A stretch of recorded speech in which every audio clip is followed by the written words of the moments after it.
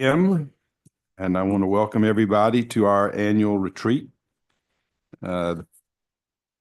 We've got as they say in Smokey the Bandit, we've got a long way to go and a short time to get there. So we'll get dug into some of these issues. Format's a little bit different this year. I think you'll you'll appreciate some of the information that you get. Some of it we've been looking to obtain and discuss for a while, so they'll create an opportunity to get a new take on what's going on, not only in Sandy Springs, but across the region. So we'll have some folks that will come talk to us from ARC, the development community, and so on. But we're going to start this morning reviewing our priorities and having the city manager start the program. So Eden, it's yours. Thank you, Mr. Mayor. Good morning, Mayor and City Council members, members of the public that are with us, and of course, our staff, our esteemed senior leadership team who are here today. I'm honored to welcome you to our annual retreat. The next day and a half are a valuable opportunity for us to take a step back from our day-to-day demands and really engage in thoughtful discussions about the future of our city. As we embark on the retreat, I want to emphasize the importance of collaboration, open communication, and a shared vision for the future of Sandy Springs.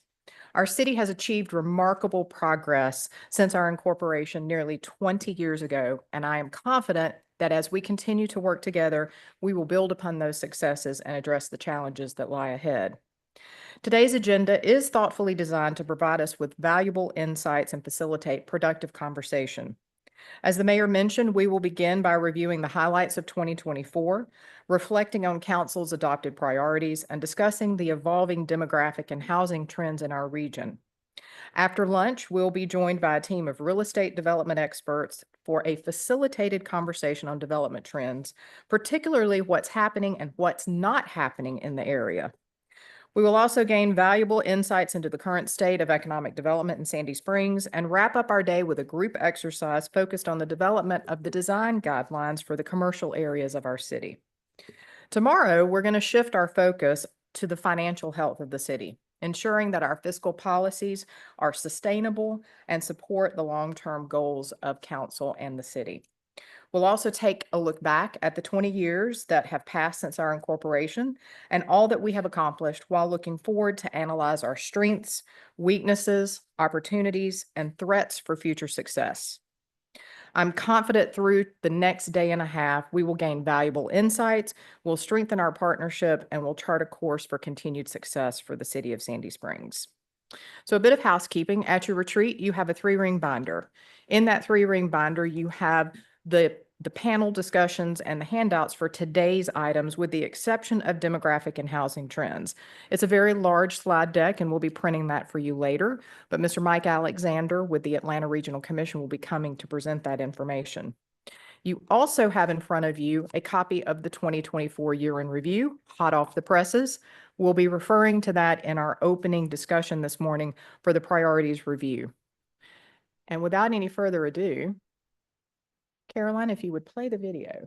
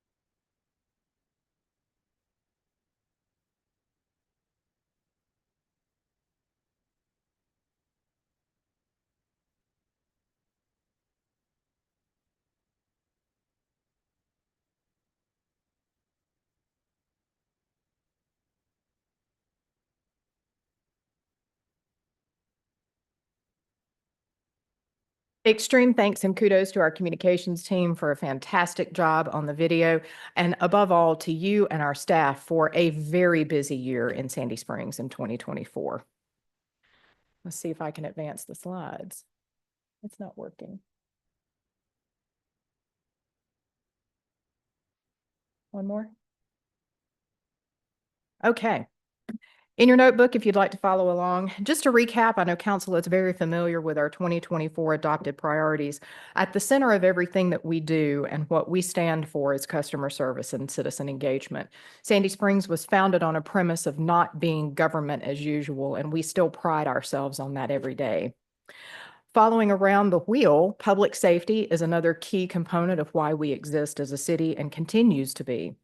Transportation accessibility and community appearance, recreation and cultural enrichment, economic development with a focus on redevelopment and sustainable growth and environmental stewardship, and water reliability form the backbone of what we do here in the city. Every year after the council retreat, in fact, last year in February, council adopted these priorities for the 2024 year. They're not just words on the screen or words on the page. These truly form the backbone of what we do as a city. And they also form the basis of our annual budget process, which, as Tony will tell you, has already kicked off internally for our staff. You'll be hearing more about budget very, very soon. First up is customer service and citizen engagement. If you'd like to look in page 16 of your year in review, you can see a closer look at some of these infographics because I know that they are rather small on the screen here. Last year, our call center received more than 46,000 calls, and chats, and responded with an average response time of 2 minutes and 38 seconds. We also saw significant growth in our social media and engagement presence with our residents and visitors. Open records requests saw a huge bump last year, a more than 40% increase over the prior year number that was responded to by our city clerk, our police department, and our fire department, as well as all of our departments, but the city clerk's office takes the lead with that. We also had 37 public engagement meetings, public information open houses, and that's in addition to all of the council meetings that were held, as well as planning commission meetings. Our goals that staff has prepared for 2025: execute the plan for the city's 20th anniversary, create a homeowner permitting assistance program for simple projects. We're currently finalizing our process and procedures to create this new program to assist homeowners with things like an uncovered deck or a simple accessory building. The homeowner would come in and have a preliminary meeting with Ginger and her team, and we'll be able to walk them through the process step by step and ease the permitting challenges that we've all heard that many folks experience, not just in Sandy Springs, but across the state. Next is to expand the responsible use of artificial intelligence and data analytics. And I did not mean to go forward. I'm sorry. It might be better for Caroline to run the slides than me, so I don't get happy fingers. With Keith McMillan joining us a month ago, which you will hear from Keith tomorrow afternoon, as our Director of Data Strategy, Analytics, and AI integration, we're going to be focused on creating an organization-wide data strategy and governance structure. That will be done by the end of Q1 and will guide all of our future work. Next is to increase community engagement and continue to grow our social media followings.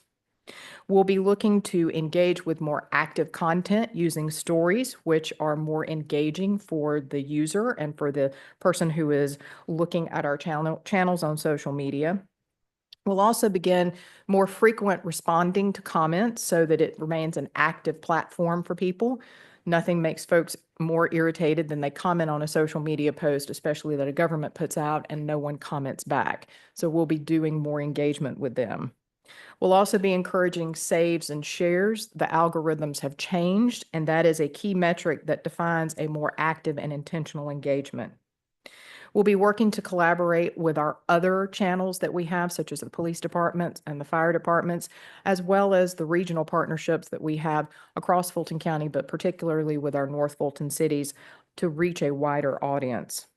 and look to create content that breaks through that screen clutter that gets lost in social media sometimes. We're also looking to feature our city employees to more humanize and give a face to the name or to the voice that someone may be interacting with before they come to City Hall. We're looking to increase the subscribers to our Scoop newsletter, which we are just shy of 6,000 now. And Everbridge currently has a little over 10,000 subscribers, but we're looking to increase that as well. And finally, for customer service, we're also launching an internal customer service and employee engagement program that we're calling the SHINE program. It's currently under development, but it stands for Service, Honor, Integrity, and Noteworthy Excellence.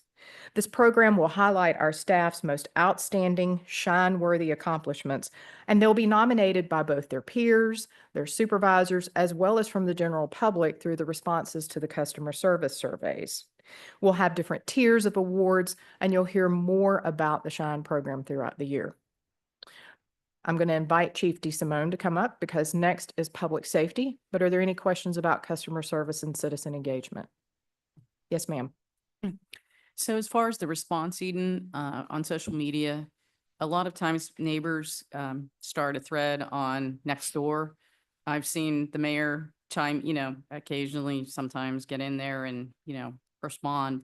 Will we also be doing that, or we're just going to focus on what's here? We plan to focus here, but if they tag us in those Nextdoor posts, yes, we'll be happy to chime in there as well. And who would they tag? Just City of Sandy. thank you. Yes, make sure to tag the city. Come on up, Chief DeSimone.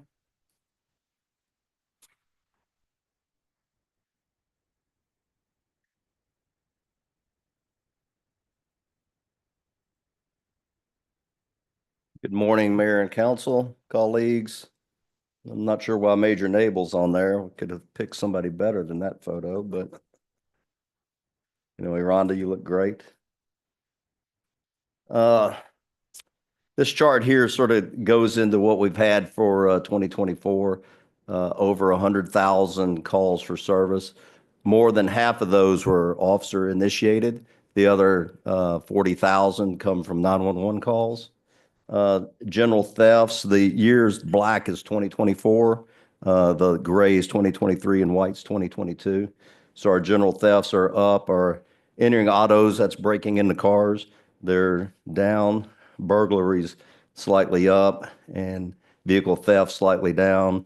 Arson always low. Aggravated assault 105 for the year. Robberies are down. Rapes are about the same, and murders are down.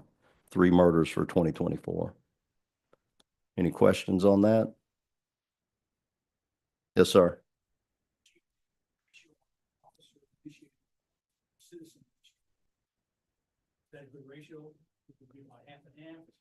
It usually runs for us about 50-50.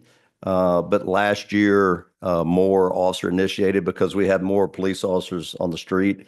Our recruiting retention really high right now. So we have more officers on patrol and in our specialized units like street crimes. So with more people on the streets, you're going to have more officer initiated 911 calls or 911 type events. Yes, sir. The number of officers is total sworn, including myself, 154, and we probably have about 75 on patrol. But when you say on patrol, you have patrol unit, then you have the traffic unit, which is very similar, and then you have the street crimes unit, and you have the K9 unit. So we have a lot of patrol's the backbone, and then they have a lot of support from other specialized units. But we're very flush with officers on patrol. And I'd also like to throw in there our off-duty program. We've got a new radio system that shows a mapping of all the radios that are active with a map on it. And I'll show it to any of you offline. And in the city of Sandy Springs right now, we maybe have 25 officers working patrol or special operations. We have another 25 to 35 They're working off-duty jobs that are able to respond to any call. That's why I know the mayor posted something on his social media few months ago, a pretty heavy response to a call. And some of those officers are off duty, just working in the area. They hear something bad and boom, they get there. Because people ask a lot, how do you, does anybody still cover in the city? I said, oh yeah, we've got at least that many still covering the city. But with the take-home car program, we're able to surge officers who are working off duty to critical incidents. Yes, ma'am. All right. Entering auto, which on that slide appears to have decreased. I don't know. That looks significant. Yes. You have any comments? Again, I think it's the number of police officers on the street. Okay.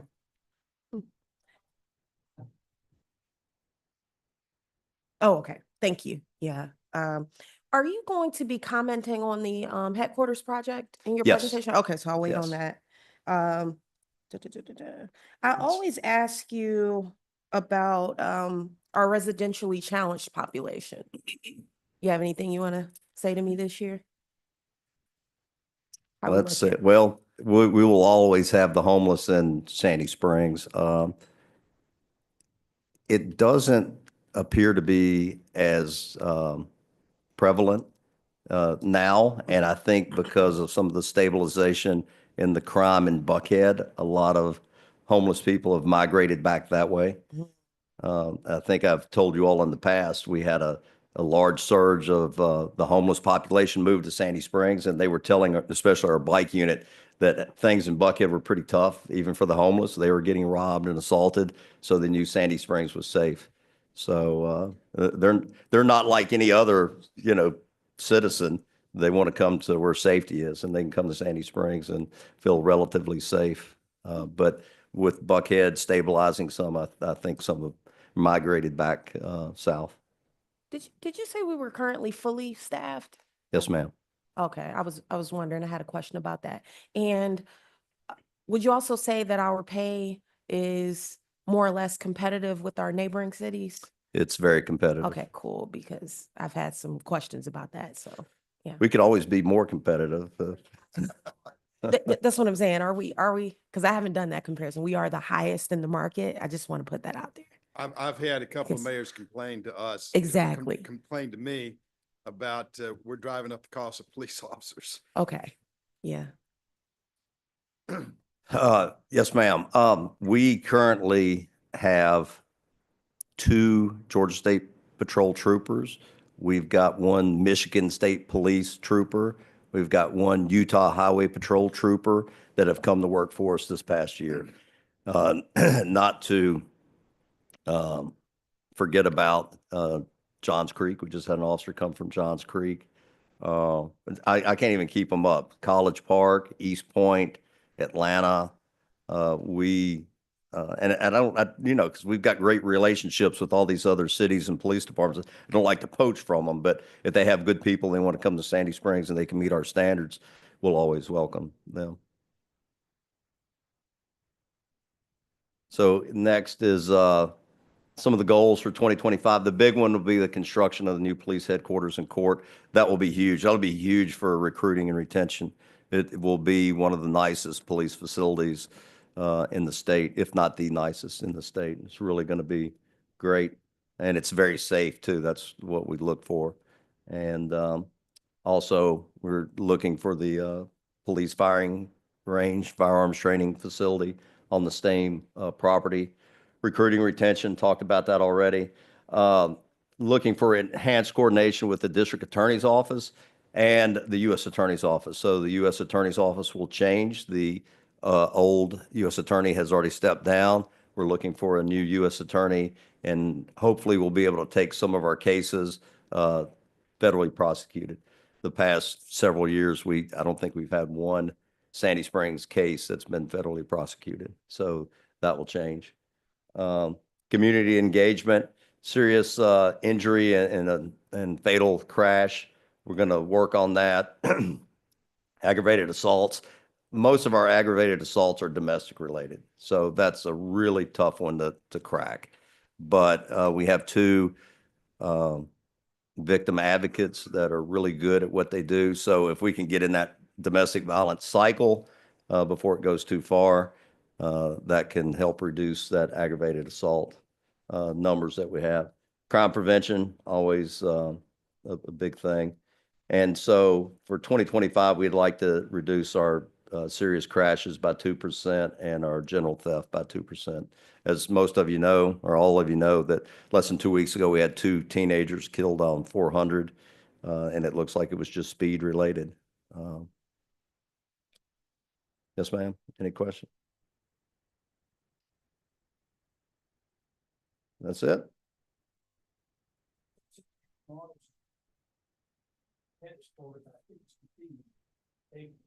Take lock and hide program, but the citizens don't need attractive things in their car for crooks to steal. I think that's having an effect on why that's the reason why this Henry Wallace is down. Less the attention of targets. I don't think so. I think it's, I don't want to say more enforcement because we've always been enforcing, but just the number of officers we have out there. And I know one thing, our pursuits have gone way up, especially at nighttime.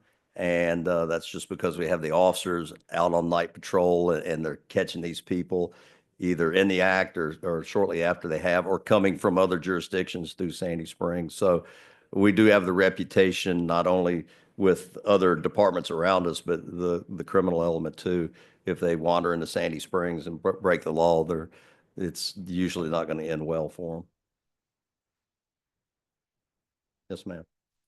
Can you talk about the different programs that we offer to our citizens? The Citizens, CPA, Citizens Police Academy. Yeah, that's one of our most popular. We have that. We have the women's self-defense. Actually, we're doing one of those women's self-defense classes at City Hall, I think. Already did it. Firearm safety, that's a big one. And when we get the new firearms range, when that's finally up and going, that will really be good, especially our Jewish community. We had a lot of interest in that. And somebody told me just yesterday they can't get into the firearm safety class because we only have a certain bandwidth on that we can, there's only so many lanes that we can get. We've got to work with Sandy Springs Gun Range and, they're open to the public and it's just, we just don't have that much space. But once we get that built, it'll really help us out for firearm safety classes. And then teen driving classes, trying to think of some of the other things, and volunteers in police service, which is sort of like our citizens on patrol coming through the CPA, but our volunteers in police service are a big help. They do a lot for us administratively around the police headquarters. And I saw one more. Oh, I had a question. Yes, ma'am. We recently, if I recall, in the last year or so, started a new foundation, I guess it's called. Yes. How's that going? I know it was tied to an incentive in our state. Yes, incentive with your state taxes, and it's going real well. I think we're at $750,000 in donations already, and it's going to be very successful. Okay. And those funds more or less are supporting some of the expansion of the campus. Yes, you can use those funds for a variety of initiatives, from equipment to training to bonuses. Think Atlanta Police Foundation, they've been doing it a long time. They even, with theirs, support Crime Stoppers, programs like that. And they do their public safety training center, comes out of the Atlanta Police Foundation. Okay. Their horse patrol is funded through that. So you can fund a lot of different things that are just police law enforcement specific. Would you say that you all are more or less fully supported as it relates to your technological needs? I know there's these advances. in Yes, Law enforcement. And I don't know if it's because of my age, it probably is. I'm probably the least techno person in the police department. But when they were showing me this radio the other day, I mean, it's just amazing. We had a call of a missing 6-year-old girl that got on the wrong school bus last week. And I mean, everybody was looking for her. And they it just really, she was put on the wrong bus, and her mother divorced, and the father was there at the school bus stop and she didn't get off. She got on another bus. So it took us about 4 hours to find her. And I could watch the thing on my phone. I could hear it or on my radio, but then I went right to where they found her by herself in an apartment that she'd walked into. And, some of these apartment complexes are massive, and you get an address, but you don't know exactly what building it's in. But with this radio, I could look at it and go right to the scene. It was pretty, without having to get on the radio, because they're busy, where are you guys? So yeah, our technology's fantastic. And once we get in this new building, it'll be state of the art. It really will be. Yeah, that's a good question. All right, next, the fire chief. Please speak to the microphones. Thank you. Thank you, Chief. Good morning. Morning. So I'd like to share with you with the fire department's activity for 2024. As you notice here, we had 12,175 calls for service. The good part about our call activity, if you recall the commitment that I made, that we were going to really go through our response activity and try to reduce where possible unnecessary calls for service that the fire department actually needs to respond to. We've implemented several programs to help with that, Right Site being one on the EMS. The other is our contract with the ambulance service and us reducing the number of non-emergency EMS calls has made a tremendous improvement in our process. And we're really excited that we're able to share with you that we have reduced a number of calls. If you even look at our good intent calls from 2022 to current good intent is down to 4,020. That is largely in an effort to end the calls to the non-emergency EMS calls.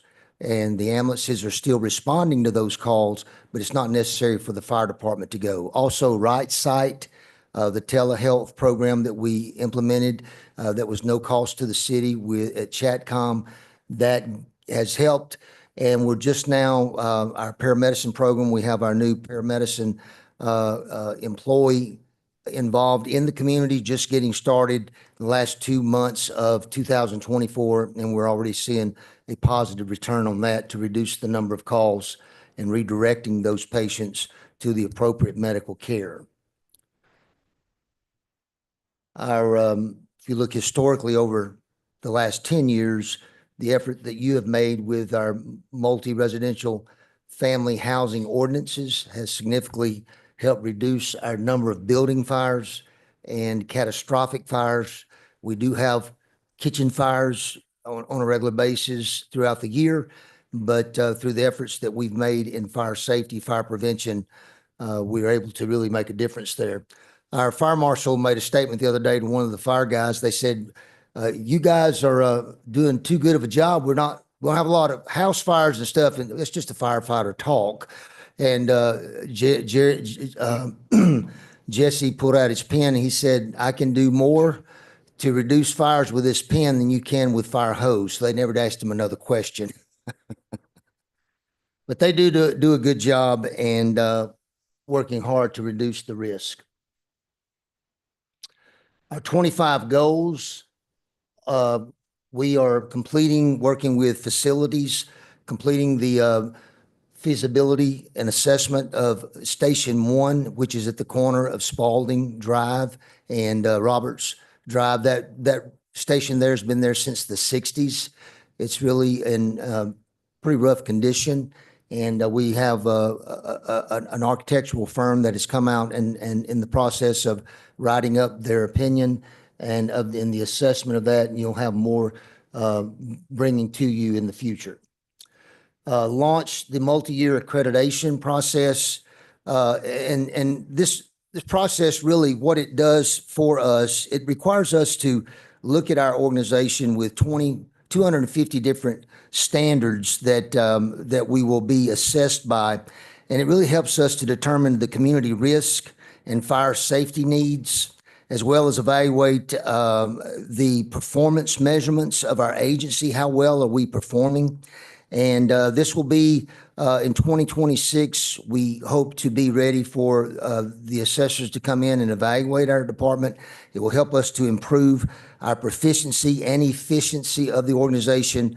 And Nisa upstairs in our office, she's doing a phenomenal job with that program. And it really causes us to do a deep dive into what we're doing and to make sure that we're doing the right thing and we're being effective and efficient with the resources that you provide us. Reducing the work-related injuries, I'm proud to say that we have reduced those by 4 injuries over the last 2 years. That reduction has been, we have had a lot of knee injuries, primarily knees and back, but most significantly the knees.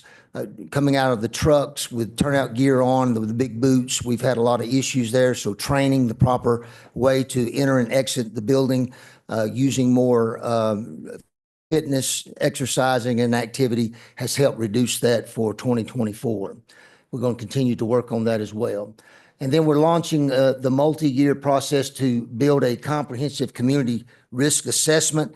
And what this is really looking at the high risk, low frequency type events that we could have here in the city, looking at our buildings. We have a lot of strip centers that are non-sprinkled that we need to make sure that they stay as safe as possible. And then we have a good action plan in place should we have an incident at those locations.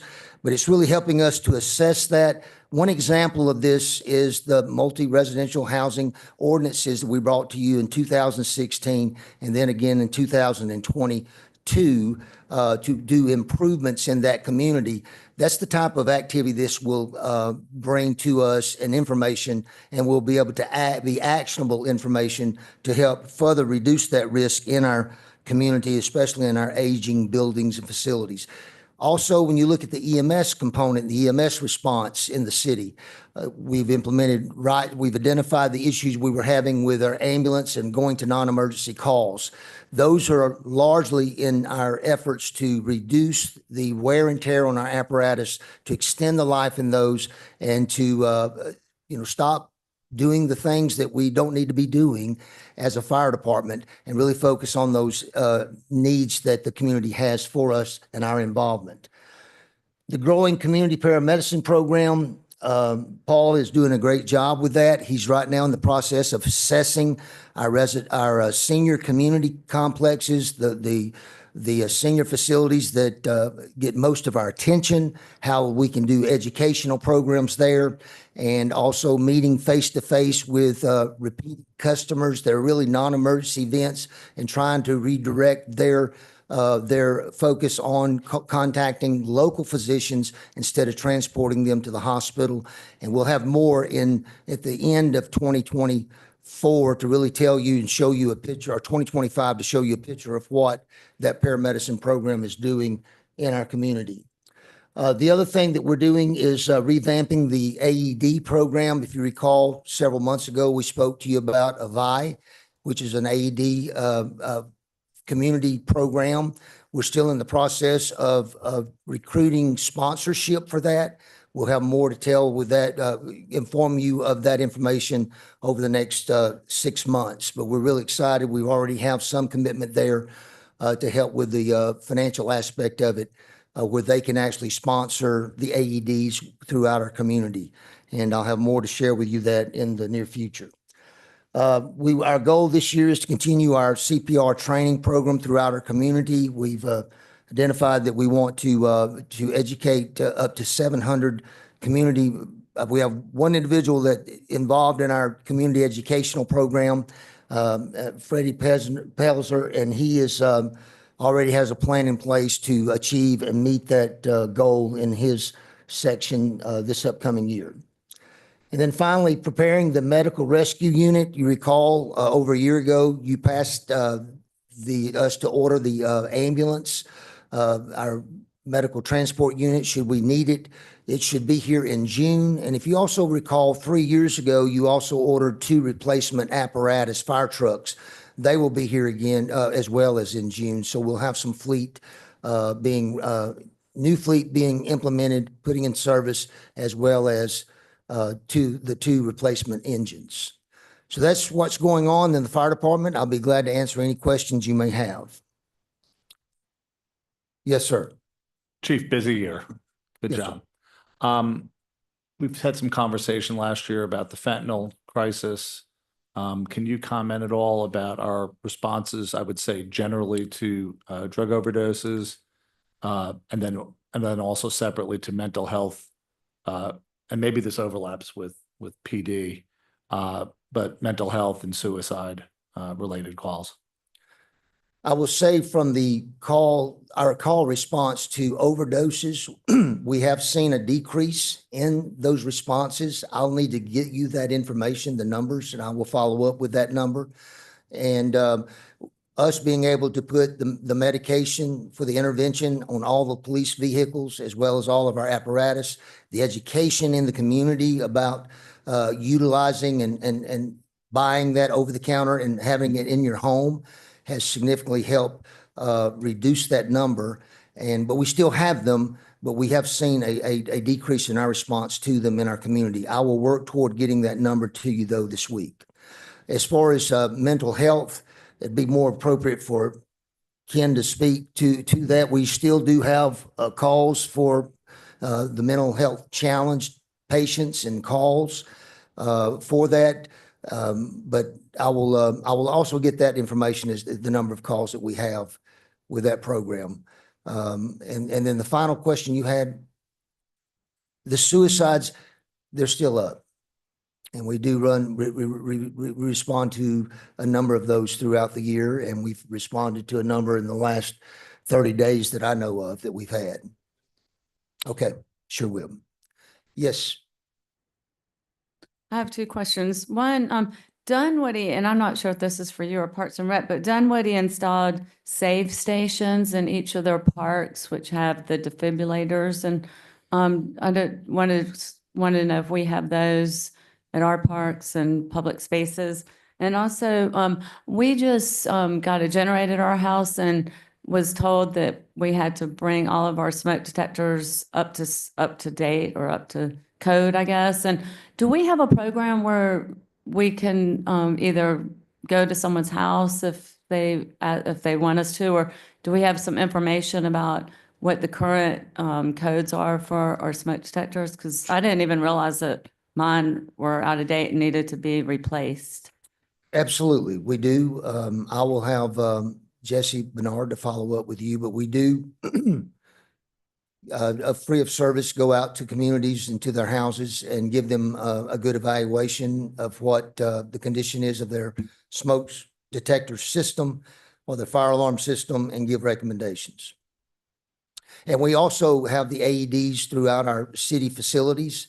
One thing that with that 4-minute community program with Avide that I shared with you folks, that's really putting up to 200 plus AEDs all throughout the community. And that's our goal, to really try to get the sponsorship. The city will put funding to the continual maintenance of that program, but we're really going out and attracting, Fortune 500 companies to help with that. Northside Hospital has already committed a significant amount to that as well. And we hope to have that up and fully running, if approved through the budget, by the end of this year. Any other questions? Yes, sir. Thank you, Chief. A couple of points. First off, what's with October? The number of calls for service in October were huge compared to the rest of the months. Is there something that happens in October every year? I will have, it was community affairs. Oh, I thought that was Education. calls. Okay. Yeah, that's education service. Oh, I thought that was calls. Sorry. That's education. I need to get my glasses. All right. Thank you. That is Fire Prevention Month. Okay. Now I understand. Yes. All right. So the second one is the station number 1 location. At one point, this has got to be a couple of years ago, you were looking at optimum places to put a station. Is that a good place to put it, or should you move it across the expressway? It sounds like you've decided location 1 is still a good viable location. Is that the thought process now? Yes, sir. When we did the analysis in that conversation you're alluding to was in 2016. We were then using our data to really show us where our needs were and how to improve our response time at that time and place. And our historical trends were showing us that Morgan Falls area was the better location. Since that time, our data has, with fire calls, and that's predominantly what we look at as far as ISO and our fire response to structure fires, it migrated north more so. And we did the analysis from our current location to that most hot spot area in the north end, and it can beat the Morgan Falls by as much as 2 minutes in response time. Okay. So we do need to put it there. And the other data that shows us is, even though we've brought engine 5 into the city out in the panhandle, we still need that second engine and coming into structure fires out there. We don't have them often out there, but when we do, we need that other apparatus on the scene pretty quickly. So that's the reason why we made that decision to stay on that location. Okay, thank you. Yes, sir. And then we talked about a year ago about calls to senior citizen facilities and how we were having to respond because somebody had fallen out of bed and the local staff at these facilities weren't equipped, or they didn't want to put the person back in bed. I'm using that as an example. And we put in a program where we were actually going to charge when we were called for that. And I'm wondering, has that changed behavior in these facilities? It Or in has. fact, oh, has it? Okay. We have seen a reduction in those calls for service. And we have where we've actually billed for those services. And we actually now have a reimbursement to the city for that service. And that is working. But they're changing their behavior, so they're taking care of it directly. They are. Fantastic. Mhm. Thank you. Okay, anyone else? Yes. So Chief, you would say that, so would you say there are any needs in the northwestern part of the city? Are we covered? I mean, we're covered, right? Oh, yes, we're definitely covered Okay. in the north part of the city. We are, our goal is the facilities that we have, the facility we have there is it's worn out. It needs to be replaced.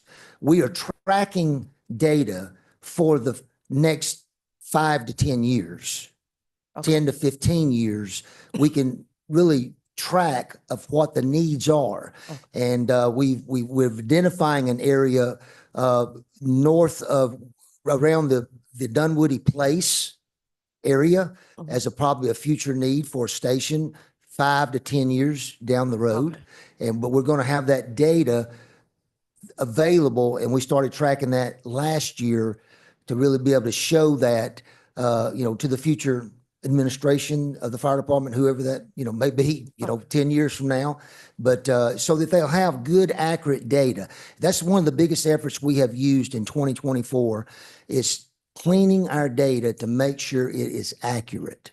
And I am so excited to see what we're able to come out of that. But that has been my primary focus of our administration, that we're cleaning data and we're going to make sure that it's accurate. And we're seeing good information come out of that. So Morgan Falls is, at least for now, off the table as a, It is, The to be data honest just with you, doesn't support we don't, well, I really hate to say this. We run a lot of calls in that area, but the structure fire calls have tremendously come down.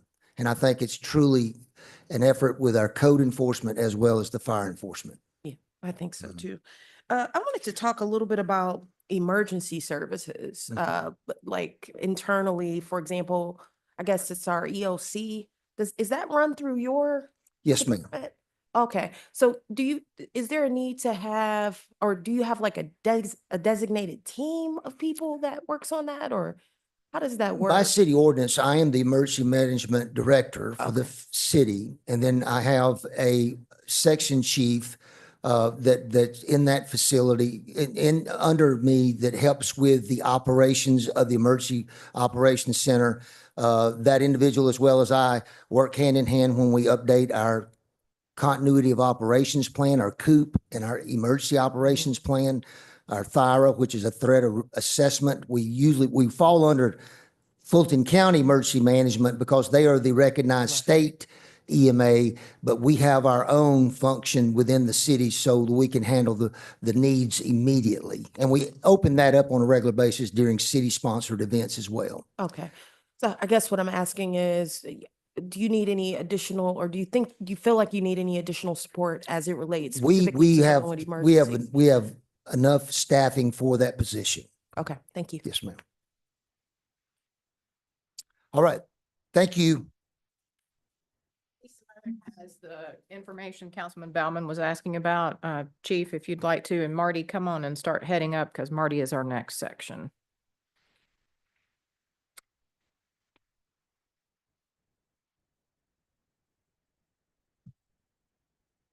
Okay, hot off the presses, suicides for 2024 were 11. And then fentanyl or suspected fentanyl overdoses, 23. They are trending down. Suicides, I think that's about average, about one a month.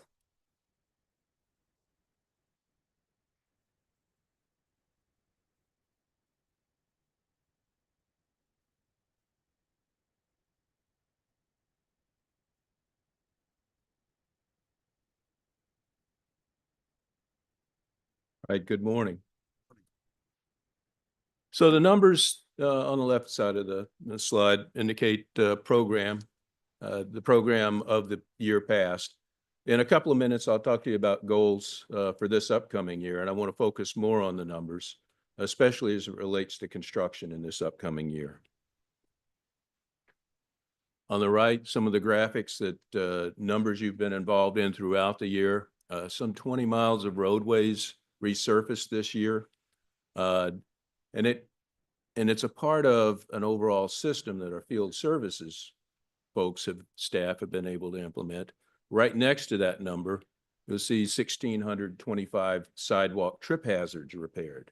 And that's a combination of both contract sidewalk shaving, which you may have seen in places where you have just a minor deviation in the sidewalk surface, and we have a specialty contractor that does that, as well as we're still enjoying the benefits of a very modest change you made to our right-of-way maintenance and repair contract a few years ago. We staffed up a little bit specifically to bring down this backlog that we had at the time of sidewalk maintenance and repair, replacing sidewalk panels wholesale.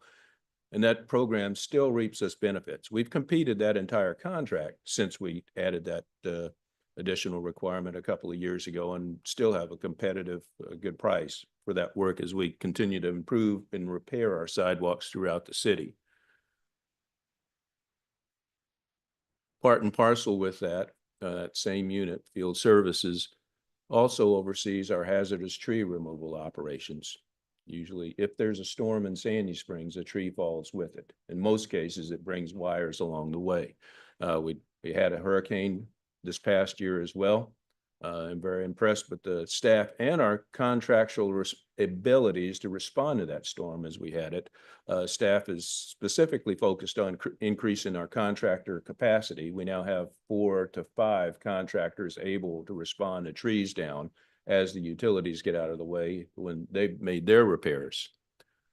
Miles of utility installations, some 27 miles of active utility installations across the city. They're not our utilities installing, but we have the responsibility to permit them, to oversee them, to answer the questions from everybody, and to coordinate them along the way for traffic control, et cetera.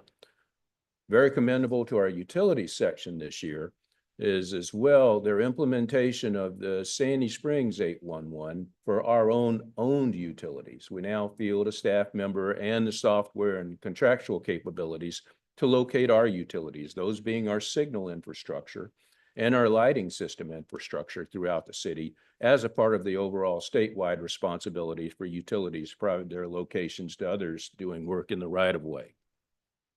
Streetlights repaired.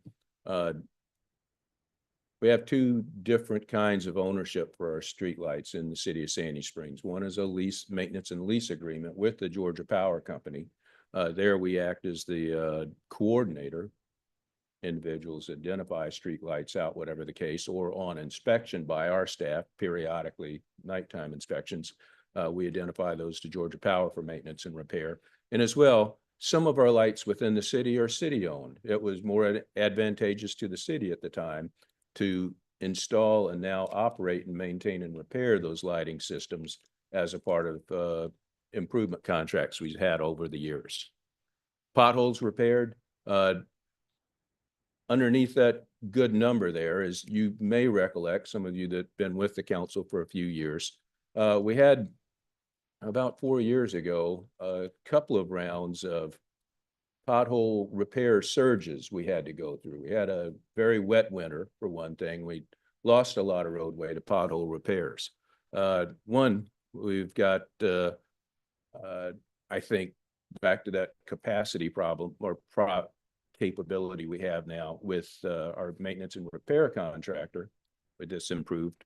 But two, along with that, we've partnered with our GIS department to develop an app that allows us to use more of our field superintendents, be it utility field superintendents, field service field superintendents, our construction field superintendents, to assess roadways on a periodic basis and identify those problematic potholes out there, as well as citizen calls, so that we get ahead of the repair requirements, identify them, and then get them scheduled for scheduled maintenance. So we don't end up in those once a year surges where we've got a backlog of those repairs to wrestle with now. And then finally, traffic cameras upgraded or installed. That speaks literally to our traffic system cameras, upgrading those so that we can improve visibility and communications assessment at our many signalized intersections throughout the city.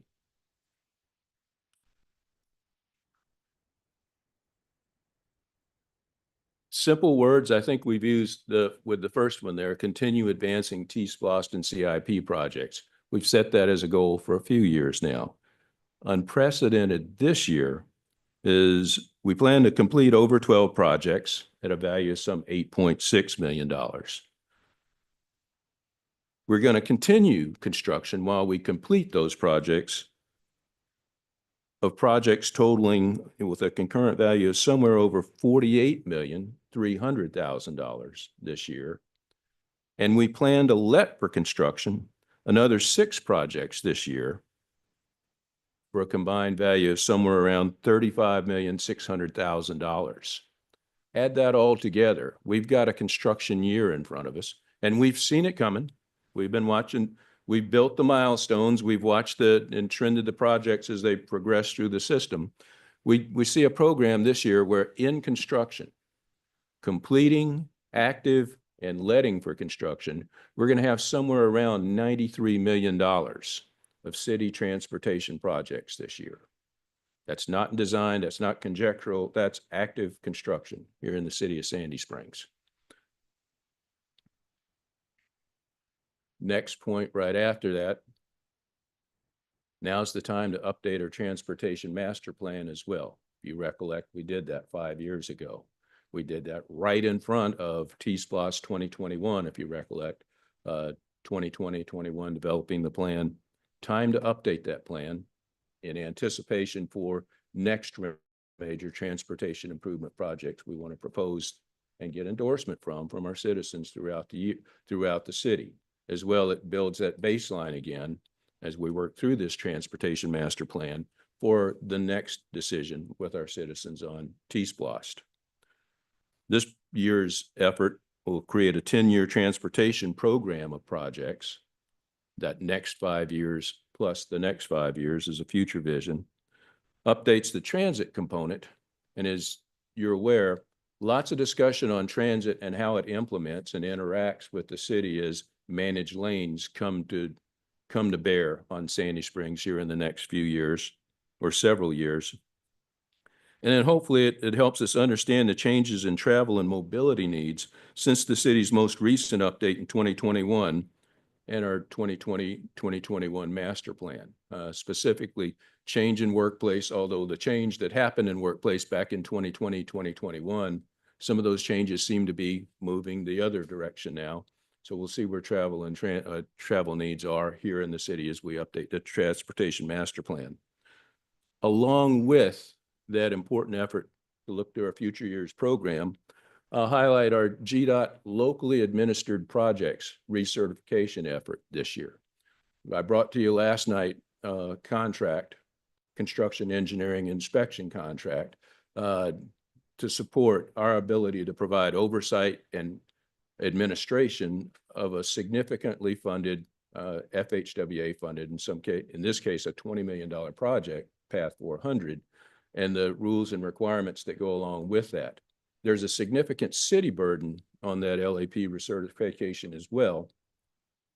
A significant portion of my staff is in recertification training and will be throughout the burden of this year, as well as updating plans documenting the things we have done to prove compliance with the rules as we've executed other projects here in the city, so that by the time our recertification comes due, and that's June of 26, we will have completed all the training, reviewed and documented all, and we hope to, by the end of this summer, mid to late summer this year, submit our recertification project or package to Georgia Department of Transportation to ensure our certification and our ability to continue to receive federal funds in support of our major transportation projects here.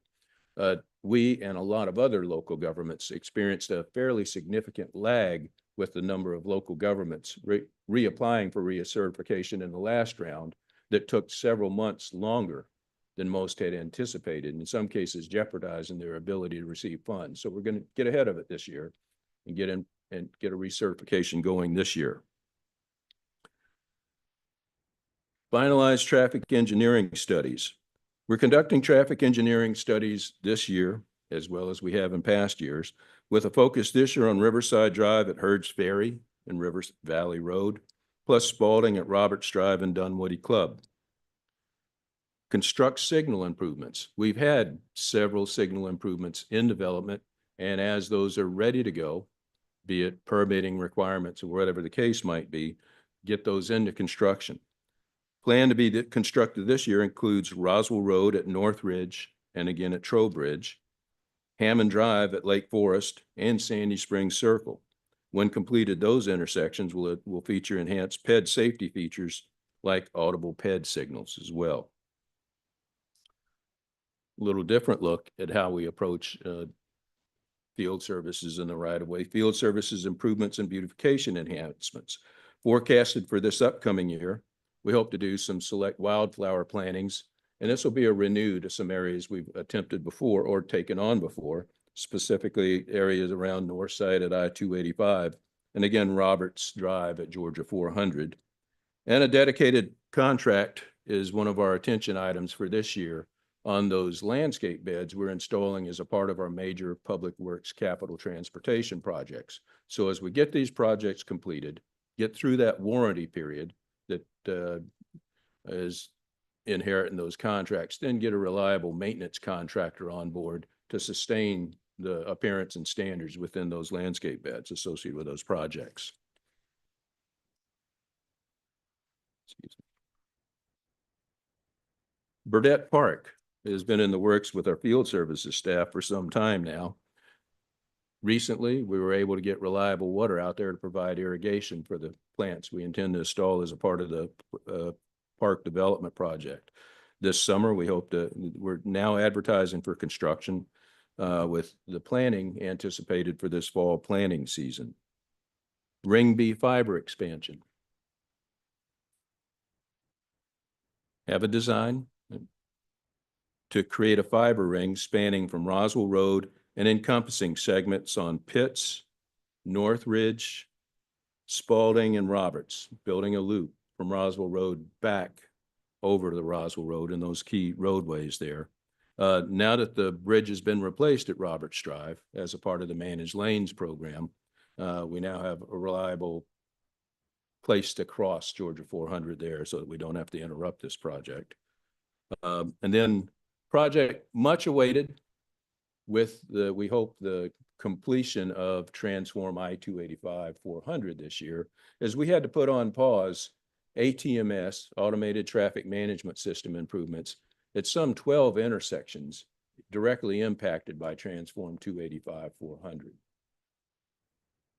This project now installs ATMS so that not only can we see and communicate with those 12 intersections in and around 285 and 400, but we can also implement a full degree of automated traffic management system using our Scoot system that integrates so many of our other signals within the city, hopefully gaining traffic efficiency throughout those intersections. And these are some of our most heavily traveled intersections within the city. So long awaited, now that we've got the construction work out of the way, we hope to implement ATMS 5 here this upcoming year and get that moving as well. Mayor and council, with that, any questions about either where we've been or where we're headed this year? Jimmy? Marty, there seems to be a big movement around town of like Google Fiber and these other fiber companies. Are we able to piggyback on any of that fiber that's being installed to save us money and to go ahead and complete these loops and stuff that you're talking about? To date, we have not. So these are independent fiber installations so that we create our own dedicated backbone and network. So we have not companion with any of the other fiber installers and share an installation, et cetera. No, sir. Marty, I've noticed that in a lot of parts of the city, we have upgraded streetlights. Can you talk a little bit about what's going on and you know, the enhanced visibility and so on in some of our neighborhoods? All right. So one part of that, Mayor, if you recollect, had to do with a citywide and pretty much a statewide conversion of overhead streetlights from older technologies to LED here within the last year or so with Georgia Power Company. Back to that same very busy utility staff I talked about with Mr. Payne, our utilities engineer. He coordinated with Georgia Power at the time on developing light temperature standards, if you all may recollect, so that we put appropriate illumination in different neighborhoods, defining color temperatures as we went along the way on based on the character of the street. So the highest traffic streets got the greatest amount of illumination, the brighter light, so to speak, where neighborhoods were given more compatible, less significant change in the illumination quality as they went through that. As I sit here today, we've had and continue to have a fairly robust program with street lighting, new request, whatever the case might be throughout the city.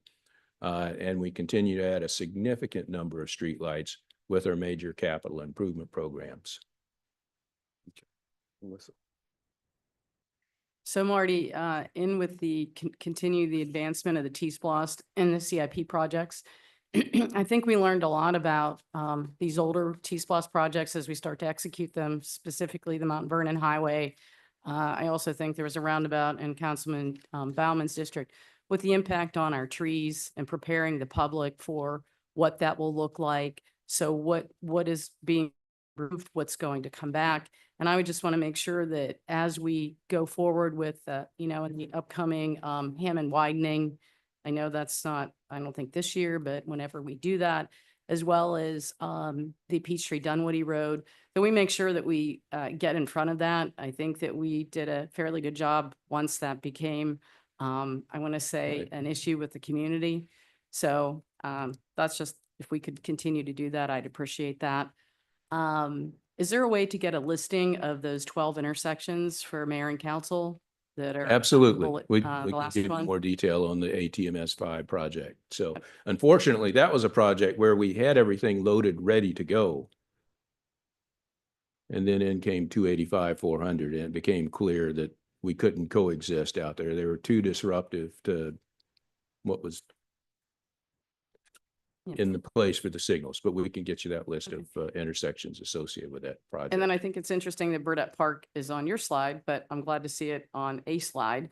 I know the neighborhoods have really been waiting for that for many years, so thank you. Right. It's, in this case, it's right-of-way beautification. So that's how it ends up with us in this particular case.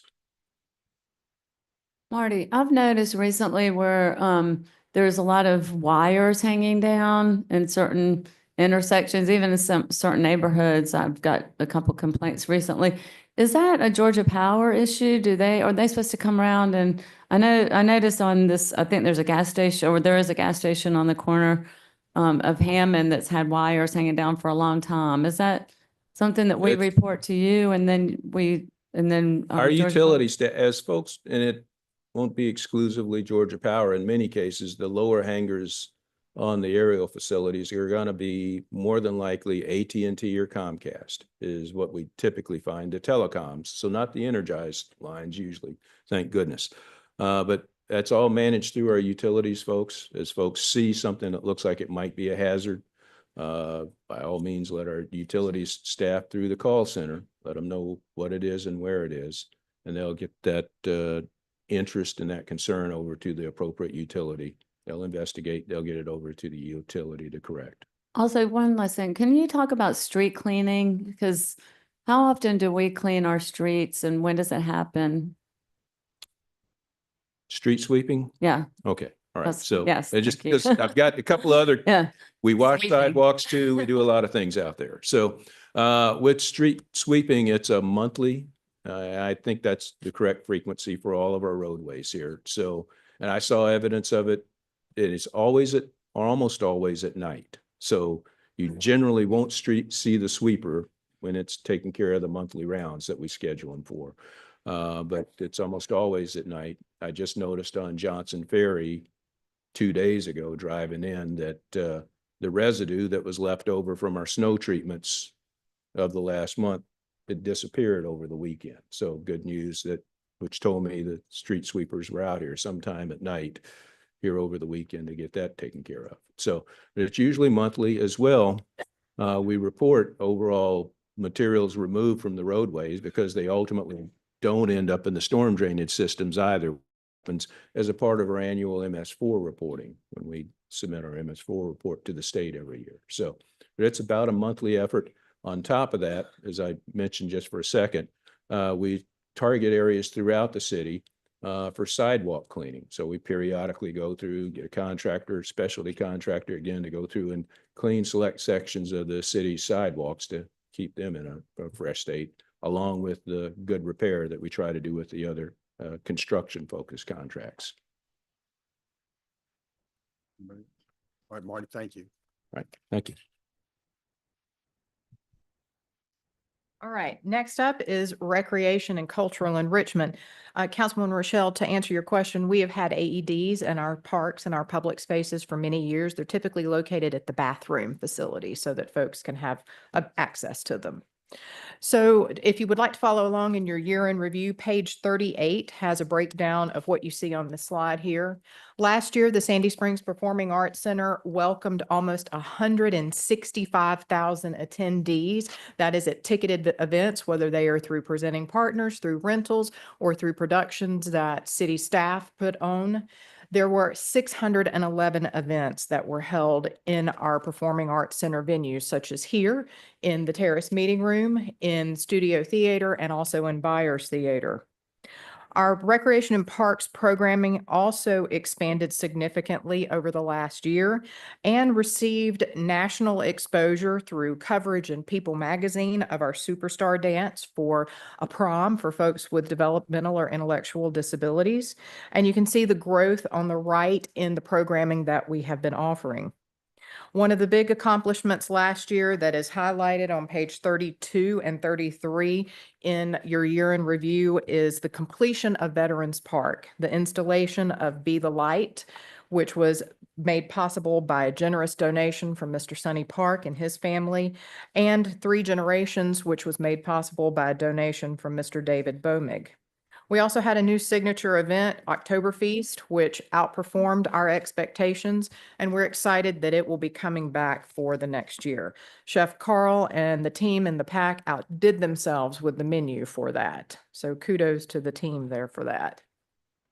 For the goals for recreation and cultural enrichment, we'll be working to complete the new Abernathy Arts Center ceramic studio building, and the companion project to that is Burdette Park. As Marty mentioned, the reason why it is under Public Works is because that is remnant right-of-way that we'll be beautifying and putting a walking path through, which I think will be used by a lot of our residents. We'll also in Parks and Rec be advancing key capital projects, including Morgan Falls Dog Park. Design and permitting is expected by the second quarter of 2025, and that new facility will have additional shade structures, a dog wash station, and improved ground cover. We're currently working through some requests with Georgia Power and Colonial Gas on the location of those shade structures 5 times fast. That is one of those tricky phrases.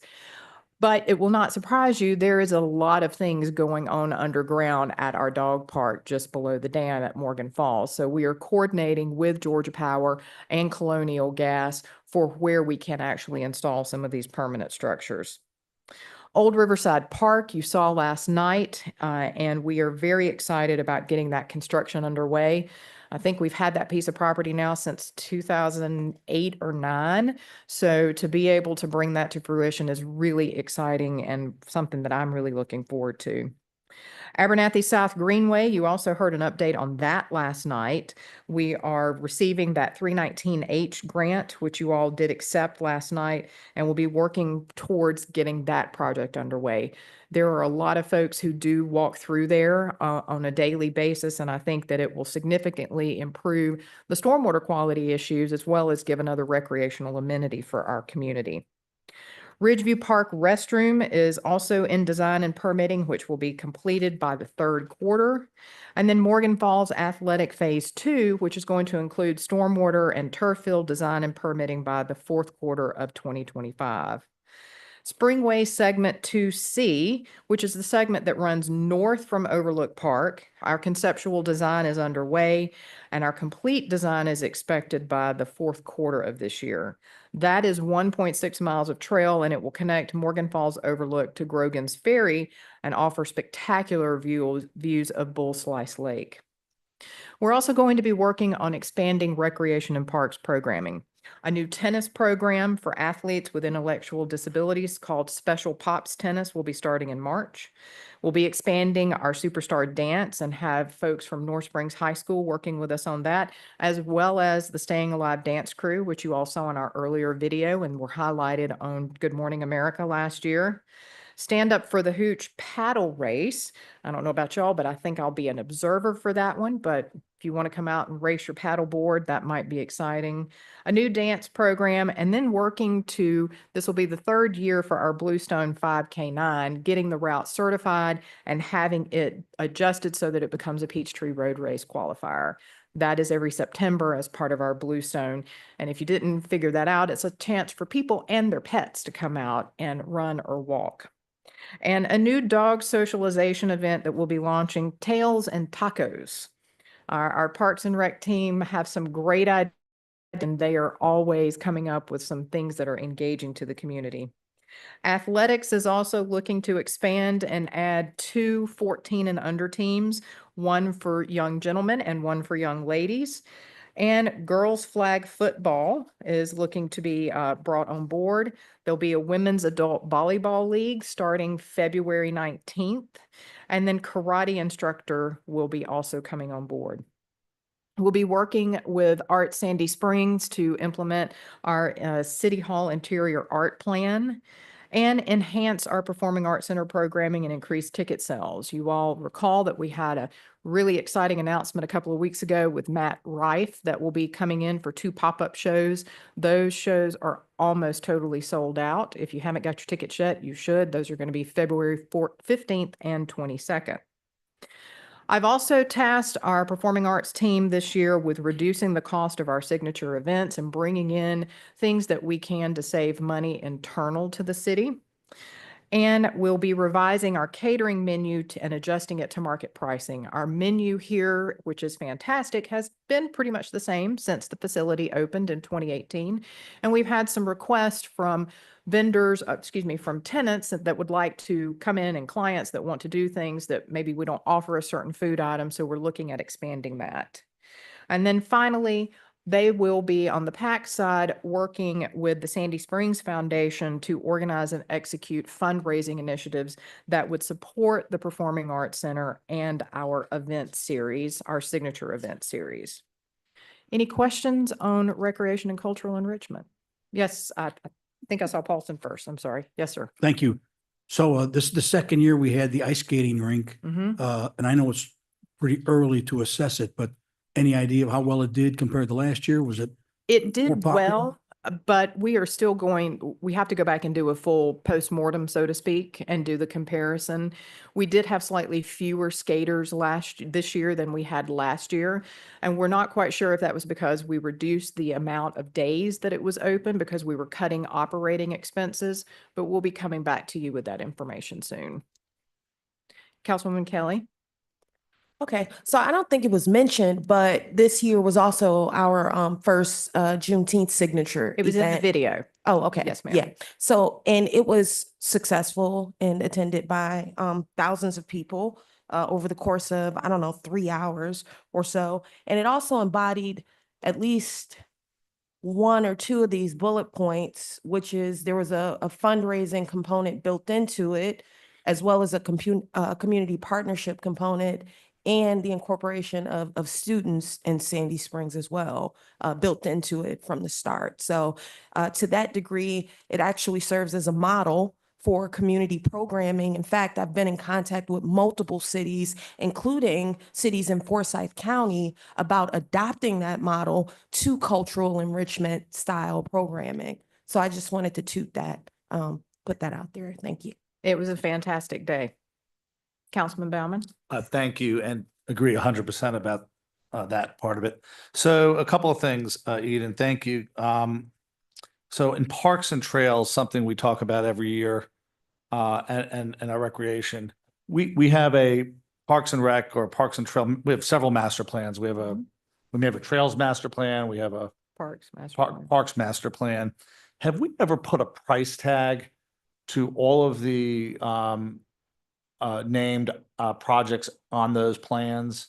A few years back, yes, It and could- they would need to be updated to adjust for inflation. Yeah, could we I mean, I'd like to take a look at that, even if we, as a starting point, looked at the last one and figure out how, if we continue along the trajectory that we're going at, where we sort of try to bite a little bit off at a time, how many years it would take, how many generations it would take to execute on those plans. And this is something that I've brought up and others have talked about too. And that is looking at whether our community is ready for a conversation on options for funding mechanisms to potentially accelerate some of those projects, and particularly the trail network, and using with partnerships and grants and other things, but funding mechanisms for that. And we've just got a lot of needs for a community that aspires to be, what we are and the community that we are, whether it's Hammond Park, we're continuing to do stuff with Morgan Falls, or perhaps even some projects that we haven't even imagined yet related to community centers, a community center, things on the north end. I think we have to start with what the total is and maybe have that community conversation. So I want to raise that again. I think on the PAC, something we've talked about, I hope that we will have a thorough review of our presenting partner and contract for services programs.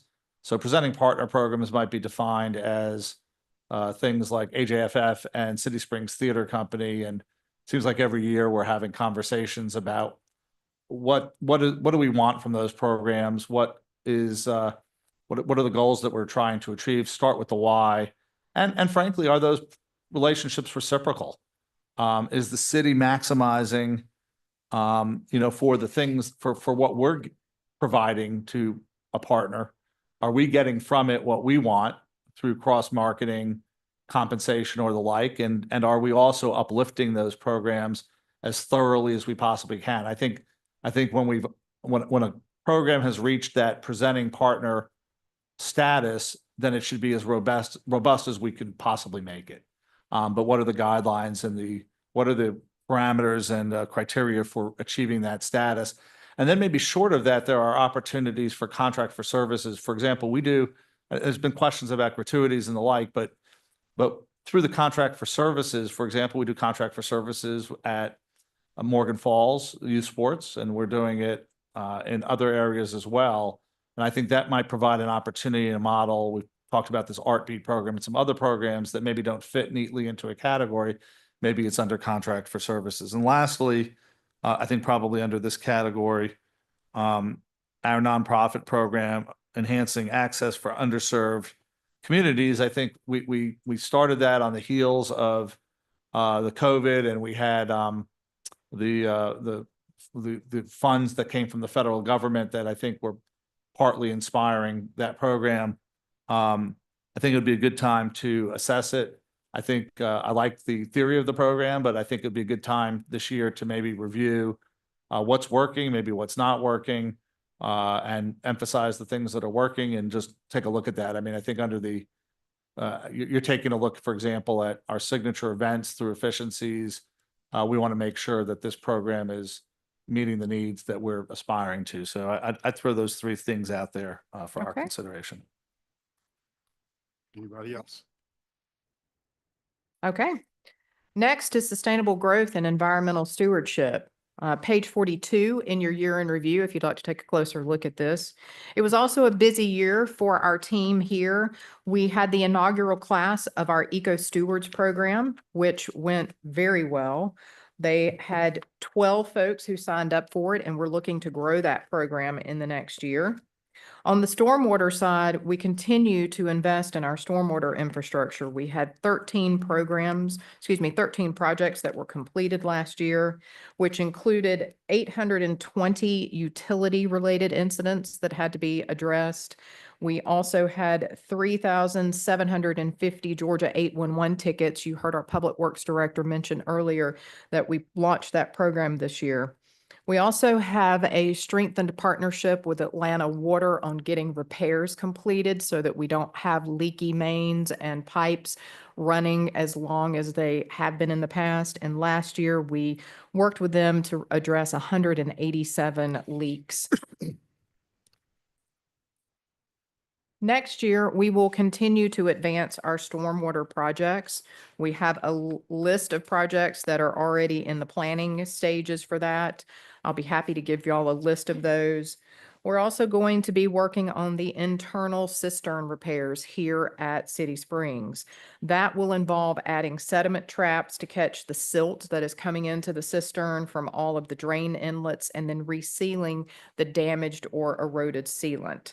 We are hopeful that that will address the issues with the cistern and that we can finally get the use out of the cistern that it was intended to have. We're also looking to award a contract to begin the Next 10 comprehensive plan. And it's hard to believe, but it is time for that 10-year update. And that will kick off in Q4 of this year. We're also going to be rehabilitating Windsor Meadows Park to add some additional native grasses to reduce the erosion damage when flooding occurs. During Hurricane Helene, Chief DeSimone, Chief Sanders, and I were down there when the park was pretty much underwater. You all will recall those parcels originally had houses on them, and the city acquired them back around 2010 to 2011 through a FEMA repetitive flood loss. So the property is doing what it's intended to do. It is a floodway, but we are looking to help control erosion in that area a little bit more. We're also going to be reviewing and updating landscaping plans at our existing parks. Some of our new parks, hard to believe, like Abernathy Greenway is now 10 years old. Marsh Creek Rain Garden right over here is 8 years old, and it's time to do a little refresh on some of the landscaping in those areas. Things have just simply died over time.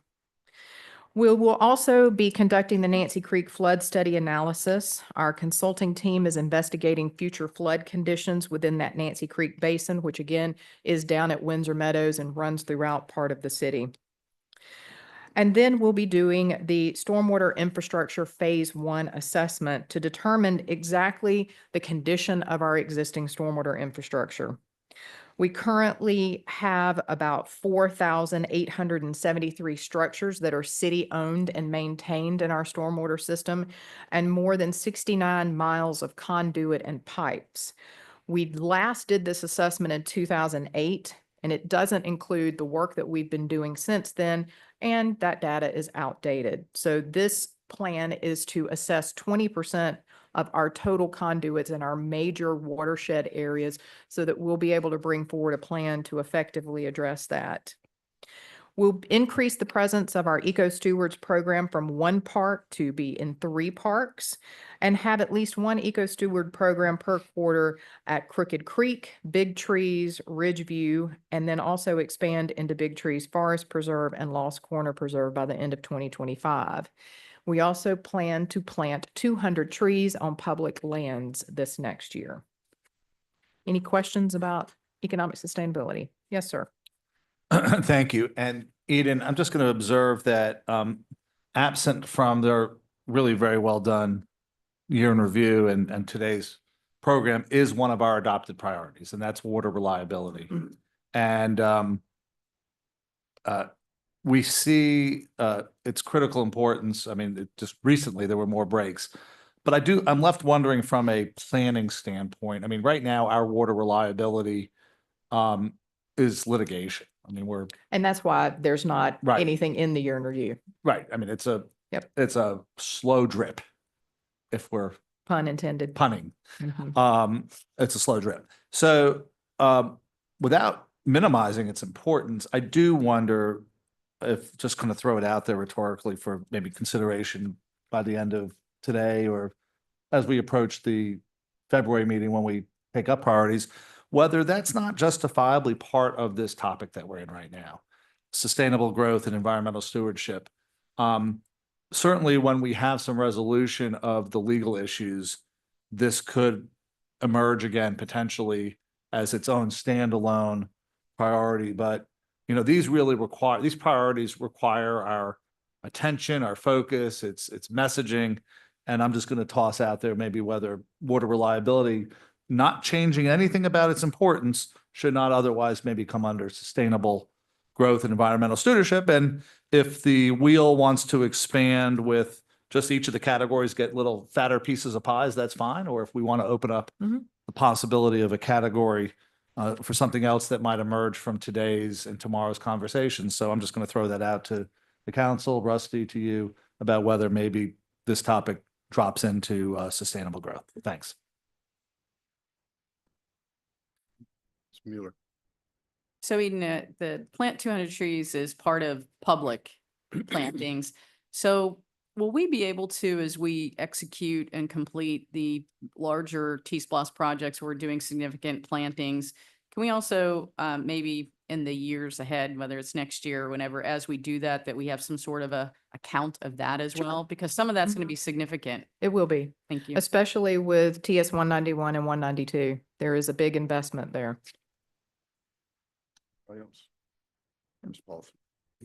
Thank you, Eden. I want to go back to this discussion of stormwater infrastructure phase 1 assessment. Mhm. For those that don't know, this is actually a pretty huge undertaking. And it's similar to, I think of it as similar to when we assess our paving. Our roads. Okay, our road conditions. This is essentially going to assess our stormwater infrastructure condition Correct. and hopefully help us guide us towards where we need to spend money towards critical areas that this study shows need more help than others. So as you go through it, I don't know if everybody realizes this is actually a pretty significant undertaking, but it will yield rewards and that we'll be able to focus on where the needs are the most needed, where things are most needed, and we can spend their money accordingly. So I'm a big fan of that whole program. We all are. All right. Our last section, which I'm going to go through very quickly because you're going to hear more about this afternoon from our Director of Economic Development, Chris Burnett. Last year was another banner year in economic development. This is on page 46 in your notebook, in your year in review. But looking forward to 2025, we'll be working to further redevelopment initiatives within the City Springs district, completing that perimeter small area plan supplement, advancing those citywide design guidelines. And this afternoon, you do have an activity where you'll be working on and learning more about that. And then identifying ways that our development authority can be most effective in fostering quality growth and development in our commercial areas. We'll be working with developers to advance projects within the city. You'll hear from a panel after lunch today that I think will be very enlightening for all of you. And working to help our small businesses be more successful. We'll be accelerating our outreach to them and the marketing, and then forming that business education and mentoring program to help the small businesses in particular be more successful. We're also going to increase our engagement with large employers, our corporate headquarters. As Mayor Paul likes to say, we have more corporate 500, Fortune 500 companies than Pittsburgh does, and I think that is a huge selling point for Sandy Springs. We'll be taking a look at our incentive programs. It's been a number of years since that's been updated, and they need to have a little bit of refreshing done to them.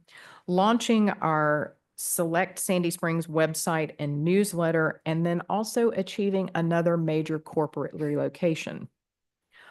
All a lot of goals and a lot of great work ahead of us. Are there any questions? Sure. I know we have our next 10 coming up. Did you share the time?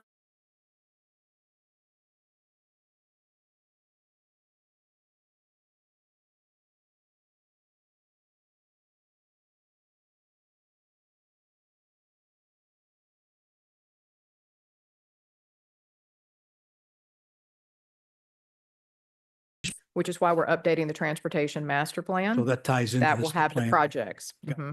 That's exactly right. Anybody else? All right, we're on time and our next speaker is here, so we have time for a break and we'll start back if y'all are good at 10:45. Right. Got 9 minutes. He's picking on I was doing that one before she arrived. I got to update my.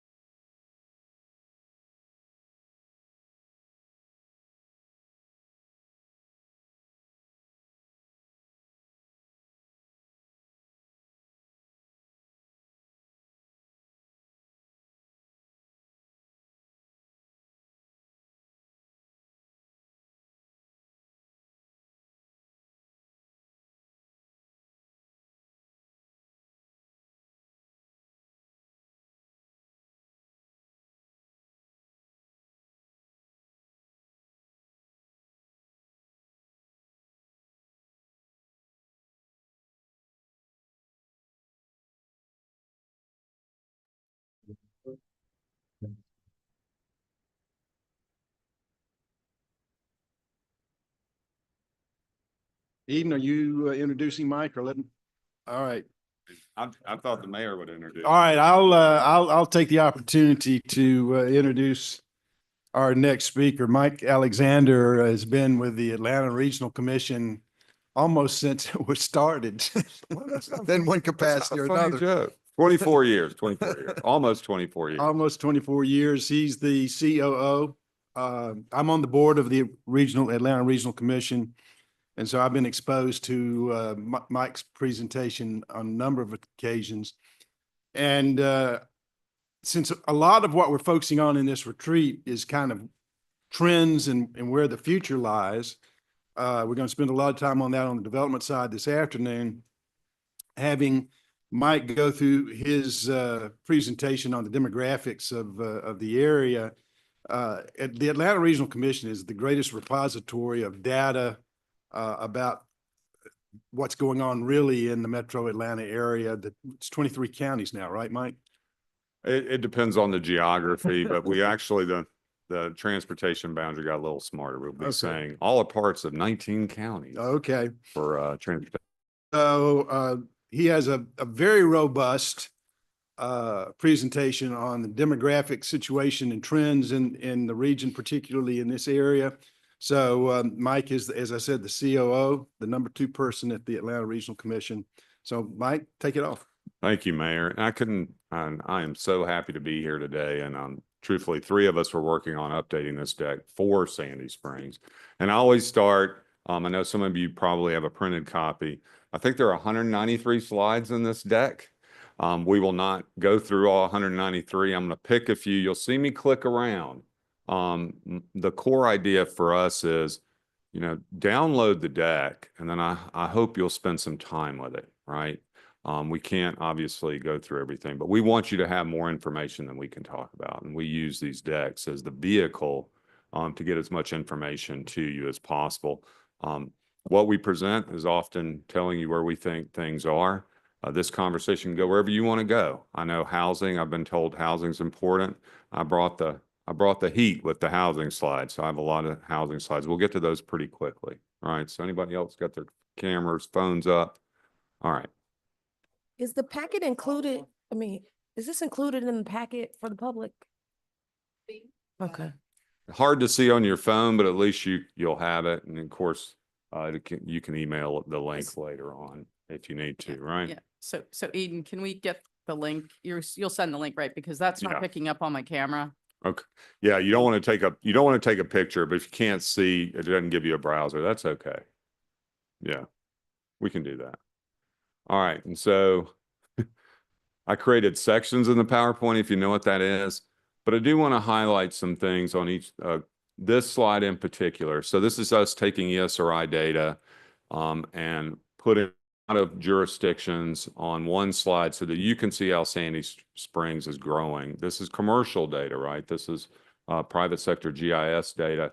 I always color code it so that you can see what the change has actually been. So since 2010 to 2024, Sandy Springs has added 15,000 people. That's critical. And if you look across, you look at Roswell, Mountain Park, Milton, Johns Creek, other northern Fulton cities, you'll see they did not add as many people. Mountain Park, I keep putting it on here because it is a city, but it's so small, right? So we'll keep moving on that. But if you look at the city of Atlanta is a big part of this story for the region now, adding 98,000 people, but strong population growth for Sandy Springs. And of course, we put it all on there, and that's why the yellow's there. This is aging. So you'll see these a lot. When you look at them later, I love to color code them so you can see the whole pattern. Once you let it sink in, you'll see that a mountain park is generally older than anybody else, right? So if you see reds down here or deeper greens, that means you've got a higher share of older people in your community.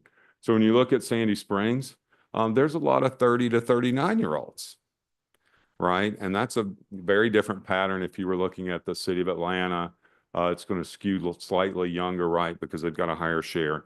So you can see generally you're in a very middle place on your age right now. So can you hang on a second? Yeah. Tell me what the red means? Is that more people, less people? Green is, Yeah, it literally means a higher share of that age cohort across all age cohorts going down, right? It does. So if you look at Sandy Springs, your highest share is 11.2, and you go over and you see that age is actually age 30 to 34, right? And so the big thing is to make that comparison across all of these different cities to understand it, right? And so race and ethnicity, it's a similar pattern. I know that the guy that went to Princeton makes this for us. So it could not be more complicated. Look at this later. Let's keep moving. Income and housing, I think the rubber does start to meet the road for Sandy Springs on this. So if you look at median household income, top row, Sandy Springs, it's $104,000 a year. That's obviously much higher than the median household income for the U.S. at large. You know this already, right? So a very small share of people living in poverty. And then on the housing units, I do think this is important. You have 53,000 total housing units as of 2024. So if you look at any of the other northern cities, you really do have a bigger housing footprint than anybody else. And I know you think a lot about that. And the owner occupied rate at 47% is dramatically different. And the mayor and I have talked about this in the past, right? Compared to other places like Small Mountain Park or a Johns Creek, where that owner occupied rate is 79%. And that's because you've got, as you know, a higher share of multifamily. And we're going to break that down later. That's the reason I'm talking about this, is so when we get to the housing slides, we can have a richer conversation. We're level setting. And of course, you're very well educated, as you know. So we'll continue on that. So 42% have a bachelor's degree, and of course, 27% have an advanced degree. So I think when you put all that together, you know, like 70% have a full bachelor's degree. Comparing that to the US, that's exceptional, right? And so across all age groups, you would find you're very well educated. All right, income and net worth, you can look at that later. Very high income. All right, so I thought this is important for you to set some context. This is the first chart that I've gotten ChatGPT to make. So that was made with an AI tool, right? Many of you are probably using ChatGPT. It did not do poorly, but over the last 5 years on school enrollment, you'll see DeKalb County and Fulton County and Cobb County, the student public sector, public enrollment has gone down pretty dramatically, right? Forsyth, I think a lot about Jackson County. There's been a lot of investment in Jackson County. Their enrollment's going up, but you can see these declines. It's an indicator, because these are actual counts, right, of what is happening in our communities in Fulton County. And then if you look at the recent change, Fulton County had the largest decline over the last year in student enrollment.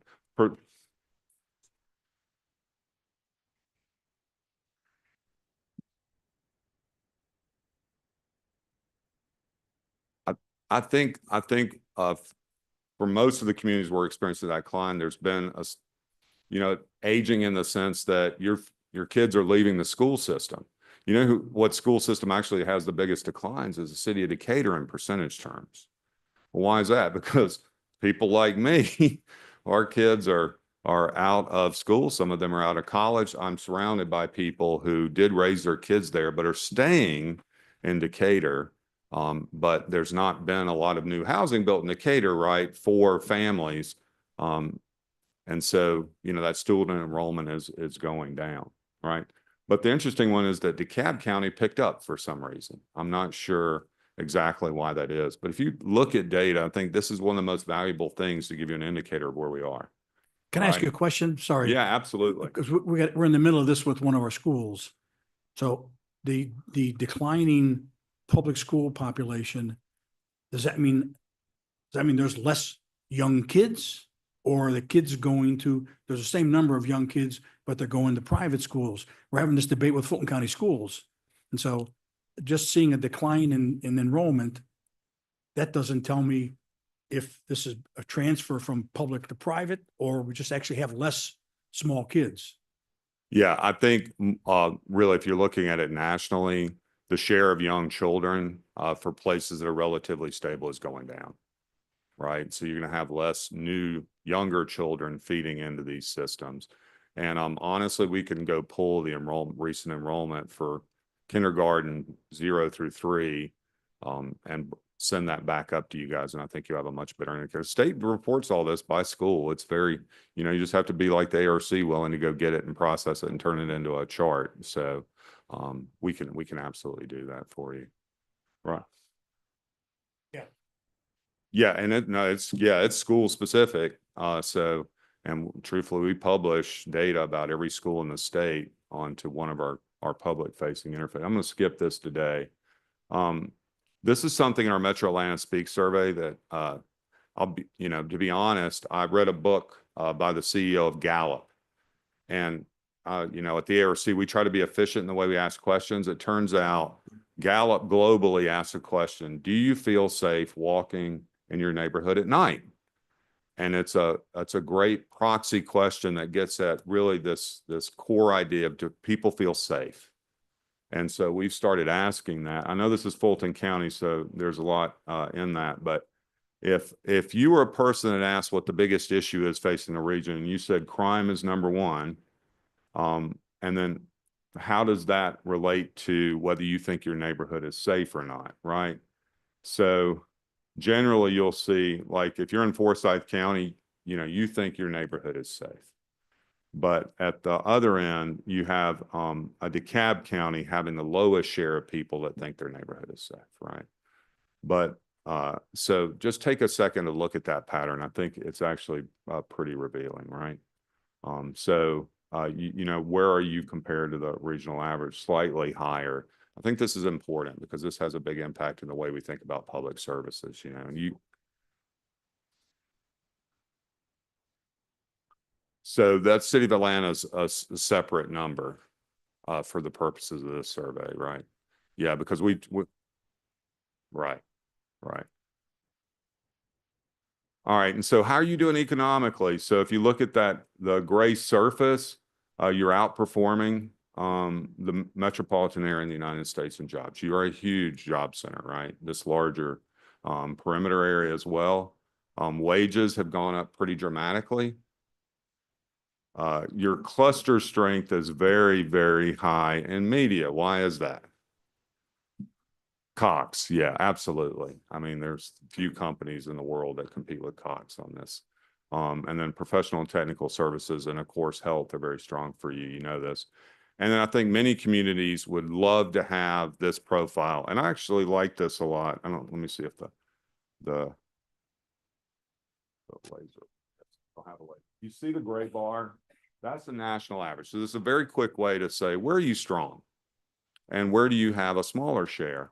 So healthcare, you know, there's no other place I think I could make a map that I know of where you would have a stronger share of healthcare jobs, right? And then professional, scientific, and technical services. You think about our forecast, we want to show you this. The two sectors we expect to add the most jobs long-term in our region are PST and health. So given this pattern, we would expect that means that you will continue to be a very strong place of job growth, given that these two sectors are the largest sectors that we know are going to grow regionally. So finance and insurance, very strong as well. Admin and support, worst name ever for a job sector. That's really part-time business services. But I know we're all thinking a lot about automation and what that's going to mean for business services. So I think, you know, we'll be paying very close attention to that long-term at the ARC, right? And in fact, we've already made some model adjustments when we run our regional forecast tool to try to make sure our model is seeing more automation. And that's something we'll continue to refine the next time we do a regional forecast. All right, I'm going to keep going. You can look at this in more detail. It's a very similar pattern. We were talking earlier, and I think you'll find this interesting. All right, so you're going to see some Mike Alexander graphics here in a second. So this is the travel pattern for the region. And so it starts at 12 midnight and it goes all the way back through a 24-hour period. So if you look at 2019, before the pandemic, everybody's crashing to get to work, right? You're trying to get to work and be at work at a very specific time. That's that first peak. 2023, that peak is gone. And the thing that's interesting for us as transportation planners at ARC is how jagged that pattern is.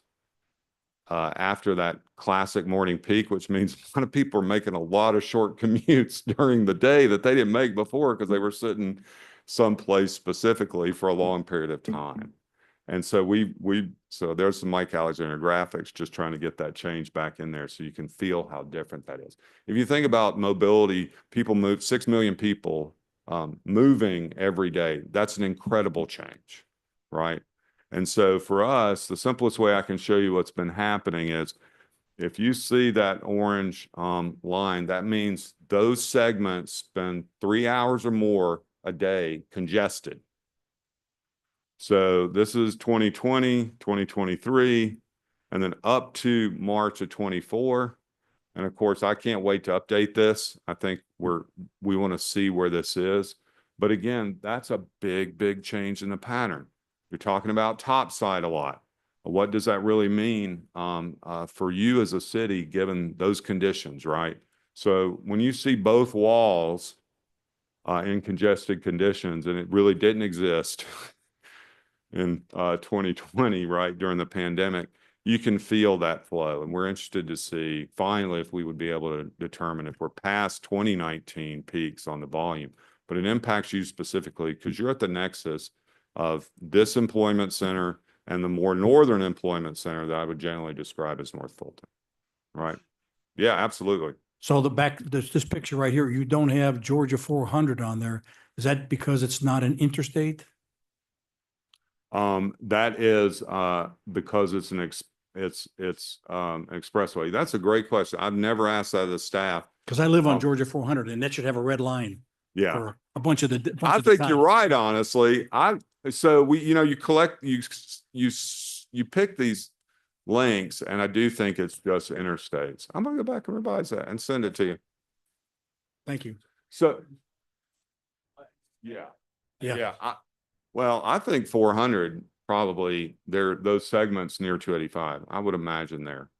It's supposed to be all segments, but I need to confirm that. I try to be very honest and say, I'm not sure. I don't think it is, but anyway. Yeah, let no, us we'll know. check it. That's a great question. That's why I come up here and I'll learn some few things along the way too. Right. All right. So I want to skip. A lot of you've seen this, what the pattern is for income really is determined. Well, he's looking with his eyes for yeah, I've got other population slides that I want to show. Not 4 million people. Not 4 million people. No, we'll get to the forecast. I think that's really where you want to be. So you look at these patterns. The pattern is basically the same. The 400 corridor is where most of our high income people live. And whatever the measure is, that map doesn't really change. So let me go back for just a second because you're looking pretty intently. So the reds are high income census tracts. And where we're unique is that we get to, so high income, high educational attainment, right?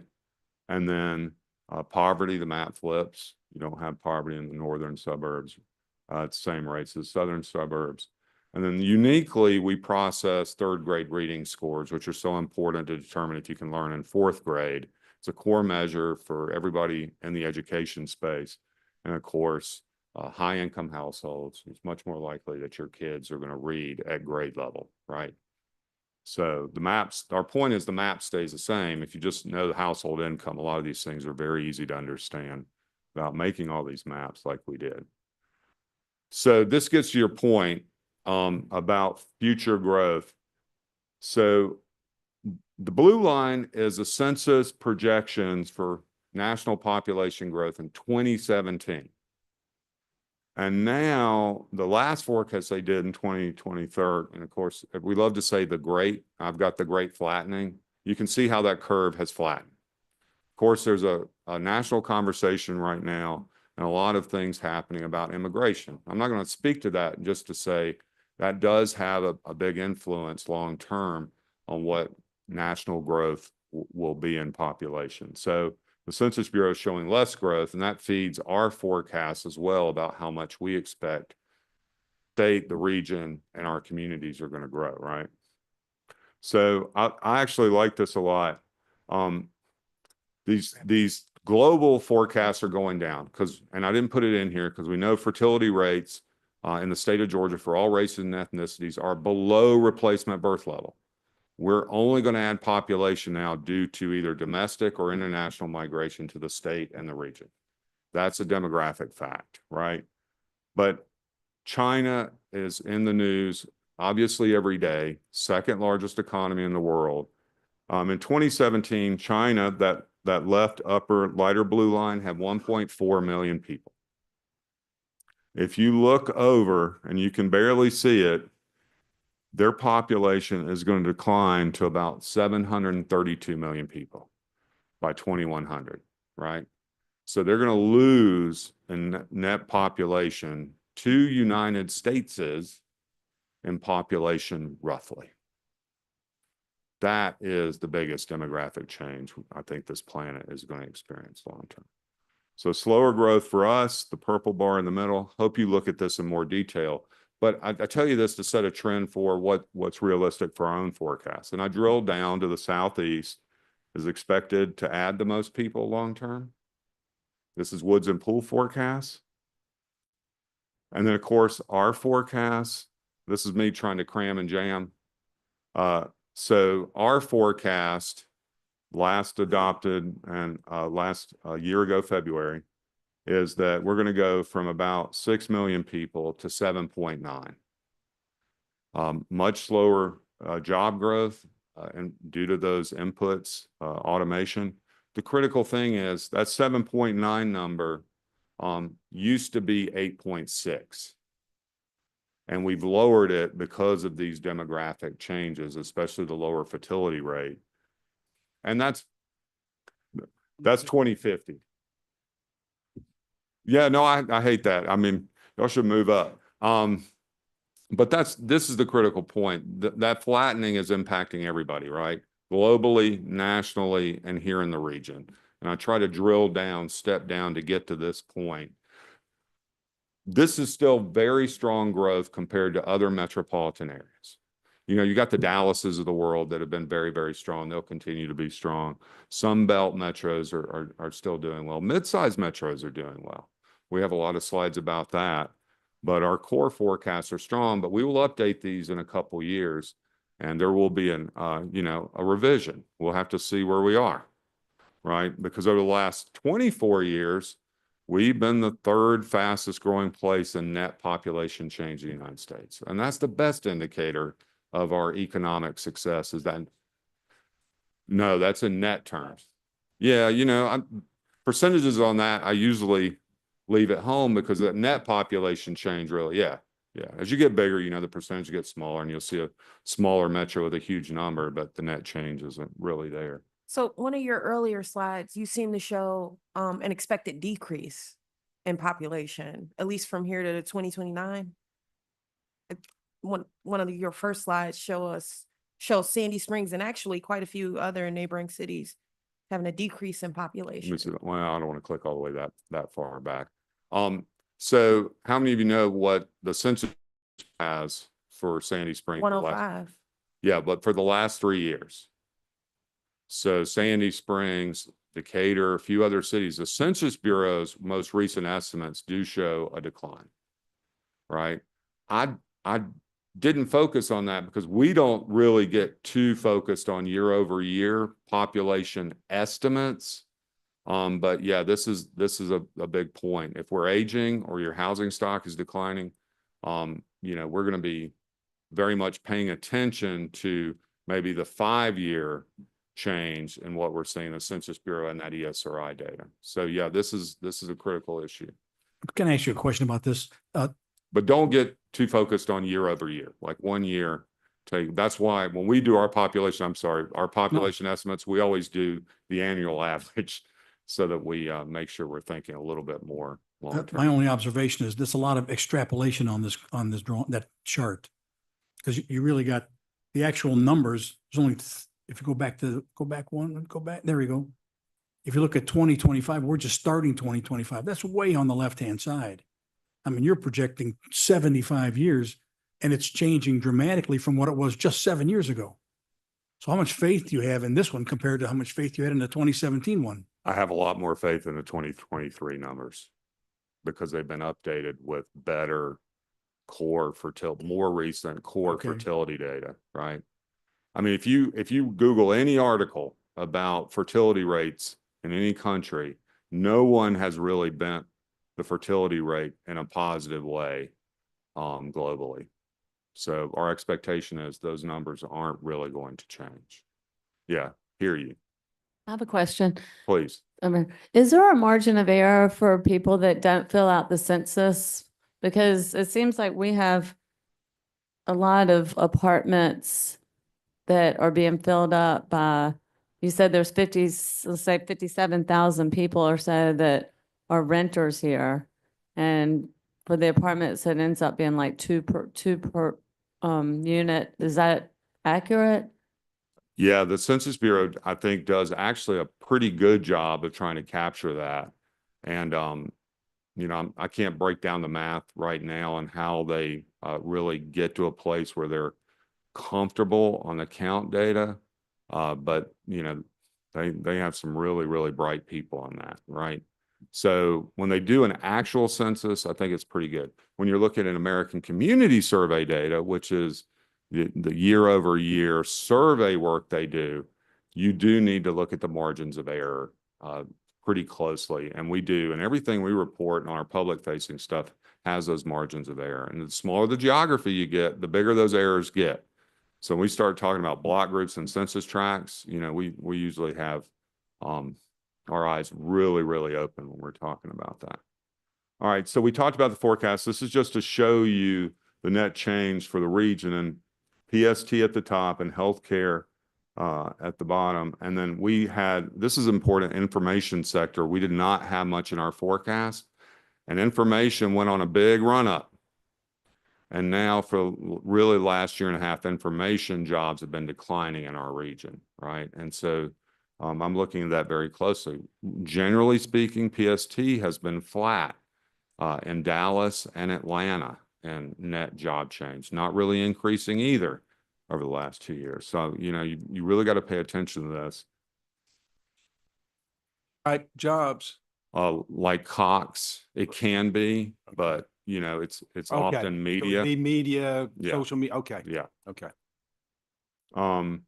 We're obviously, you know, you've heard us talk about this. We expect the white population, given those demographics, to continue to decline as a share as we become more diverse. Most of our population growth will be from diversity. We will get older, but that's a good thing. We're still here, right?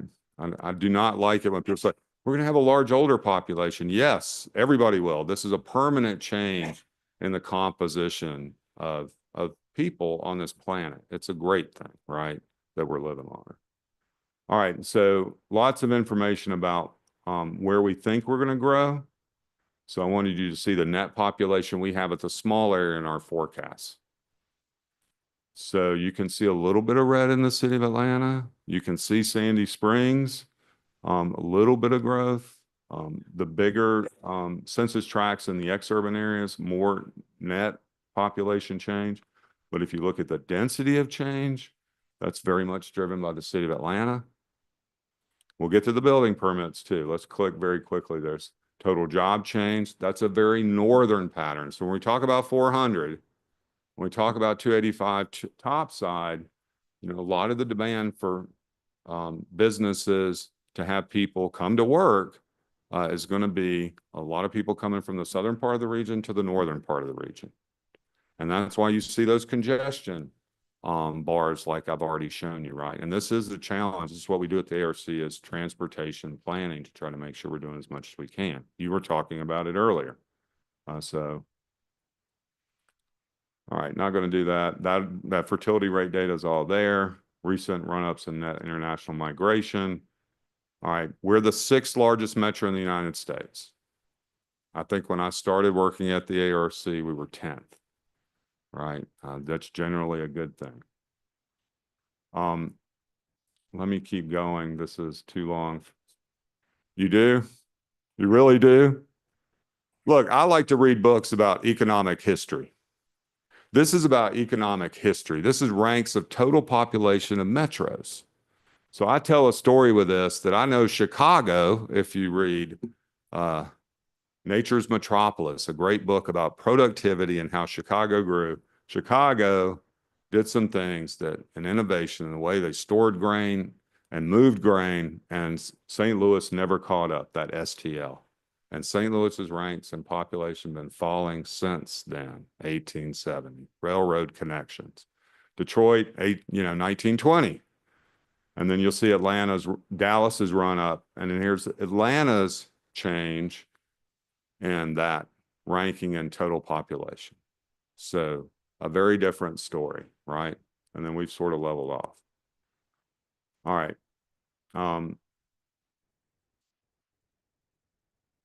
Yeah, you should read that. I love Wade Moody's writes about Metro Atlanta. It's very concise, but I can't do it today. Data centers, Mayor knows a lot about data centers now. Very much a top issue for us. I think people forget that compared to the rest of the world, our GDP numbers have been incredible. And that our shares, again, of GDP on this planet have been going up.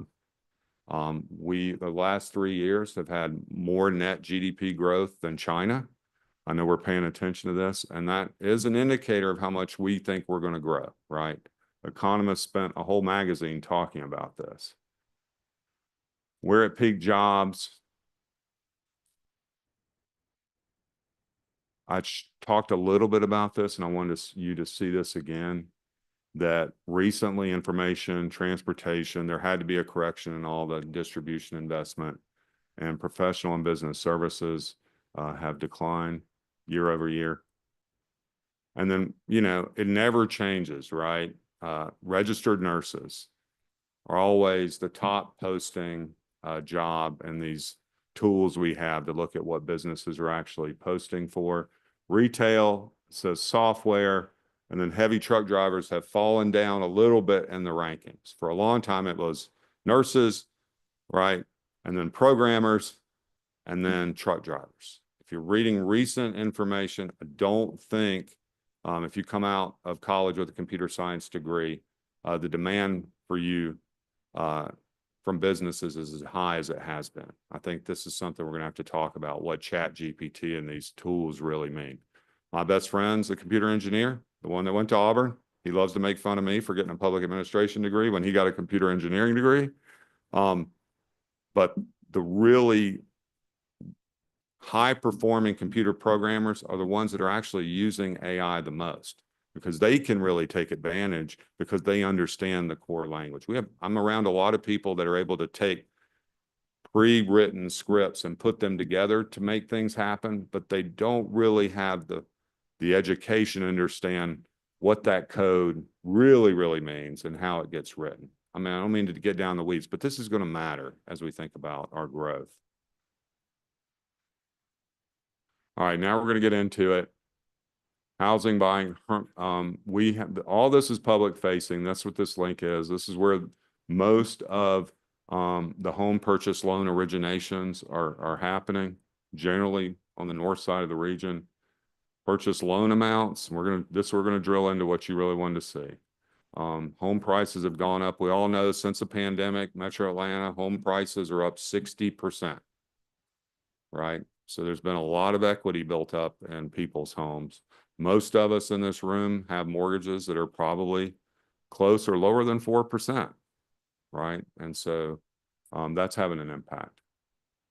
Real quickly, owner occupied, renter occupied, single family stock. It's great information, all public facing. Condos owned.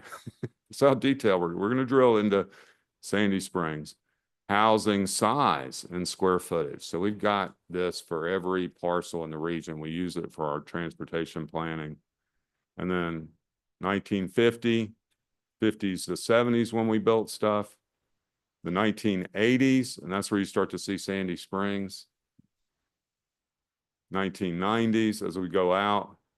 the 2000s. You see this outward pattern growth. This is the new way I like to talk about it. The 2010s. Well, 2010s, we didn't build near as much as we did in those previous decades.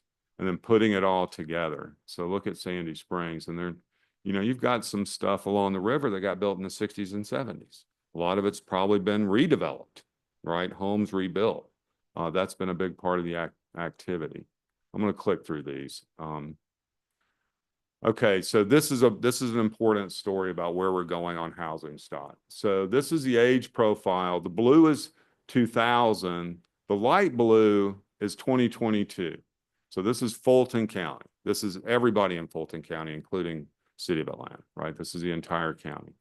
So there's been a huge change, 55 and 65, right? There are fewer young kids, to get back to this point about school enrollment, right?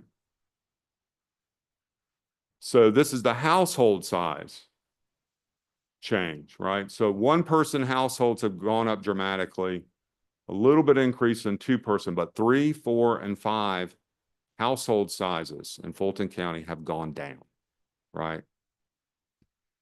Okay. So this is the housing type change. So if it's a 1 unit, that means it's single family detached. We built a lot of single family in Fulton County, and we built some multifamily. But what we haven't built is what we call, and you know this term, missing middle, right? So the duplexes are actually down. The triplexes and quads are actually down. And that's, you know, these are different types of housing we want, obviously, because it gives you more variety, literally, and depending on, you know, your household composition. And so then the number of bedrooms, this is where it is. Like, how many of you have 1 or 2 empty bedrooms right now? Right? Empty.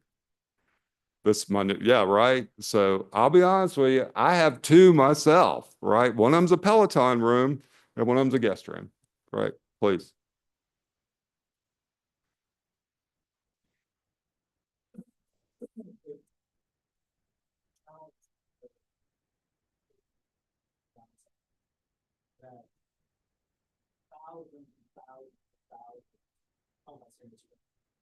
Okay.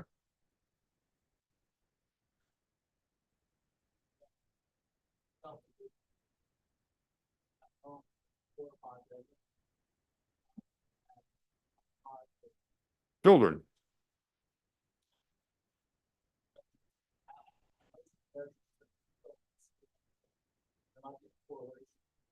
Yeah.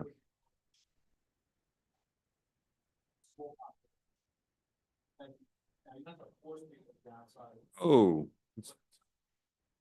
I want you to stay in your home, truthfully.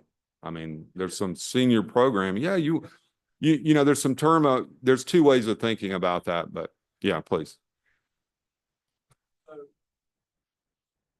Between high interest rates, and market conditions, and, lack of options for mobility. People want to stay in the community. Exactly. And whether they want to stay in their home or not, I don't know, but there are conditions that really enable that. If they're, you know, if they're debt free, there's a lot of things that go into that factor, but until we unlock don't force it, but until those bedrooms are unlocked one way or the other, we're going to continue to see this decline. And there's the inability of the younger families that are sort of signing up, build a better. It is. But what options for people that are on the tail end, they raise their families, but whether they want to, even if they want to, there's just not a lot of options. So when we start getting to the policy questions, we spend a lot of time talking about housing affordability and access for young families, but every piece of this is related, right? Because there's enormous inventory that could be unlocked eventually if some of the people that live on time had options. Yes. Sort of top. Yeah, that's exactly it. And there's, you know, a lot of work that, you know, it's very good for a lot of people to be able to stay in their home, right? When you're really getting older, there's a lot of security there, mental health stuff, right? If you have a good social network. At the same time, Yeah, that housing turnover, they were writing about this 20 years ago, what was going to happen in California. And, you know, if we age in place, that really does change that potential pattern. But some communities like Decatur turned over. It took a long time. Like Decatur already went through one period where they had a peak school enrollment. Everybody raised their kids, and eventually the housing started to turn over. And then it hit this recent peak. And then it started to eventually turn over. You know, the people that bought my house in Decatur had 2 kids under 2, right? And honestly, in the thing we're talking about, that's exactly what you want to have happen. So, yeah, yeah. It does, yeah. Exactly.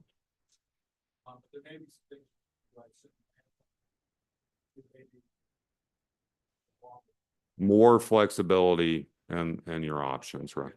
Yeah, yeah, that's a critical thing. I'm not going to get into this. This is a report we made.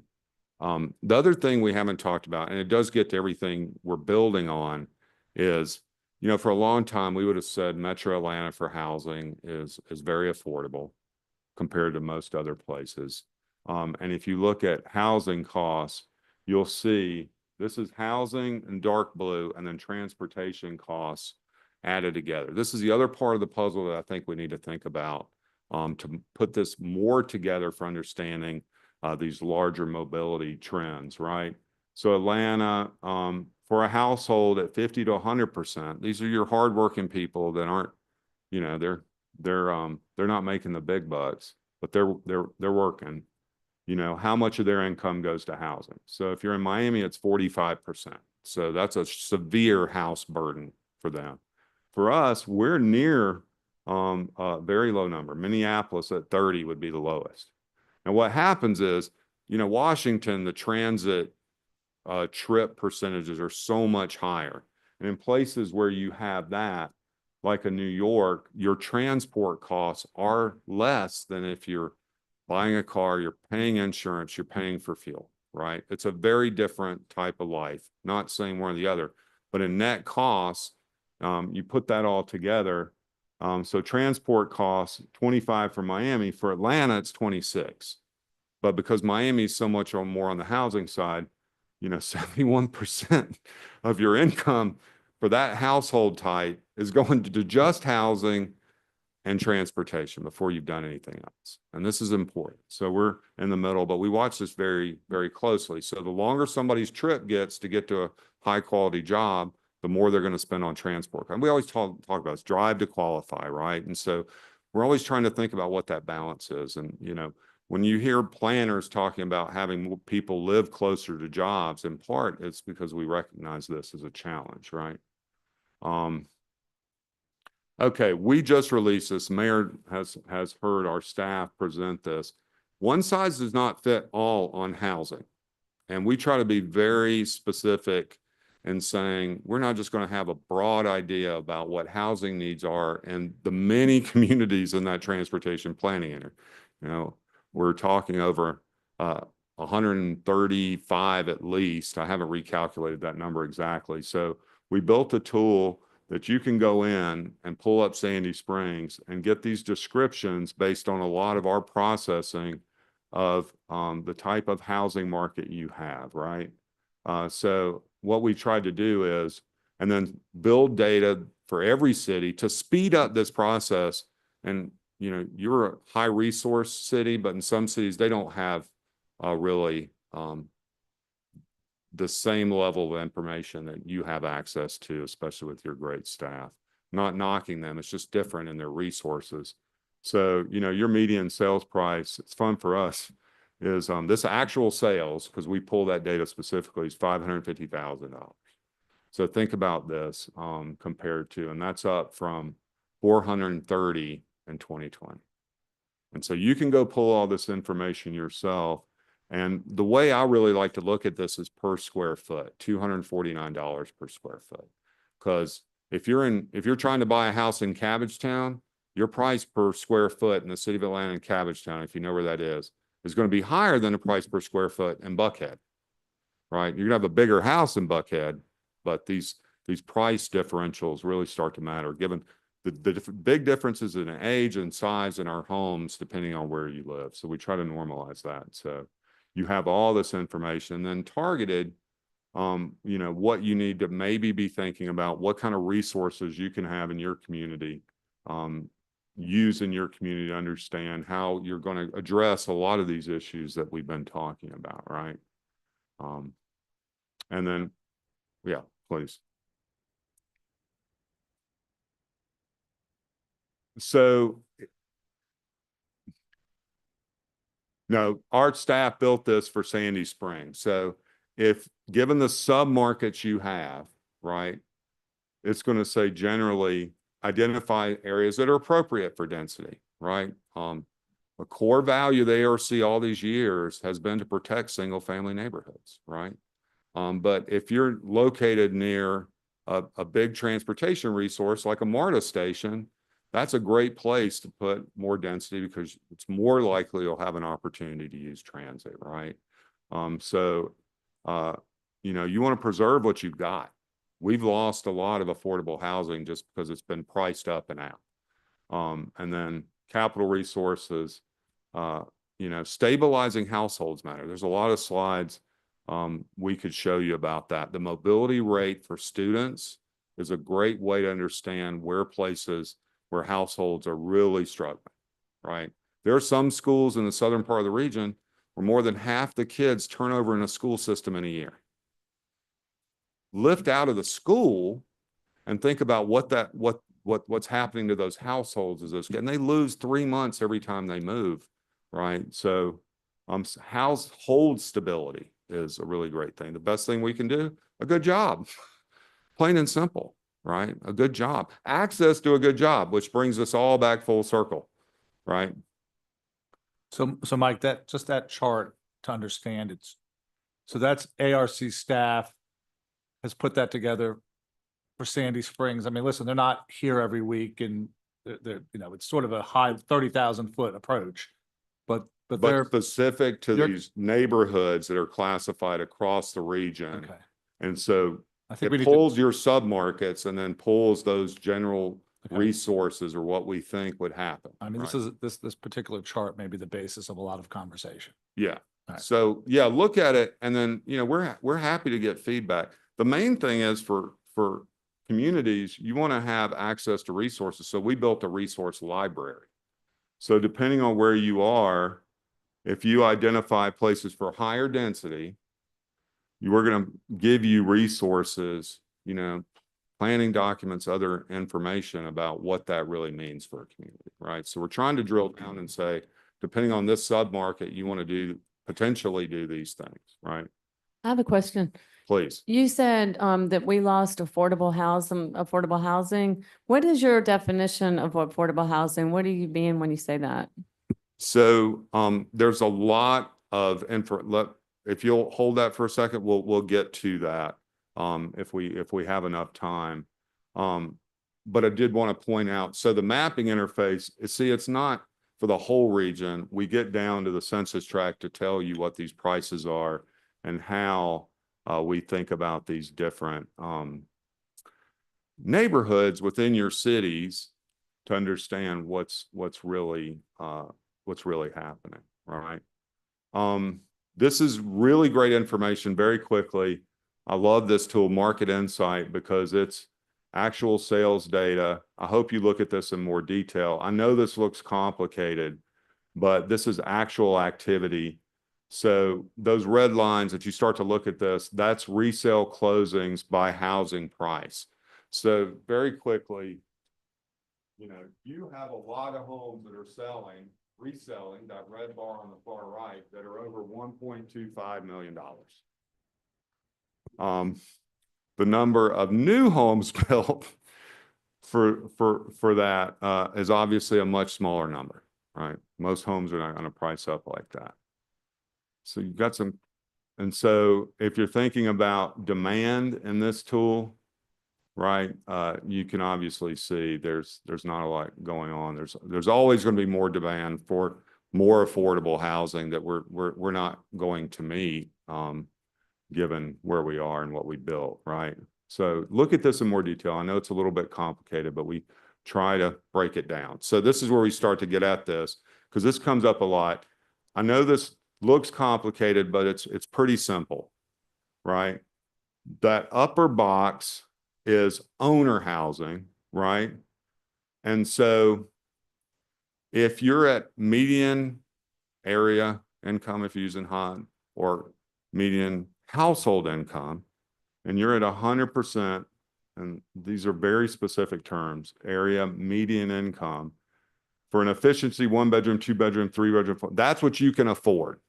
So if you're at 100% and you want to buy a 4-bedroom home, generally, the most you can pay is about $355,000. So what was the median sales price in Sandy Springs? This is where we get at this, and we try to. Yeah, exactly. Medium is 550. 550, and that's the current. That's the last That's last the upper sale. end one.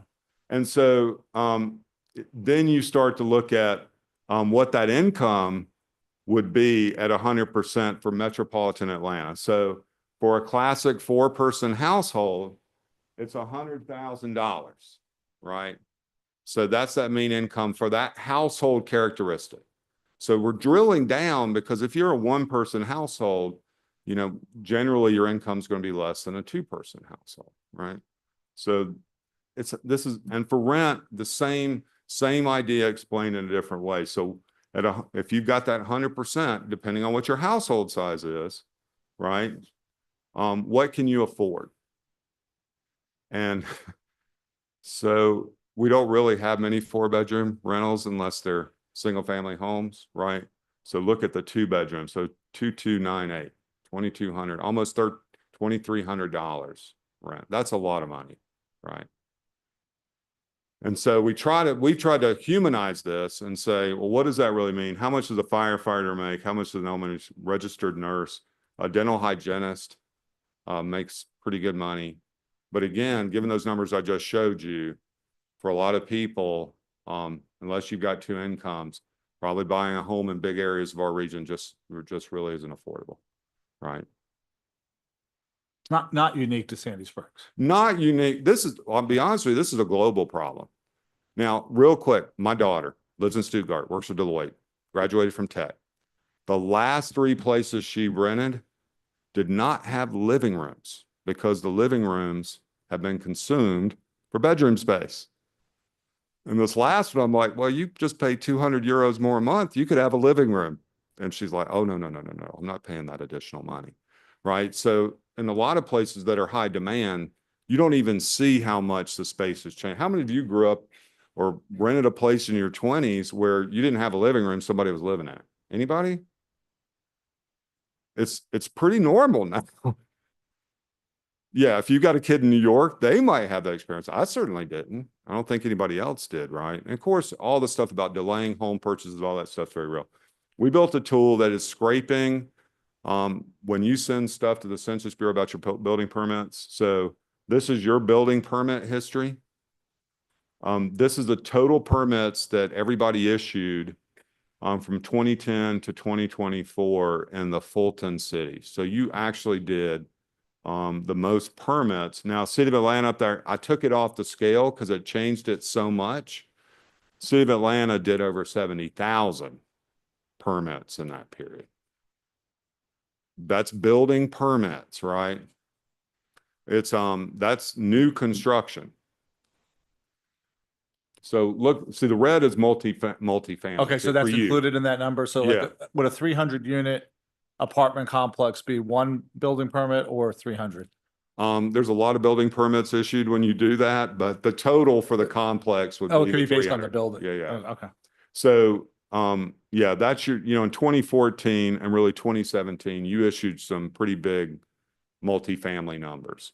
They've gone down. We have this for every city. I'm very excited about this because now I can see it. Building permits matter a lot, right? To show how we're growing.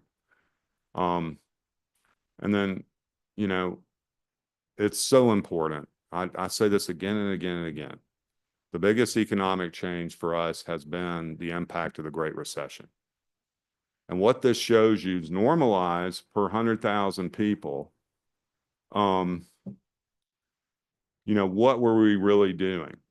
And so, before 1950s, 60s, 70s, 80s, 90s, 2000s, and then 2010s, there was a really big decline in the number of permits we've been doing.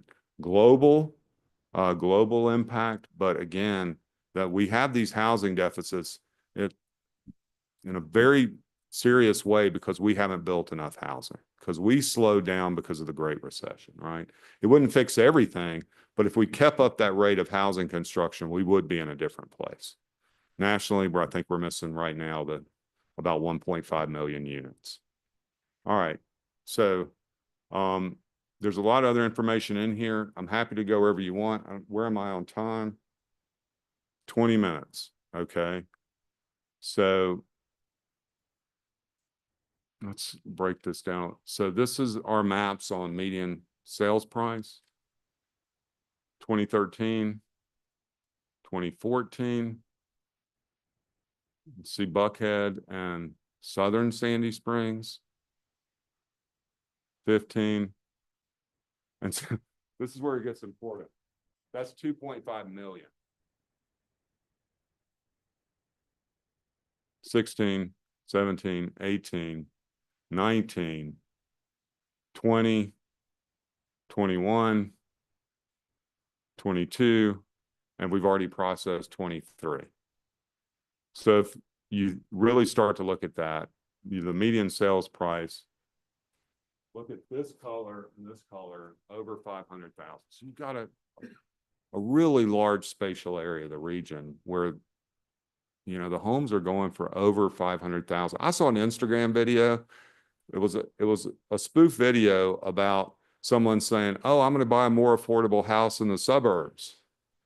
And then they pull up like, you guys, Alpharetta and Roswell, and that, a lot of them, these communities, they're making the case for this map that, for Cobb, Northern Fulton, Forsyth, Cherokee, and Western Gwinnett, the home sales prices are pretty high, right? And in the core as well. So this is, if you're looking at, this is big data, right? And so that change in price has gone below I-20 now, and you can see how it's really starting to creep. Please. Example, 550, 570, everything's here. Sandy Springs doesn't tear that. Why do you take No.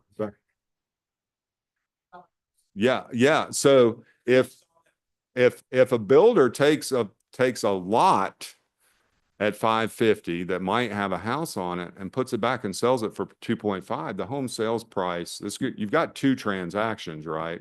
But you've got this new sales price at 2.5 that's going to get put into all of those sales for the census tracts and recalculated so that you feel that difference in the price. And we all see this, right? How much that's changed. There getting to be fewer and fewer ranches in big areas that had been built in the 50s and 60s. That's why I wanted to talk about that home price. And I said specifically, I don't think many of those homes look like they did when they were built, right?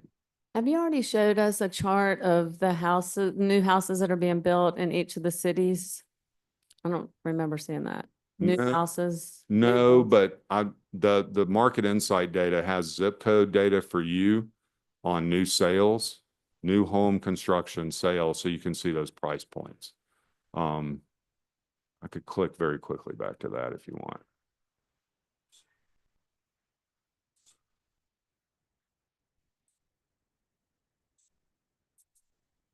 It is. Yeah. So the city can tell you, like, you get a demolition permit when you buy, you are buying a house. There's a price for that, but then you go get a demolition permit. Then you get a new construction permit. We pick that up in the numbers I've showed you. And then that home gets built, and it might get sold again if a developer's doing it, right? And then it's going to get reassessed. And there are other mechanisms to capture that. So please.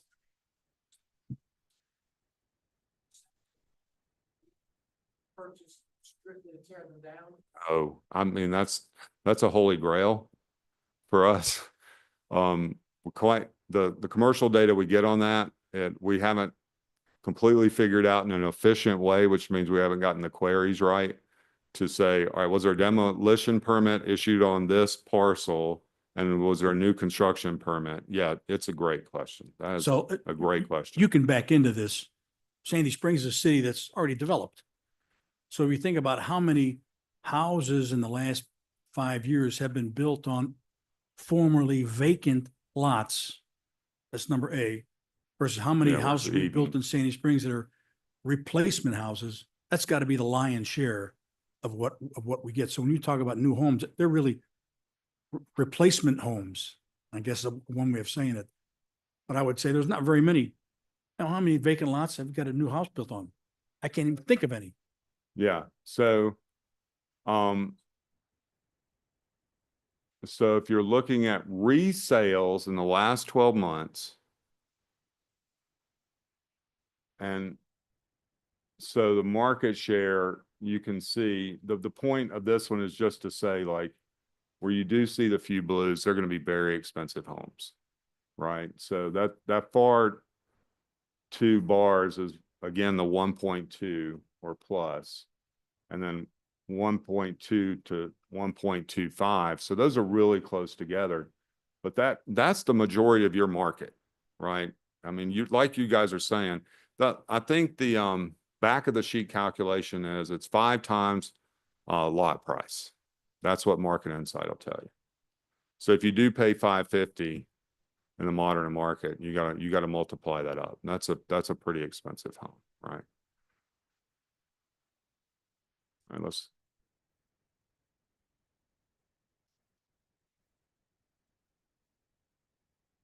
so last year, if you asked me, I'd say building permits were at a 50-year high for multifamily in the United States. Interest rates, can't wait to see the national numbers on multifamily. We know, can't wait that I'm excited and happy, but I know they're going to change, right? Those markets have changed dramatically. So if you look at, we built a lot of multifamily. I showed you the city of Atlanta's permit numbers, and now you've got a correction in 2-bedroom year over year price changes. And if you look at it, this is pretty dramatic. Atlanta had the largest rent price decline, right? Now we had a huge run up. So there need to be a correction. Obviously, you know, like of all the multifamily that's been built, 5% of that multifamily nationally is what we would consider, given what we just defined as affordable. Most of it is pretty expensive multifamily, generally in high amenity, high demand areas, right? All right, let me see if I can keep this going.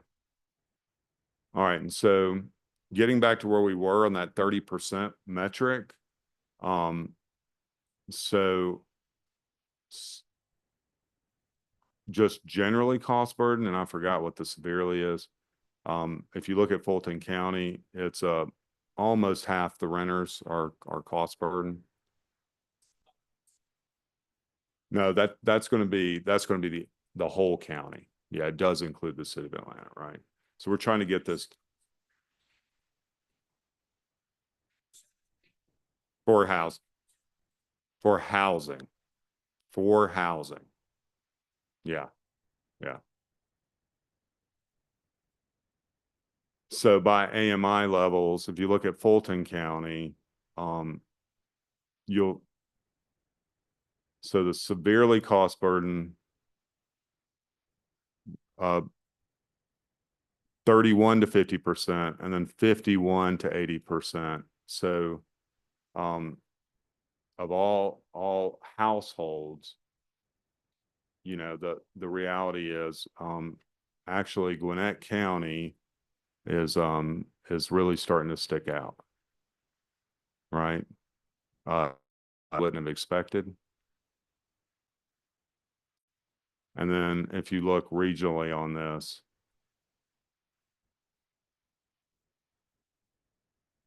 same pattern. The deficit is so high. I'm not trying to be anything other to say, we know this is a real issue. So the price corrections are good. And then, so this is the get at your point of, this is where, we do know, and, like, I should have updated this as DeKalb County. I apologize for that, but more than 1,500. So the prices have just changed for rental markets, right? And I'll update this for the slides for you guys, but you know, just a big increase in those over $1,500. All right, and so real quickly on the office markets, to shift gears, you know, we've obviously been very interested. We're not building a lot of office. Most of the office does get built is medical, when it does get built. But right now in Central Perimeter, there's 60,000 square feet under construction. The previous period, it was 161, but that net absorption number, that 150K, is positive, and it's up over the previous year over year. So that's a good sign. And so if you look at the asking rent, is stabilized or increasing. There's generally a high share of Class A office up here. And the vacancy rate declined a lot coming out of the pandemic. Then it came up, and now the vacancy rates have stabilized. So a lot of big announcements by corporations and at the federal level about return to office. And so we would expect this to, this trend to continue. That's a good thing, right? So we try to just give you a lot of industrial is not so important for you guys. But the retail, I think, is also interesting because you have a big footprint on that. And so not much under construction, but the absorption numbers are really, really high. You know, you know, we would have said e-commerce was going to have a big impact, but retail space is relatively strong, and doing well. The market asking rents have been so consistent, and they continue to go up. And I hope you feel that in the places where you're going to shop, right? And then multifamily, these are pretty big, you know, numbers. You got 13,000 units in this area that we calculated with our CoStar tool. And then you don't have much under construction, 286 units right now. The vacancy rate has gone up a little bit, and you see how it's bounced around. I think this is pretty interesting. So this is the market asking rent. It's been going down, right? As I told you, because, you know, there was such a big run up, and then the vacancy rate declined during the pandemic, right? People weren't moving. And now it's started to tick up, but it's bouncing around a little bit, right? So really good information about what's happening. So yeah. Please.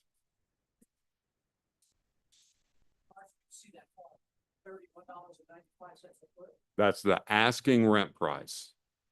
Asking rent price. Yeah, that's average. So that doesn't tell you if there's concessions for your real estate crew, but it does tell you what the asking rent is. What do you think? Yeah. Yeah.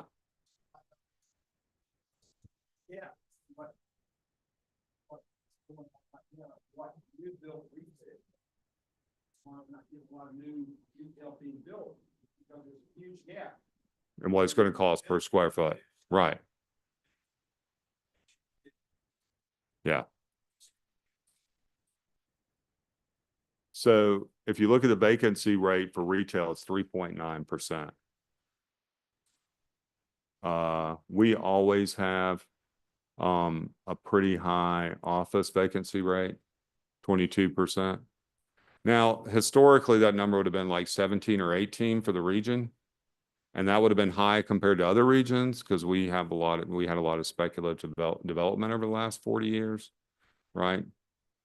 So yeah, 22. Did your chart say that we have 13,000 units, rental units? Because I thought we had 26,000. So that's what CoStar has in their database. I think, you know, they own Apartments.com and CoStar are under the same ownership. So anything that is marketed for the purposes of purchase or leasing is going to be captured. And if you can see it online, it's going to be captured here, right? There's going to be some rental properties, including single-family homes, that aren't going to show up.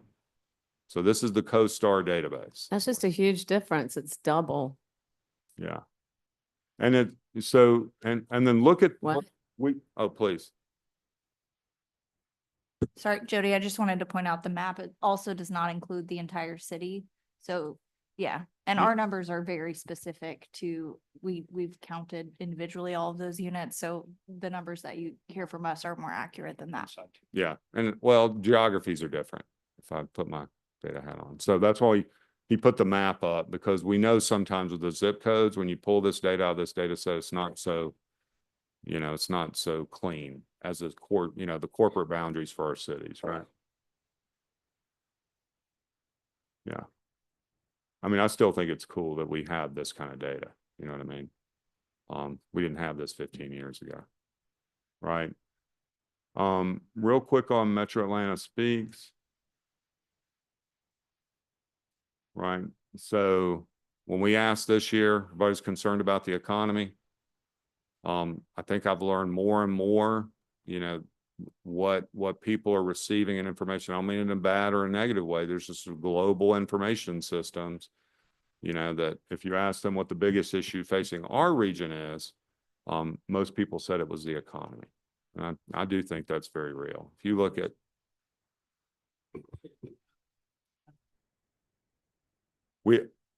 we asked very specifically, what do you think the biggest issue is facing the region? That's why I'm asking. So this goes back a long time to Houston, actually. That question has been asked by Houston since the 1980s, the Kinder Institute. We mirrored that question a long time ago now, 2013, to get it so that we could answer the question very specifically in the same way Houston did to compare them originally. We're going to update that question this year because some of the ideas like public health are very hard to define, and you don't have time in a survey. But we know that survey instrument's very old, so there's a lot of stability in it given the way you ask it. But it's literally, what do you think the biggest issue is facing the region? No. Yeah, you don't. Right. So exactly. And so, couple years ago, the number one issue was crime. It's 20%. Now, given how low the unemployment rate is, coming out of the Great Recession, the biggest issue was often transportation. But now, and we know traffic is back to where it was. I would have expected, given low unemployment rates, right, that transportation would be much higher than it is. It's only 1 in 10 people answer transportation. That's a dramatic change given the economic conditions of this region to get at this. Let's drill real quick on this. So yeah, you can see how the economy ran up. Now, we could spend hours talking about all these other things and people's perceptions, because I do think they think about this very individually, but we try to get to individual perceptions, right? So you should look at this in more detail, because we do try to be comprehensive in the way we think about it. And so this is the one that I think is important, right? Are you optimistic or not about the next few years, right? And so 2021 pandemic, things were getting worse, and it's generally declined. Better's gone up a little bit, but not dramatically, right? Let's see. How many more? And geez, we went all the way through that. That's crazy. Yeah, y'all have been wrestling the bear. I tell you, I feel like we've been in it together. I've grabbed the wolf and we're in for it.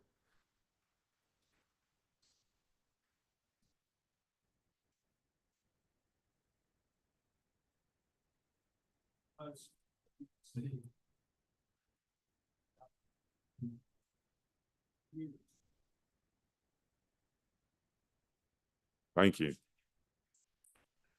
Sometimes we get myopic and think, well, this is just about us, being able to see these in context. But you realize a lot of problems that we've out there are near the person. Doesn't mean This is a good point.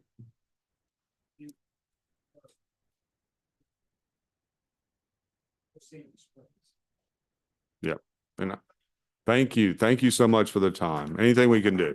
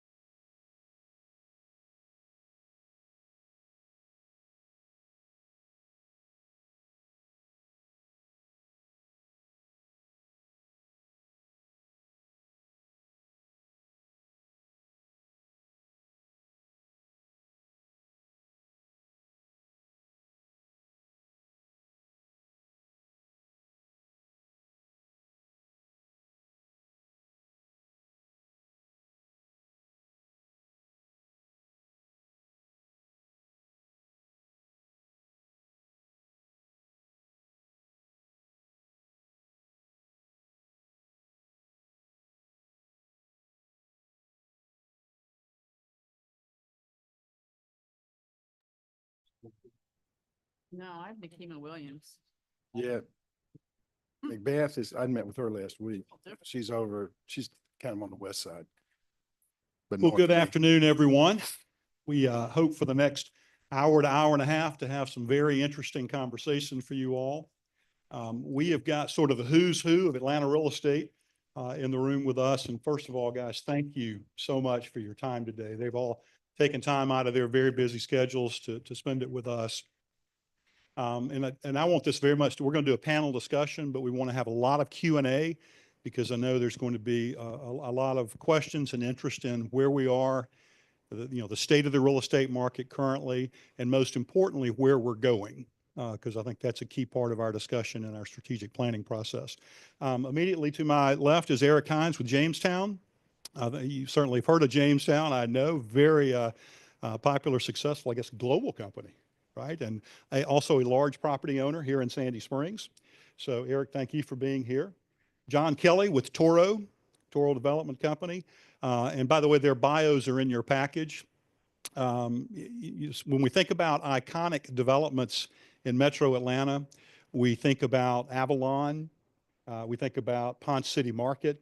Well, you've got the guys here that developed those. Jamestown did Ponce City Market. When John was with North American Properties, they did Avalon, and now soon they will be commencing with the Medley in Johns Creek, and John's going to talk some about that. And then on the end, we have Lance Patterson. When I was in the banking business, Lance was our go-to guy. We would call him, and many other bankers feel this way. Lance probably has secured as much in senior debt and capital as anybody I would think in the metro area. In business here for over 40 years, started his company in 2010 at a very difficult time in the market during the Great Recession. And I think that was because there was such a need. Banks were just not lending money on real estate projects during that time. And so Lance has built his company today and has done billions of dollars in financial transactions in the debt and equity market during his 15 years in business. So with that, I invite you to read the bios because there is more in there, but for the sake of time, we're going to dive right in. I'm putting my glasses on here because as we age, that sort of thing is needed. So I'm going to start, Eric, with you. So last year, Jamestown completed its acquisition of North American Properties here in Atlanta. And with that acquisition and what you already owned here locally, you're a pretty sizable retail owner for us now in Sandy Springs. So what trends are you currently seeing in the retail market here and in your properties in particular? Yeah, great. Thanks for the intro. Just for some context, Jamestown, it operates Hammond Exchange and Parkside Shops, Hammond and Roswell. And then last year, Jamestown purchased Fountain Oaks, which is south of 285 along Roswell Road. So we're very familiar with the market, have been working on those assets since around 2018. So we feel like we're fairly in touch with them. The reality is the market's really strong. It's very healthy. Vacancy rates are low. We're seeing a lot of tenant demand, particularly whether it's food, wellness, services. When we typically have vacant space, it's something that we typically get calls on and have interest in right away. So we do see it pretty healthy. We've seen our foot traffic pick up around 20 to 25% at each of the properties since 2019. So pre-COVID numbers kind of is a benchmark that we use to compare to now. And our sales are kind of in a general sense in the kind of same levels up. So we see it being healthy and look forward to be healthy in the future as we go forward. Great. So John, and you and I talked about this a little before lunch. You all recently announced the commencement of the Medley project in Johns Creek and were able to raise your capital for that project within the confines of what you can talk about, understanding confidentiality. What can you discuss openly about how you all put that capital stack together and how you worked with City of Johns Creek to get that project moving forward? Sure. And again, thanks for the invite today. I'm glad to be here. I am a resident of Sandy Springs. Been here since cityhood. So good to be with this group.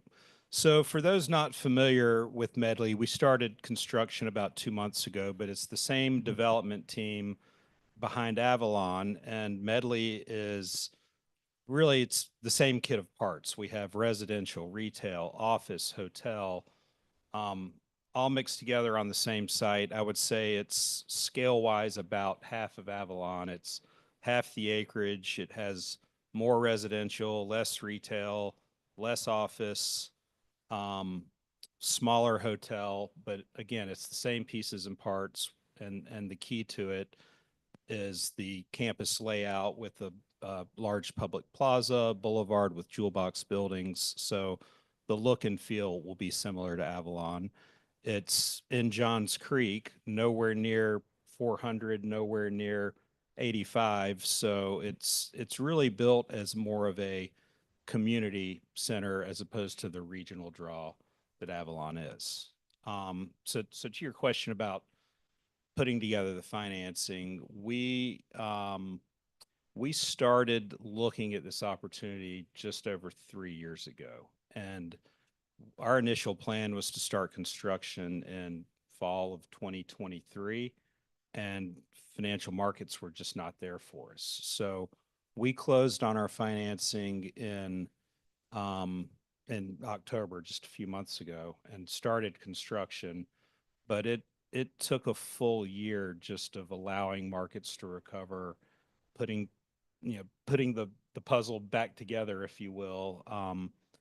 But I think one of the unique positions that puts us in today is that we are really one of the few ground up mixed use developments that has started construction within the past year, just with capital markets being what they are. So we feel like we're a first mover, hopefully, and what we're, a little recovery ahead of us. But just excited to have it under construction, and we're planning to open October of 2026. And Medley is the anchor piece of Johns Creek's newly created town center, which happy to come back to that if there's questions on that. Awesome, thanks. Lance, speaking to the capital markets, I know you work with a lot of the top developers in the Southeast and now all across the U.S. So what can you tell us about kind of the market conditions, state of the market right now, and what are you seeing with many of the lenders and investors that you work with? Where are we in the cycle? Okay, thanks, as John said, for inviting me here. And I'm also a resident of Sandy Springs, so glad to be able to talk a little bit. So our company, we are a capital broker. It's a way to think of us, or capital advisor. And what that means is we might be asked by John's company to help them find the money to develop whatever it is they're trying to do. And most of the type of capital we work on is development capital. It's a little unusual for a firm in our part of the industry because development, even in the best of times, is very, very difficult, and it takes a long time to get those projects done. But that's what we focus on, and we're involved in the debt piece and the equity piece. So both of those. Most of the capital we deal with, we would call institutional in nature, and that might mean that it's a big insurance company, a big bank. It might be a private equity group. It might be a family office. It might be a wealthy individual. But in those cases, those groups will have a person, or more likely a staff of people, whose job it is to put money out on behalf of that family office into real estate. So when you deal with that family office, you would think you're dealing with a bureaucratic life insurance company. The process of getting capital approved is about the same.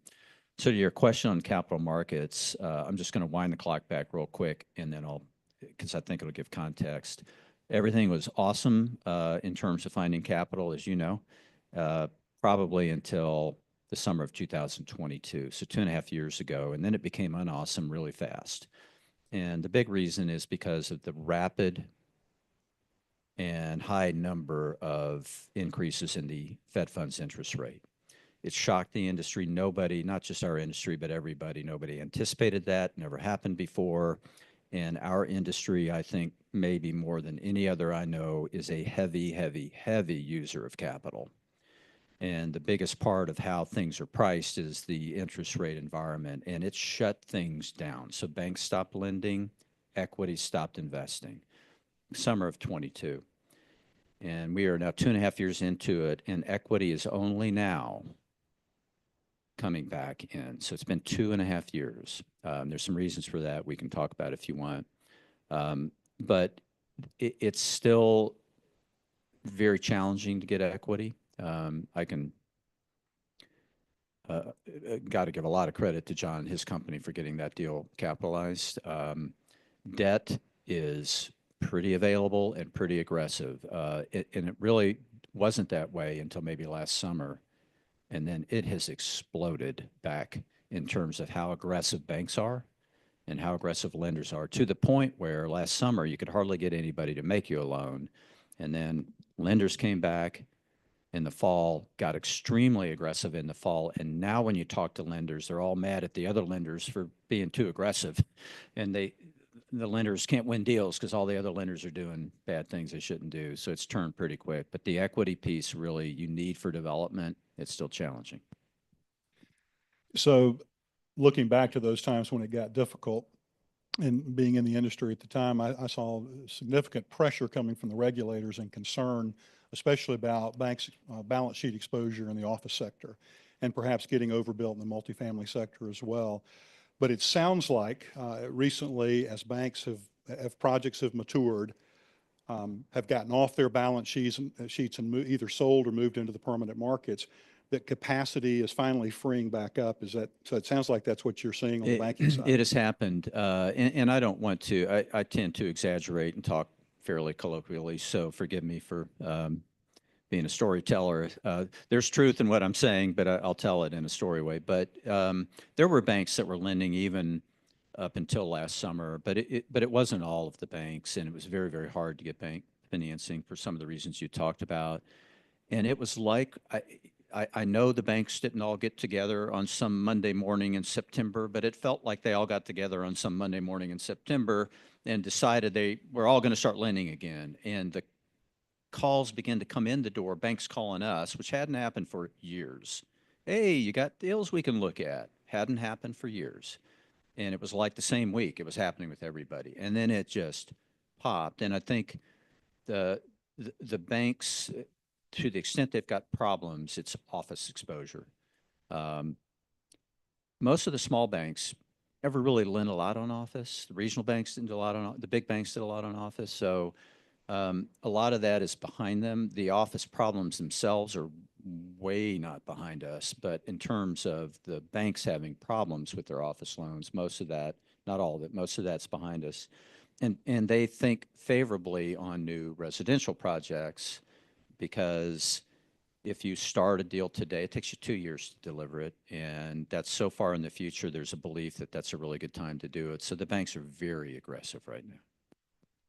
So Lance, staying with you, I know you're amongst the many things you do, you're on the advisory board of the Atlantic Companies, and recently announced their joint venture with City of Roswell on that new project. You and I had spoken about that a few weeks ago. Again, within confines of confidentiality, what can you share with that about that project and how that came together, and the role between the city and the Atlantic Companies on the development side? Sure. So the Atlantic Companies is a really, really great developer here in Atlanta. They develop different product types, office and residential being the two main ones. But they had owned a piece of this site. The site is directly to the south of Roswell City Hall, directly to the south. And it includes the block that extends all the way to the police station, if you know where that is in Roswell. The city owned part of that property, still does, because all this hasn't yet transacted. And the Atlantic Companies own part of it, and they agreed to kind of put it all together into what will become one overall site that will be owned by the Atlantic Companies. The Atlantic Companies then will develop a mixed-use environment that will consist of for rent apartments, for some weird reason, 6 for sale townhomes. Why even bother? You're doing 6. I couldn't even tell you, but they're doing 6 of those. Street level retail, a little bit of office, and a parking deck. And the city will end up owning that parking deck. Atlantic Companies will build it and capitalize the cost of building it, but the city will then buy it when it's complete. They'll own that. The city will own the site, and they'll ground lease it to the Atlantic Companies. So, and you can finance ground leases. They're hard, but you can get those done. And then the city gave a pretty standard state of Georgia tax abatement, a 10-year tax abatement. And I think all of that is public. That project is nowhere near the size of Avalon or Medley, but it'll be a $150 million project, probably, so decent sized project. And they hope to be under construction later this year. And our job will be to help them find $150 million to do that. Sounds like it could be a little easier job than it would have been, say, a year or so ago. So, all right, starting, John, I'm going to start with you. I'm going to drill down a little bit more on retail and multifamily. Because those are the product types, particularly multifamily, that we get asked the most about here in Sandy Springs from the development community. So where would you say we are, particularly in the multifamily cycle? We had Mike from the ARC here earlier talking about some softening in the apartment space. Rents are maybe not declining, but concessions are increasing. Vacancy here in Sandy Springs has increased some. So where are you guys right now in your assessment of the multifamily market, particularly in North Atlanta? So Lance mentioned a minute ago the environment a couple of years ago of increasing interest rates, and we're still there. What was happening at the same time as that is increases in construction costs. And about a year ago, we were looking for some pretty substantial, I say looking for, we were projecting and hoping for some pretty substantial declines in construction pricing, where we had gone out to bid on our Medley project in summer of 23. We rebid the project in the summer of 24. So we had a great barometer to look at, okay, what did it cost in 23 and what's happened? And I'll say our pricing went down a few percentage points, nothing significant, but, enough to make a little difference.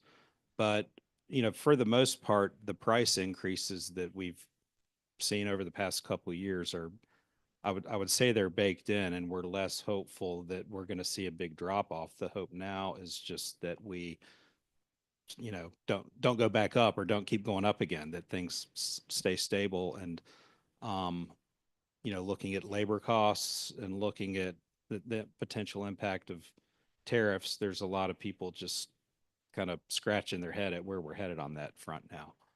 On multifamily specifically, we're being much more selective in deals that we look at.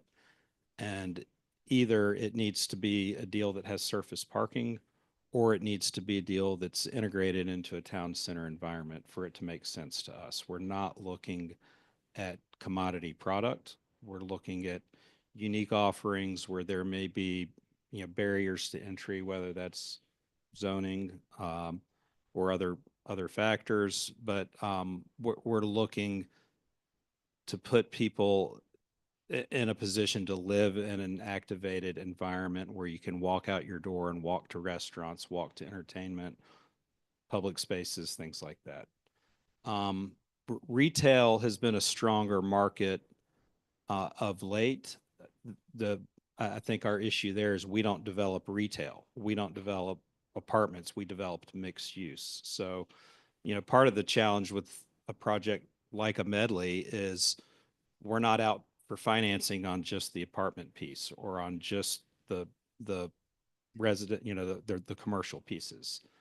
We've got to finance it all together in one package. And while certain product types may get hot or cold, we can't just say, okay, well, we'll just do this piece now and forget the rest. We've got to do it all at once. So that's a tall order for us. But, again, we're not looking at just doing a shopping center. We're looking at bringing the retail and the multifamily and doing it all together. But the value of bringing those uses together, really takes us away from being a commodity product. So we're not looking at commodity opportunities.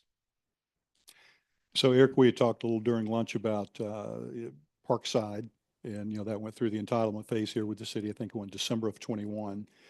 And so because of what we've talked about with that very sluggish period when debt and capital were very hard to find. What can you share about where you all are today? Again, I know a lot of these are confidential issues, but related to that particular development, because to the point about downtown or city green area development, that's certainly within the City Springs district. You've got some really nice things drawn in there as far as what's on the horizon. So what can you tell us about where that project is today? Yeah, I can say there's a lot of enthusiasm around Jamestown, around the project. We think this is a great community to build in, and we think we've got a really great site to do that. The challenge, I think Lance hit on this really well, is look, it's been a very difficult capital markets environment to get your project off the ground in the last couple of years. In our kind of perspective on that site really is no different. We've also been battling some headwinds on office. If you remember, office is a kind of core piece of the project that we had come to council with. We had about 70 or 80,000 square feet, so not an unmanageable amount, but in a difficult capital markets environment, it wasn't something that we felt comfortable moving forward with. So we've been reviewing ways to reduce our office exposure, and potentially see if we could find any tenants that would really kind of kick this off for us. So we've been out in the market marketing the office project. We've really found that based on the kind of neighborhood location, it's probably not a large tenant that takes this building. It's probably going to be smaller boutique type firms that want to be close to maybe their residences. The decision makers are close in the community. So we think we've got kind of zeroed in on the right angle on the office. And then we're also exploring kind of changing the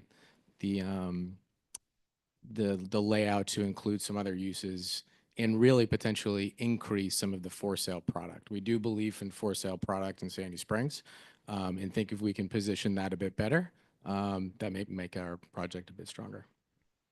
So based on where we are with construction cost right now, we don't have a history in downtown Sandy Springs of rents in the office market, probably not even near $30 a foot, but certainly not 40 to 45, but that's probably on the low side of where you all would need to be. Do you feel like our market is would support those rates? As you said, it's not going to be your big user at 45 or 50 a foot, but do you think there's enough interested tenants out there and that'll crack a new level of rental rates for downtown Sandy Springs? Yeah, absolutely. If you're looking at new development, you're always setting the bar for rates. So you really have to believe in the location and the story of your building. That's just a reality. But we really believe in the building because it's differentiated about the amenities that we'd be building around it. We'd have a great platform of restaurants right around there, thinking of having some hospitality. There is great opportunity because we've got Whole Foods adjacent at Hammond Exchange. So it's got all those check marks of it's got amenities right around it. And look, I think we're also looking at potentially building a timber building as well. So something that could be unique for the community. Well, you all had mentioned for sale, and that's a big part of what we talk about in the city, especially the missing middle. That absence of single family homes with families, children, dogs, yards, all those things that we think of with single family housing. And Lance, I'll start with you on this. Are you working much these days with residential developers, whether it's single family, townhome, or condominium, but the for sale market versus for rent? And how is the availability of capital in that space right now? Yes, and good. So for sale could mean townhomes, it could mean single family detached, it could mean condominiums. And all of those are interesting to capital because we all know there's a housing shortage. We all know that. And housing sales have been really good. And so to the extent you can find a site and get it entitled, capital is interested in talking to you about it.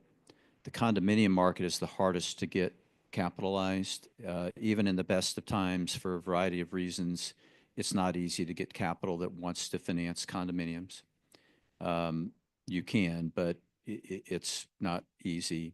And these are not the best of times. So I would say while maybe some condos can get done, that's going to be challenging, but that townhome or single family, there's a lot of capital interested in that.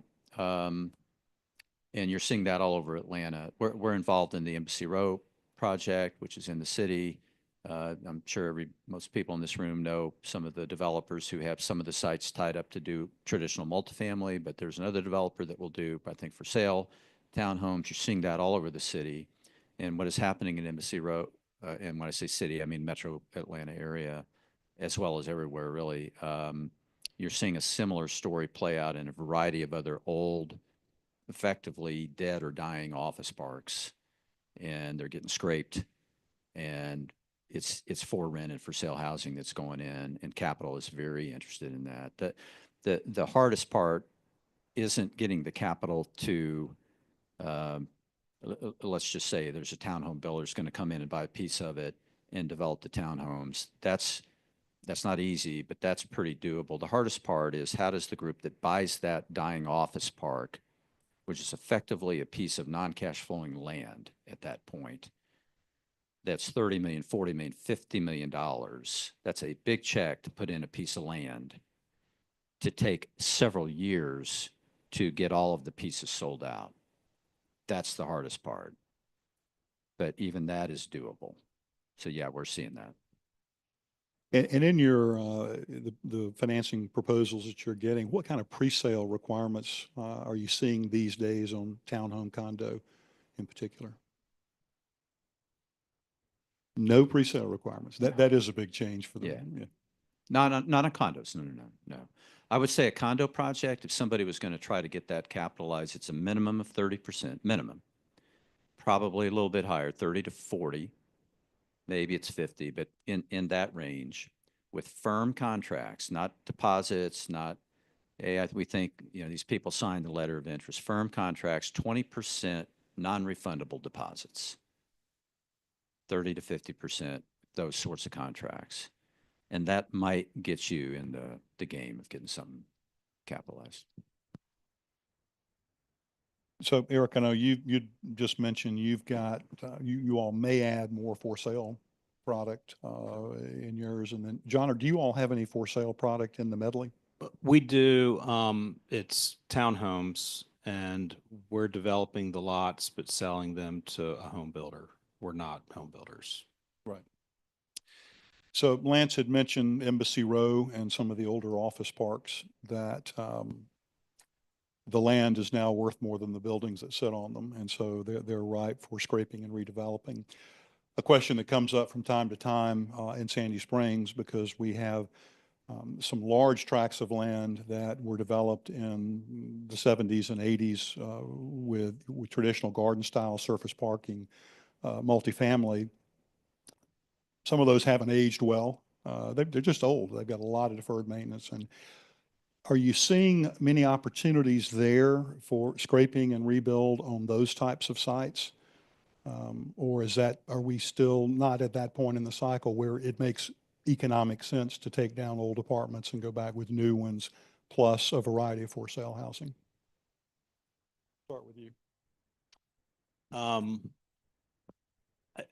I can't say we've looked at any scrapes on multifamily. We have looked at scrapes on office.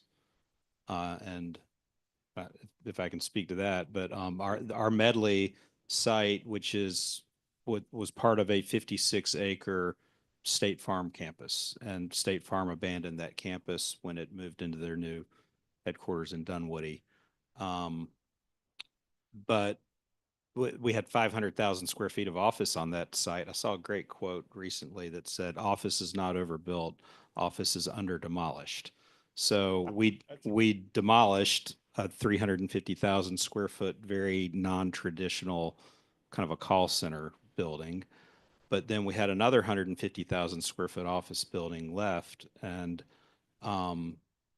why tear it down when we've got a perfectly good building, we thought. So we kind of worked our site plan around it, have 3 floors of office and converting the ground floor to retail. But again, it's because we had the building there, and we even had investors looking at the deal early on saying, well, why don't you tear that down too? Because they didn't want the exposure of the office leasing. But yeah, as far as looking at some of these older apartment complexes, it will happen. We have not personally looked at any of those yet. Can I jump in on that Yeah, one? please real do. quick? Thanks, Okay, so since we mentioned Embassy Row and everybody here knows it, I'll just give you the economics of an office building really simply. Each of those buildings is around 150,000 feet. At their peak value, it was maybe about $35 million value per building, okay? Today, almost all of those buildings are empty, and you demolish $5 a foot to take down a building, maybe, like that? Okay, so $1 million to tear it down, so arguably it's worth negative $1 million, best case. That's where the office buildings are today. If you scrape it as an apartment site, it's all, people kind of look at how many units can I put on it, and then there's a value per unit, and if it's 300 units, maybe it's worth 35,000 a unit, 30 to 40, and so that site might be worth 12 million, $15 million as an apartment site, as a vacant, cleared, scraped, ready to build again apartment site. So that's why office buildings, get rid of them, resell the site to an apartment developer if they can get it entitled.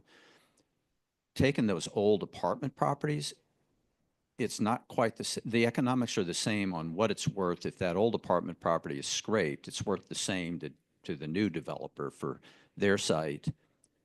Maybe a 300 unit old property, because it's spread out on such a big old kind of a site, maybe you could fit 2 new 300 unit properties on it. So you may get a double that number, but it's all about what is the value, even that old crappy apartment property. That's going to be worth more than that empty office building. They'll just have to look and see.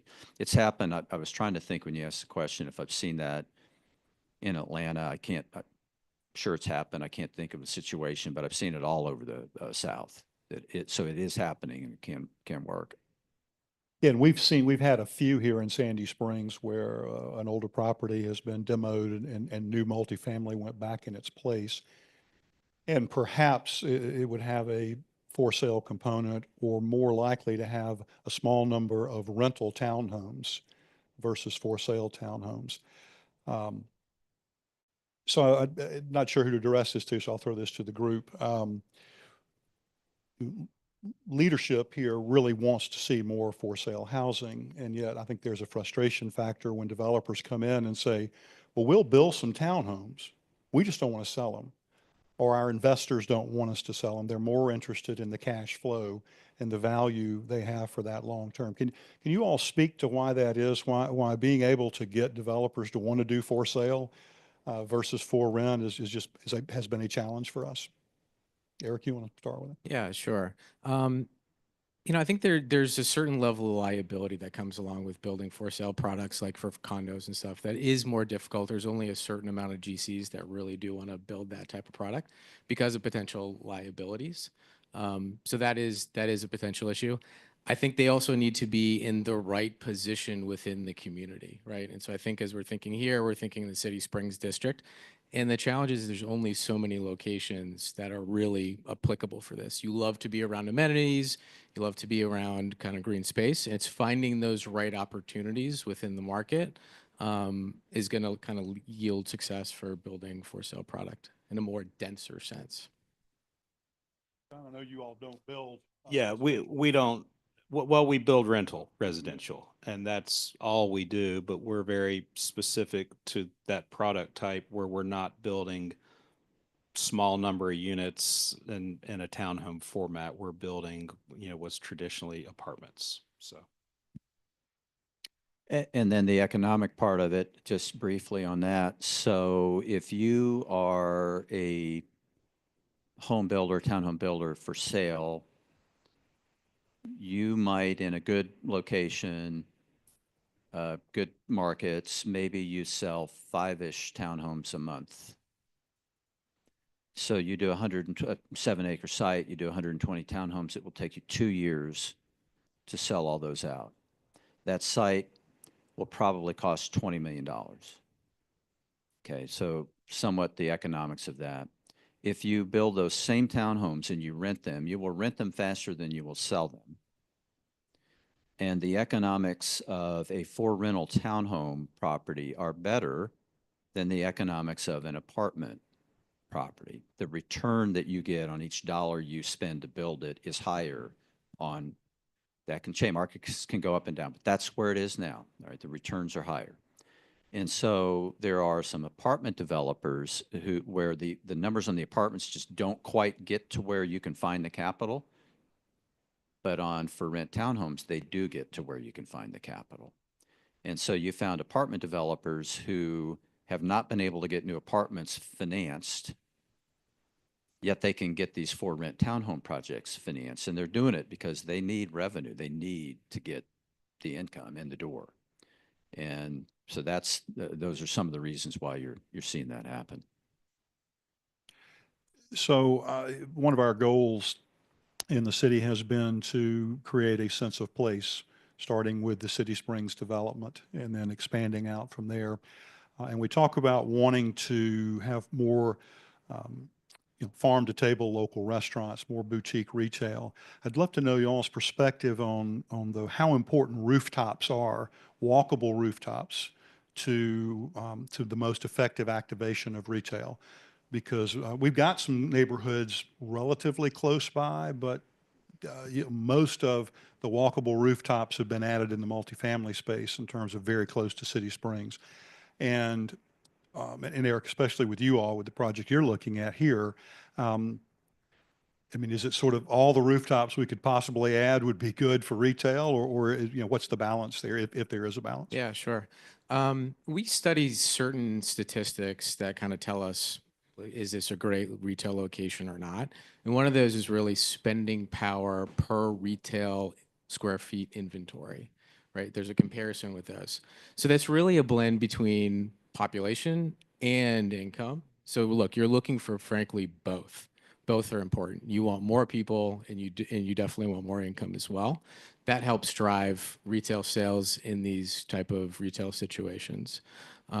So look, we find that the opportunities are probably more on creating mixed use type environments that are synergistic with each other. So kind of John was talking about the medley. We kind of view it in a very similar way. If you can build some residential density within your project, it is absolutely going to support your retail long term. More sales equals better performance for the retail longer term. So they're just really synergistic. So I'd say they really go hand in hand. The development of additional residential is going to lead to really stronger opportunities on the retail side too. So I want to talk a little bit about sort of the profile of your residents today. And we see and certainly an aging population in Sandy Springs, empty nesters staying in their houses longer. But we've also had good growth in the millennial population. I think we're in the top 10, I believe it is, in millennial relocations in the nation in one of the last surveys. And so how do those two groups sort of coexist together effectively? Because we saw an interesting slide this morning about a real stagnant growth in U.S. population. Pre-COVID, that number was continuing at a high pace towards 400 million Americans. Post-COVID, we've really flattened out. And as you look at a community like Sandy Springs, we're definitely an older community in terms of our original housing stock. Now, we know we've had a lot of tear downs and rebuilds, but how can we sort of be, I'd say, all things to all people, but address the needs of our longer standing residents, many of whom are homeowners, versus our younger residents and what their wants are? There's probably not a secret sauce, but how do you balance those two age demographics to coexist well together, to move the city forward collectively? I don't know that I can speak to the how, but I will say that the why is very important. You want to have a variety of housing options for your population. My kids are in college. I want them to think of Sandy Springs as somewhere that they'd want to live after college, as opposed to, I want to go live in Midtown, and when I have kids, then I'll move to Sandy Springs. And you think about the companies that are headquartered in Sandy Springs, they're not recruiting 50-year-olds. They're recruiting 25-year-olds, 30-year-olds, 40-year-olds, and 50-year-olds. So they need to make sure that the people that they're recruiting have opportunities in the community. And when companies are looking at it, do I want to go locate in Sandy Springs or Johns Creek or, some other state? Those are things they're looking at, is what are the housing options that this community can provide? And is it going to serve my full demographic of workforce, not just, one demographic? Yeah, and to add to that, I think what really all generations are looking for is to be in great places. So it's being able to create great places, whether that's an outdoor space, whether it's a green space, whether it's something like the Beltline where you have an opportunity to walk. If you look at those great places within communities, you see both young and old there, and it's finding that right balance of outdoor space, either whether it's your project or really as part of the community, that I think really is appreciated by all generations. Well, shifting gears for a second, we've talked a lot about the hospitality market. And I know, John, you all have got a hotel in your project, right? I know, Eric, you guys are considering something here. And Lance, I'd start with you. We've seen some pretty daunting or challenging numbers in the hotel space. What are you seeing on the finance side? Is there capital at all, or deals getting done right now, or is it are hotels sort of taboo at this point? Well, they're not fully taboo, but that might be, I was about to say the hardest thing to finance, and then it hit me. Office would be harder in terms of new development. So you have hotels of all quality levels, from maybe a limited service like a Marriott Courtyard, which is a good quality. I'm not saying it's bad quality, but it's just at this level, all the way up to St. Regis and Buckhead or whatever, everything in between. And all of them have different levels of cost to build. And then all of them have hoped for room rates and expense structures and all that sort of stuff.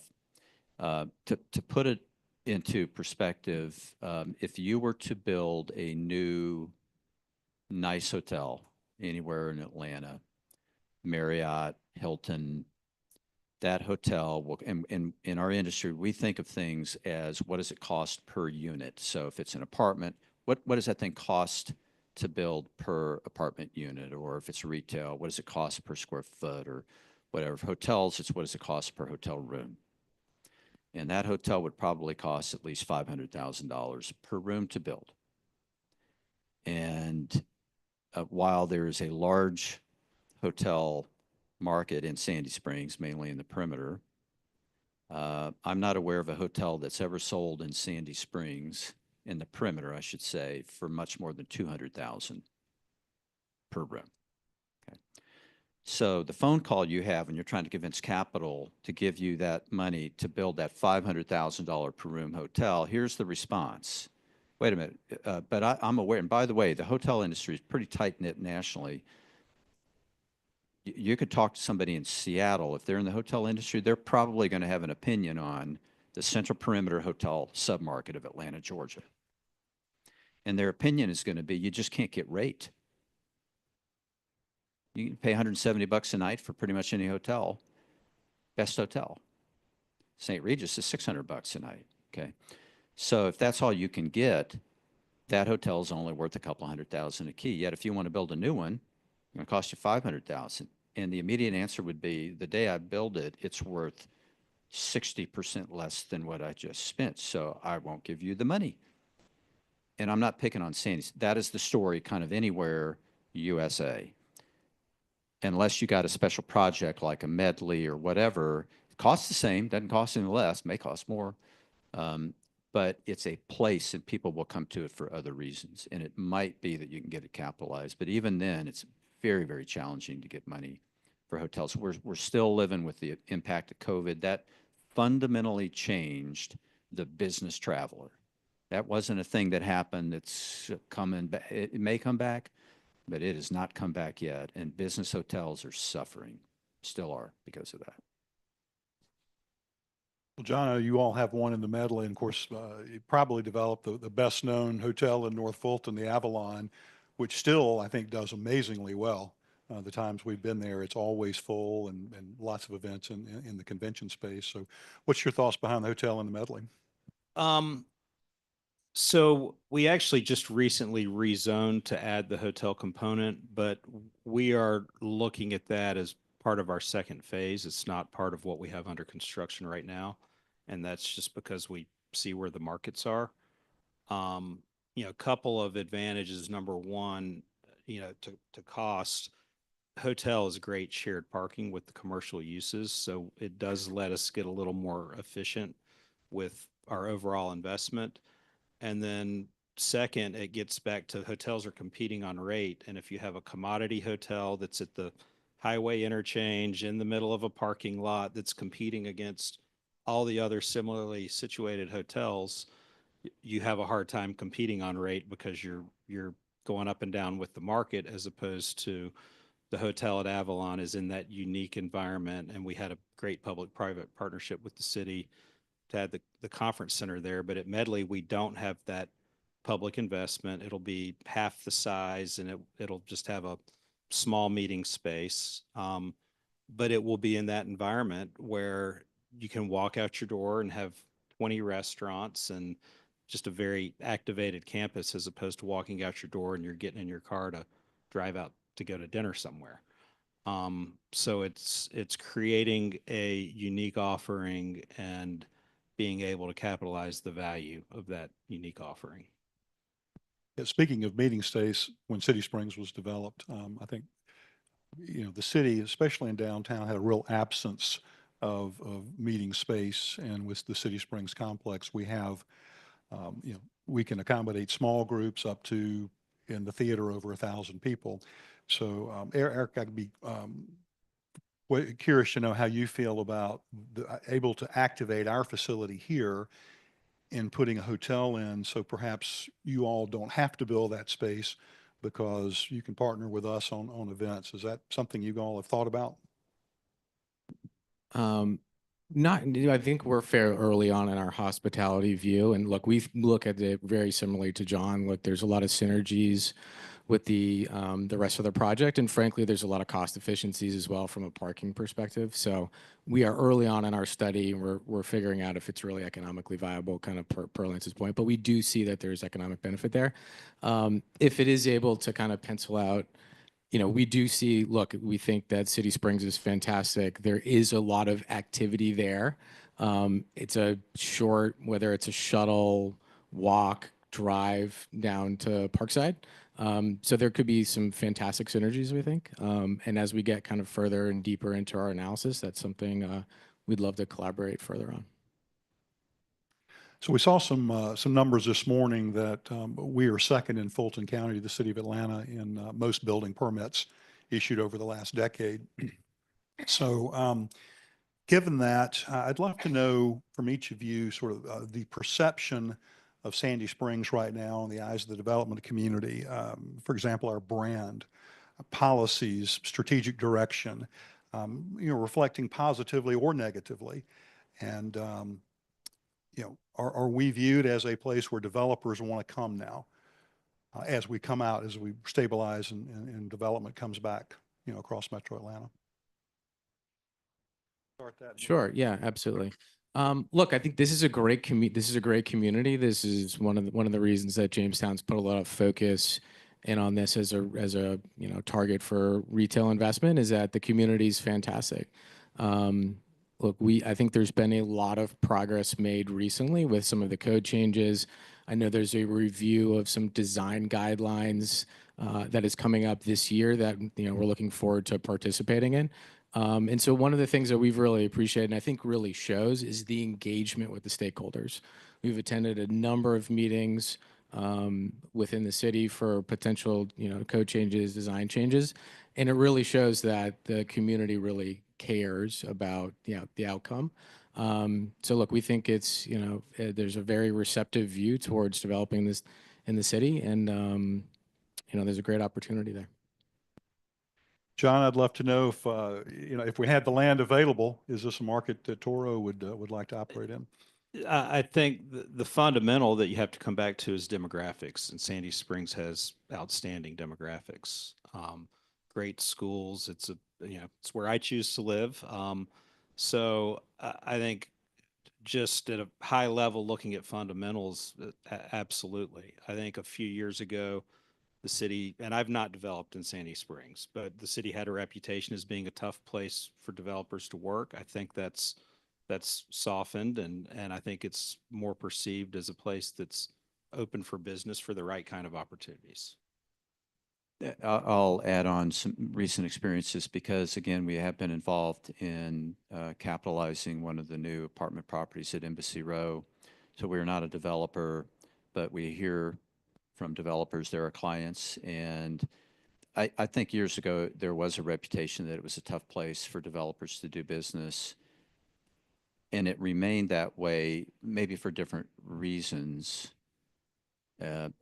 where it was just difficult to get things entitled previously to maybe years ago, to where until the code changed and you could get back to stick built, the requirement of the certain construction type just made the cost of the apartments so expensive. May have been extremely nice apartments, but the cost to build them compared to the rents that you believe you could get, it just didn't work. And you combine that with a very difficult capital market, people could not get that stuff capitalized.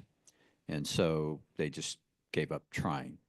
And now that there's an ability to use a different type of construction, you can build a nice property for much less per unit and still get that same rent level, and all of a sudden the numbers can work. And so our experience, having been in the market last fall, trying to capitalize in summer and fall, trying to capitalize one of the deals in Sandy Springs, we played the heck up out of being in Sandy Springs. It's awesome for all the reasons that people had talked about, and capital responded very well to that.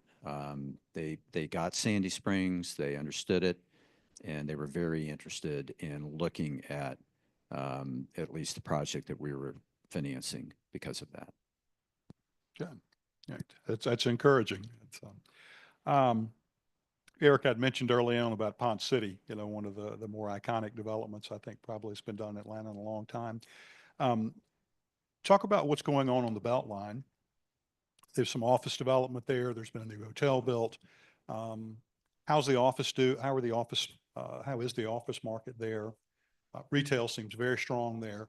But are there some things we can learn in Sandy Springs and perhaps utilize from what's been done on the Beltline? I'm not thinking we'll ever be a Beltline, but what are some things we might consider doing here to become Beltline-like, especially to attract that more diverse workforce, that younger workforce that our employers are looking for? Yeah.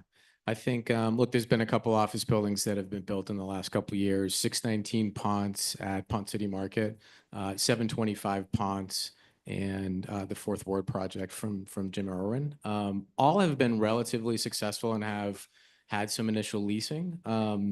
There's still a little bit of leasing to do in each one of those projects, but they've largely leased up pretty quickly. And I think, the benefit of those projects is really the amenities around it. So it's the Beltline, it's Ponce City Market, and a lot of the retail amenities that you have right there. It's that engaging atmosphere. There's a feeling of energy and excitement generally that the Beltline brings to this. And a fact that it's mixed use. Like all these projects also have some hospitality, some residential in them as well. So, we keep coming back to this. I feel like in this discussion is like the mix of uses is really important in any project today.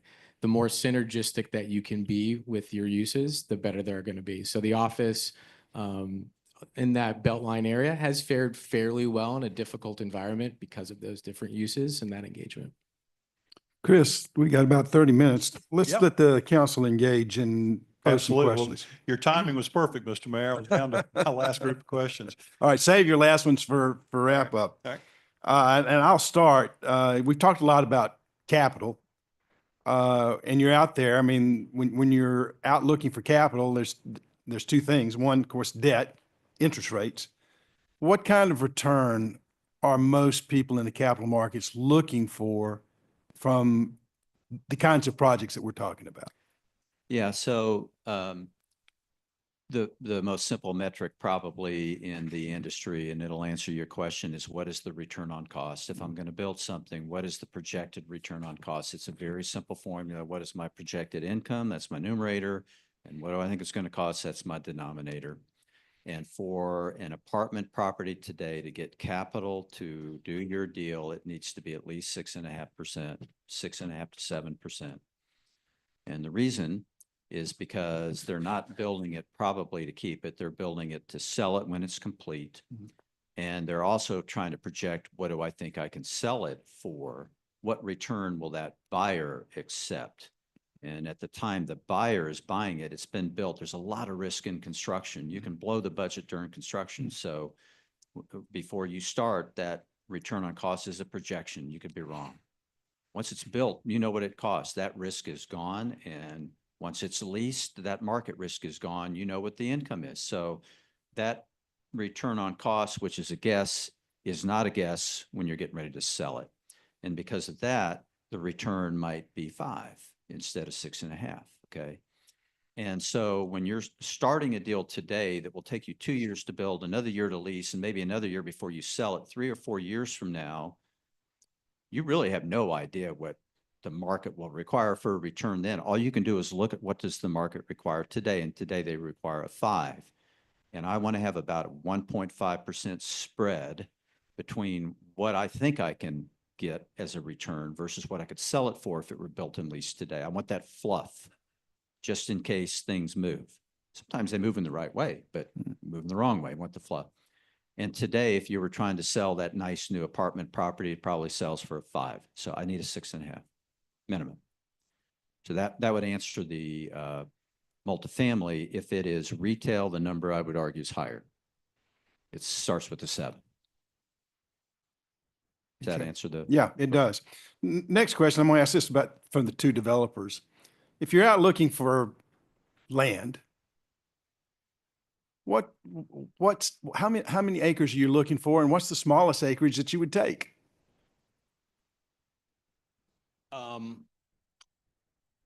For us, we look for, and we're a small company. Medley is our first project as Toro Development, and we all came out of North American Properties, Yeah. but we do large scale mixed use developments, and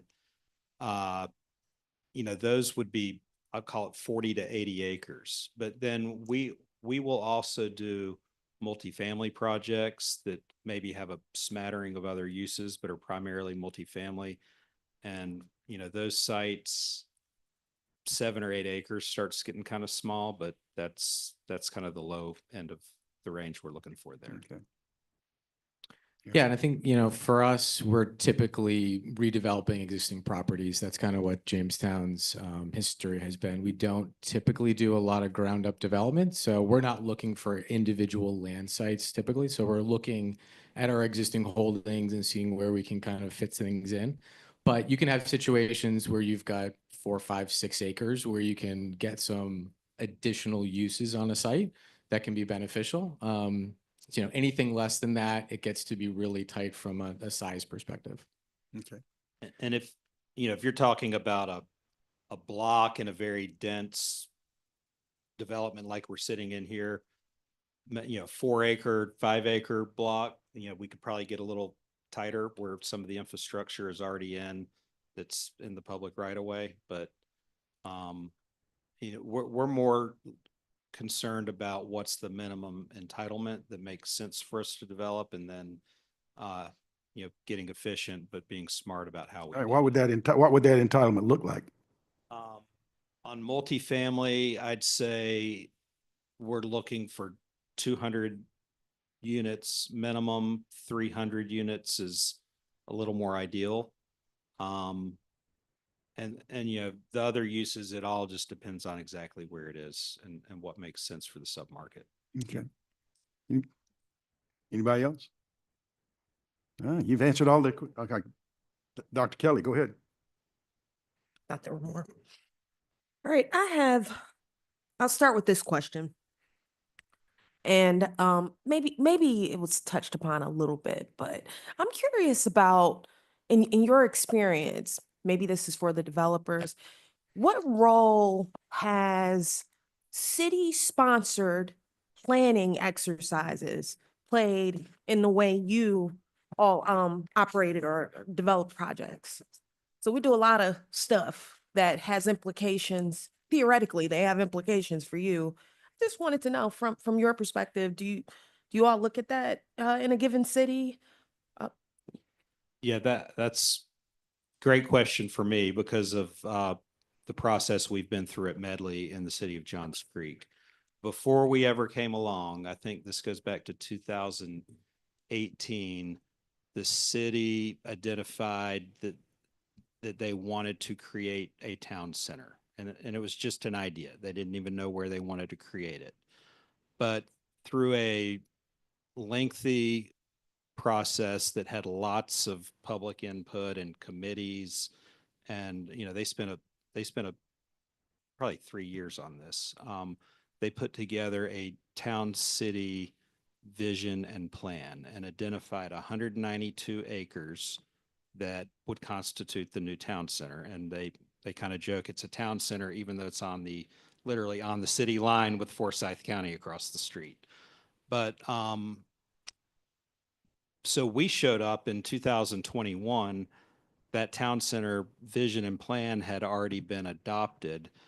And the next step for the city was creating a town center ordinance, which would actually be the zoning guidelines that would govern development in the town center. And I should note, this 192 acres, which it included the existing city hall, included an existing Lifetime Fitness, and a lot of, I'll say, underutilized, partially occupied office buildings, couple of older hotels, no raw land being my point, and this abandoned State Farm campus.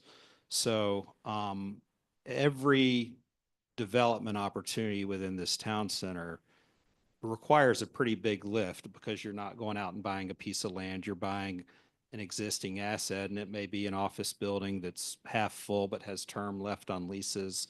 We were fortunate that State Farm campus was 56 out of the 192 acres, and it was completely abandoned. So that what the town center needed, and if it weren't for that State Farm campus being abandoned, I think it would be difficult to have a catalyst development. So Medley will be the catalyst development in the town center.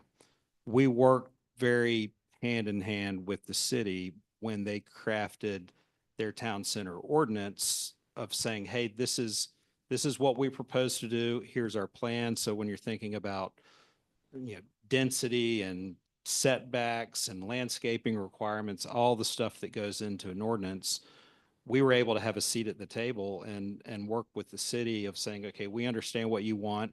Here's what we do. Let's find an intersection between the two. The city has also backed up their vision with investment in the town center. They're under construction with a large park called Creekside Park that's right behind their city hall.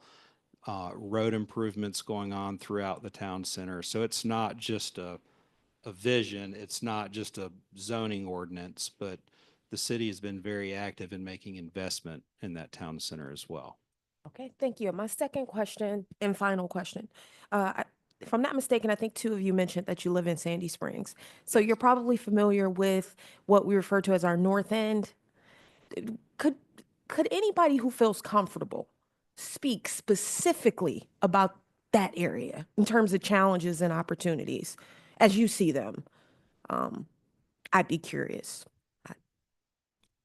if possible. Yeah, I don't know that I've got a whole lot of specific insight into the North End. I've not looked at it And from I a real estate perspective. do live in I'd Sandy like to Springs. encourage you to look at the North End.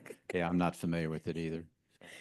Okay, thanks. That was very informative. I think my partner, Richard Munger, maybe is on a task force with the North End. Yeah, so Richard has worked with us on a lot of different things. He's a better guy to ask than Yeah. me on that. Thanks. Eric, have you all looked at anything on the North End? Yeah, no, we haven't as well. Mr. Pauls? Hang on a second. Very informative. I guess a couple of questions. 2 years ago, we heard the developers say, if we could just survive to 25, life would be good. I guess that's because the expectation was interest rates were going to go down, which made these projects, as you say, pencil out versus not penciling out today. Well, that didn't all happen. So now we're trying to, I guess, last till 26. I don't know what the right term for it is. What interest rate how much those interest rates need to come down before some of these projects start to trigger? Is that a fair question? Yeah, well, I'll start with that, and I'll say that it is not the case that you can't get things capitalized. We are doing that now. So equity is back. They are willing to do things. It remains very challenging. And by the way, compared to 23, the equity market was, for the most part, totally shut down. You just could not get anything done. 24, it began to get better, and it continues on that pace today. So it would be helpful if the long-term rate, we have short-term rates, long-term rates. It'd be helpful if the treasury rate, the long-term rate came down. That's really the key thing. Not economists, but if you talk to people who are smart and follow all that stuff, nobody really finds any great reason to think the long-term rate's coming down a lot. Maybe it will, maybe it won't, but that's certainly not a consensus view. So it feels like we're sort of stuck in this environment. But a big reason why equity is now willing to do things, I'll talk about, it's not really an analysis, but something we put together recently. We're active in 8 to 10 of the major cities in the South.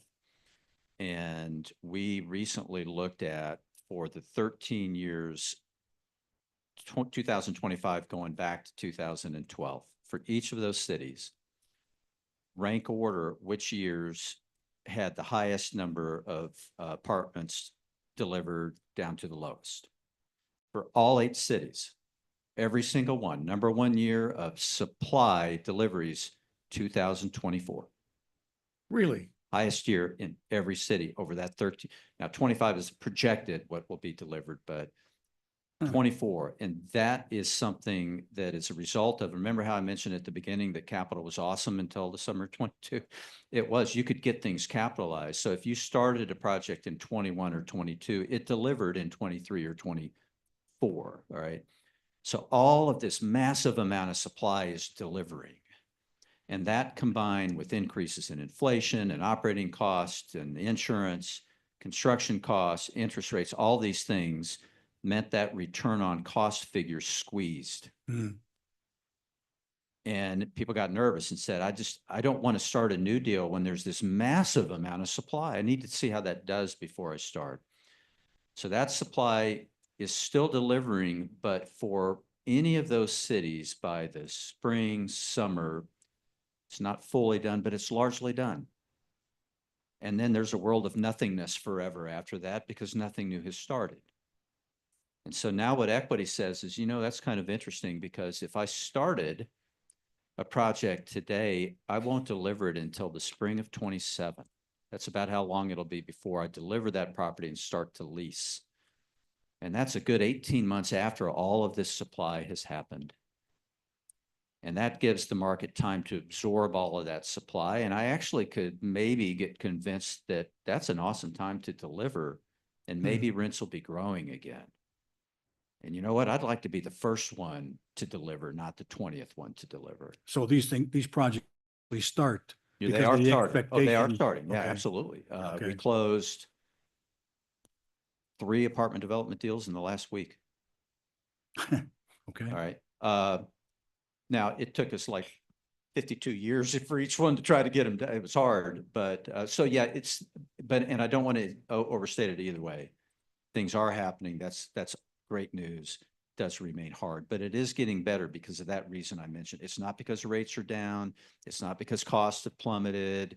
It's just because you can look into the future and say, I feel pretty good about when I'll be delivering relative to what the other competition is at that time. Okay. What happens if today is the new reality? Well, if I can add to what Lance is saying, it's less about what that rate is. It's more about that 150-point spread. So if today is the new reality, as developers, we have to put together deals where we can look at the income projection against what it's going to cost to build with interest rates baked in. And if we can create a deal that has that 150-point spread, then the deal makes. So if today is the new reality, it just makes our job a lot harder to put together a deal where we've got that kind of spread. Mayor, I have one more, if I Okay, may. sure. Let's go back to, I'm shifting gears, back to homeownership.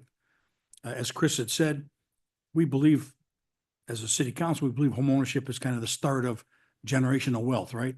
Your parents owned a home, the home grew in value. You got that money as an investment for yours, et cetera. But home ownership these days is almost impossible. And we're finding there's a townhome development that's just at the north end that was going to be for sale townhomes. An investor came in and bought it all up. So I guess my question is this aspiration to try to put for sale homes into Sandy Springs, is that an unrealistic aspiration? Because the way the world is going these days, that's just not going to happen. I look at these numbers and it just looks like home ownership especially from the guy from ARC talking about how much money people make these days versus how much they spend on housing. So what's your take on home ownership especially for the starters and getting into this home ownership and generational wealth? What's your view on how that's going to go forward?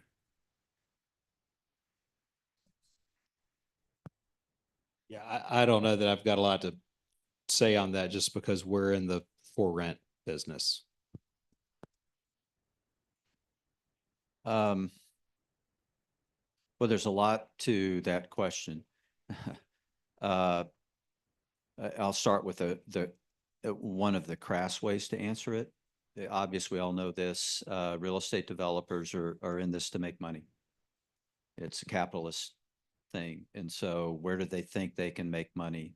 Most money, least risk, all those sorts of things. And if they thought that for sale housing was the best spot, you'd have more for sale housing than you could shake a stick at. And I do see that throughout the metropolitan area and really everywhere we're active. We're active all over the Southeast and Southwest. So there is for sale housing, but those townhomes were if you know, the corporate square development across from CHOA and 85 and Emory Hospital, Children's Hospital, all that. That is another failed office park. It's all going to get scraped and it's going to be redeveloped largely as residential. And there will be a for sale townhome component that's already on the market taking bids, and the townhome builders, and it'll be for sale, are willing to pay close to $200,000 per unit for the land. It's just to buy the land. No. And then they'll build it and they'll be in it at 500 and some change, and they hope to sell it at 700. And so when you've got the market, if that's what they're willing to pay for that, you know, if you own that land, sell it to you. That's kind of what it is. So it's just so hard. I've been a big part of ULI, the Urban Land Institute. Many of you maybe are on it. I've been on affordable housing committees and things for 30 years. It is a never-ending issue, and it's so hard to solve. And I don't know that people have that answer. Tibby? When you're financing a deal, part of your financing is senior equity and the debt, and part of it is equity. And I believe you mentioned earlier that the debt issue your investors were looking for 5.5 area. What type of return are your equity investors looking to make on their money, since they're an equity investor? And of course, they're taking a big portion of the risk. Yeah. Okay. So if Chris was still a banker, he would tell us this, but banks, all lenders have to get the money before they can lend it. You know, they have to get it from somewhere, and banks, very simply, the main place maybe they get it is from deposits. And so what do they pay you on your money market account? They pay you nothing on your checking account. Maybe they pay you 4 or 5% on your money market, CDs, whatever it is. And all of that results in their cost of funds. And that's what it costs them to get the money to lend to you. And they want a spread so they can make some money. And all of that results in today, if you were to get a loan from a bank, on a deal, that loan is probably going to cost you around 7%. That's what the bank will require. That's their interest rate. Now, that can go up or down because they do it as a spread over a cost of funds index. The equity is probably looking for a 20% return. 20% return. That's an IRR. You can look at it as an IRR. Another way that you can look at, correct. Well, I mean, if they want to do it with no debt, they can, but they're looking for a 20% return. So that's the beauty of leverage, is it helps you get that return. The other thing that equity looks at is what's called the equity multiple. So what that very simply is, if I put $1 in, what do I get back? Here's a way to look at it.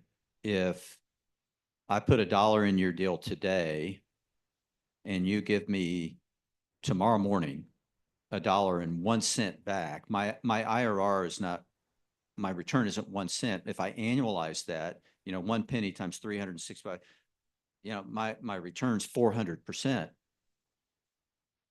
But I only made a penny. What was the point of that? Now, pretend that's not $1, it's 20 million bucks you put in that deal as the equity. So if I put 20 in, I want to get 40 back. I got two criteria. I want to get a 20% annual return, and I want to double my money. And when you talk to equity, if you ask them, hey, what kind of returns are you looking for? The typical answer will be 20 and a 2. And it's those two things: 20% annualized return, double my money. So, if you can double my money in 8 months, awesome. I'll take that.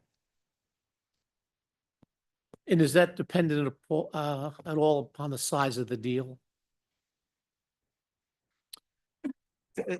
That's not really, no. I think that's, well, if it's a development deal, I think that's sort of what people are looking for. If they're buying that property, it's sort of hypothetically described earlier, that's now built and leased, there's a lot less risk in that deal than in the development deal. And so they're not going to get a 20% return. They might get a 10 over a long period of time, and that's fine. But no, the size, I don't think really matters a whole lot. Deal. Yeah. Melissa. So what advice would you have for this body as well as our staff, that what can we do to help move things along from your perspective, from what you've seen in other cities, and what we can take on and what Mr. Burnett can help us with?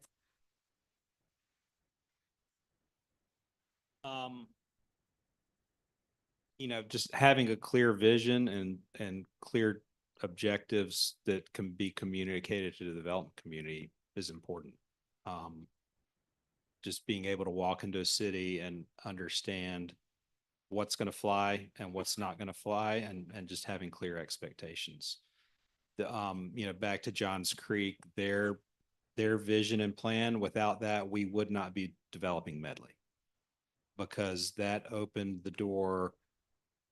That, like, one of the overriding things in that town center plan is higher density within the town center than outside it. The Medley development is using that higher density, which without that overlay, we wouldn't get anywhere close on that site to what it is that we're building. So the city's plan was key to that development happening.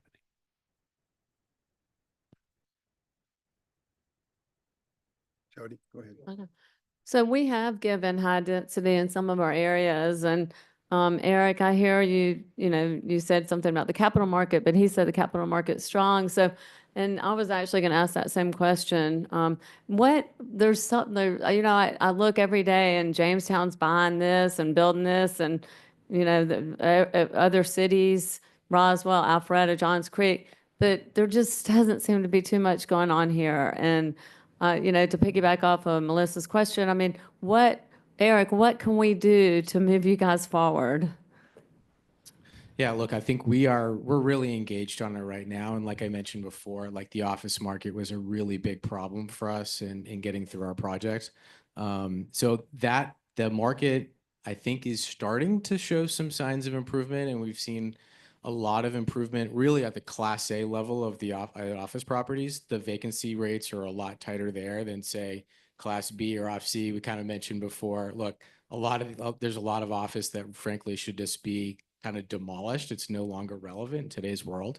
we're looking at really building kind of Class A type product. So I think the world is moving back towards where our project really needs to be long-term. So it isn't a function of really needing anything other than fact of the world just really has to come in alignment for a development project to work. And since we've got multiple uses, the world's just kind of got to align on all of them. But the fact that office is coming back to where we think it should be longer term, there's still some hurdles there. That's a really positive thing. So as we mentioned, look, we're trying to refine our project to really get where it needs to be. But we do really appreciate the collaboration. This is one thing that's really great about the city is we've got access to a lot of folks. If we've got questions on the development code, there's plenty of folks to talk to. So look, I think that collaboration is really important as we go forward. And as we continue to study it, we'd love to have further collaboration on it. How is our market different than from, say, Roswell, Johns Creek, Alpharetta? Because I notice that, there's a lot of restaurants that go from Midtown to Alpharetta, Midtown to Roswell, and we just seem to get skipped over. So there's development going on everywhere, it seems like, around us. So what is different about us? I think it's one of the challenges for Sandy Springs is the amount of larger sites. You're looking at Medley that John's been talking about. John, how many acres is that? 42. 42 acres. Unfortunately, central part of Sandy Springs does not have 42 acres to develop. So what you really want to build is these synergistic projects that have multiple uses and have that great retail space. Well, the challenge in Sandy Springs today is there's plenty of demand for restaurateurs that would be potentially in the city that would love to be in Sandy Springs, but that space does not exist today. Retail development is possible in the right situation in Sandy Springs today. The economics work, but there aren't great sites for that. So, that has been, I view as part of the historical challenge here is there's no large site that's really transformative for it. Parkside's a real opportunity, but it's not a 42-acre site. It's a much smaller site that's a little bit more difficult to really lay out from a development standpoint. So that's been challenged. However, we're really optimistic that we can work through those challenges and get it to work over time. Mr. Baumann? So that's the difference between redevelopment and new development. I mean, you were talking about the key to Johns Creek may well be the city, but the city was a piece of it, but it was the availability of a vacant 42 acre site. Isn't that right? I mean, when that the key factor and the willingness, it's the moon and the stars and the sun aligning for things to happen. Sandy Springs had tear downs of apartment complexes that occurred in the period of time beginning around 2010 in the Gateway, all through 14 and 15. We had the Avistel at the corner of Franklin Road and Roswell Road that got done, and then a deal up here on Roswell Road. Those projects, and then in Marietta, you had Franklin Road that was redeveloped on multifamily, but that's because the moon and the sun and the stars aligned. You had banks that were taking over deals that could take the write-downs, and the per unit existing cost to take over those sites was not zero, but it was akin to what you're looking at right now with vacant office projects. I mean, if you can compare them, I mean, you saw apartment complexes get down to the single digit or teens per unit. So now all of a sudden you didn't have to quadruple density to make the numbers work. You could come back almost with 1-to-1 density even, or, by waiting it out, or maybe even 2-to-1 density. But like, what would be the density replacement? Even a poorly performing, or what would be considered and I'm not suggesting somebody should do this. I'm just talking about economics. If somebody wanted to look at a many 100-unit apartment complex versus a vacant office building, you're still at, compared to 2010, 12, 15, even the C- apartments are 80,000 a unit right now, aren't they still? If they're operating and they're functioning, the basis is extraordinarily high, and to tear those down, and you talk about 40 a unit for apartments. You're not going to get 40 a unit for apartments that are not center core city. I mean, that might be 20 a unit if they're going to be surface parked or whatever. I mean, the comparison of the economics is very, very different, isn't it? When you're, and that's part of the moon and the star and the suns, plus the capital markets being one of the components of that. And that's what we talked about earlier. So vacant, their time is long past. Office buildings truly are worth zero. Right.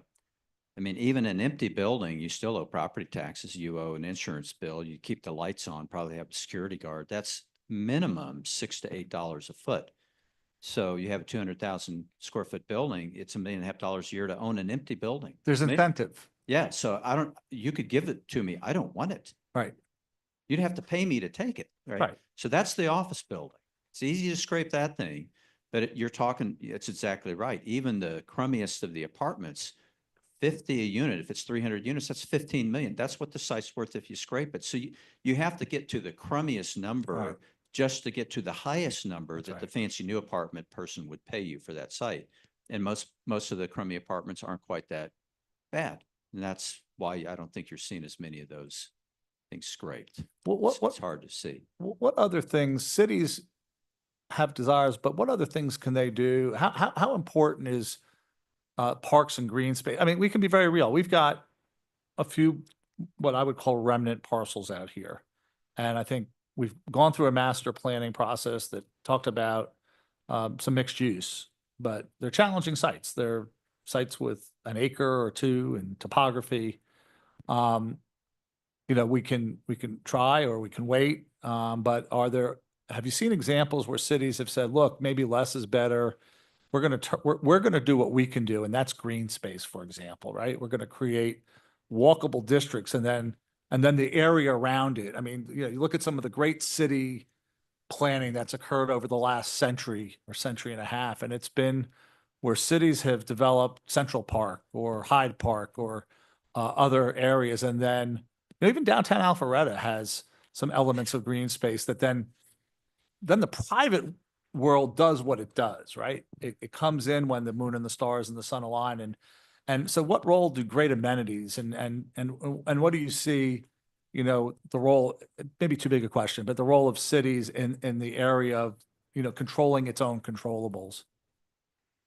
I think it's huge. And just to name a few examples, I mentioned earlier, Johns Creek within the town center is building a big park right in the middle of it called Creekside Park.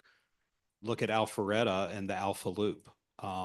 They've done a fantastic job with that, and it connects Avalon to downtown, but it goes throughout the community. And look at the development that has been spurred along the Alpha Loop, which is, it's kind of the same effect on a smaller scale as what you see at the Beltline, where look at what's happened to real estate along the Beltline that was a bunch of dilapidated warehouses and tear down stuff. And it's the most valuable real estate in the city right now, is the real estate on the Beltline.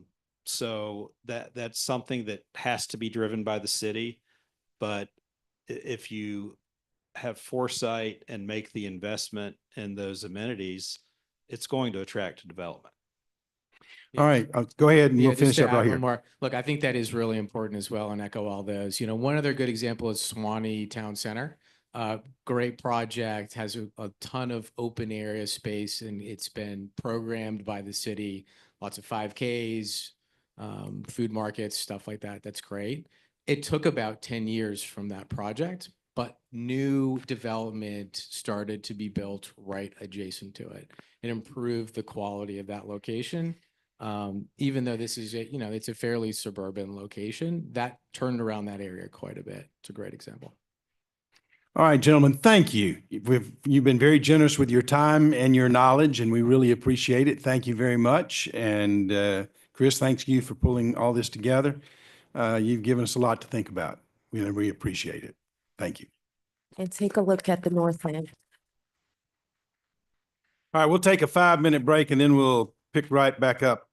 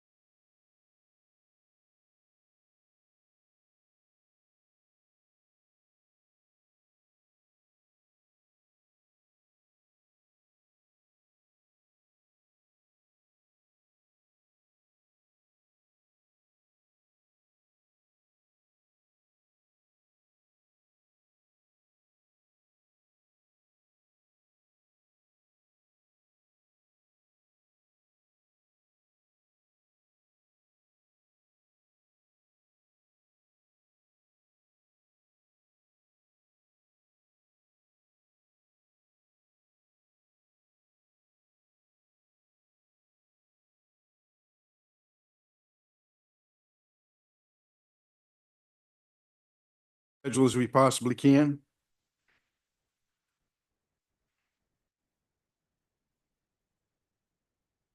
So,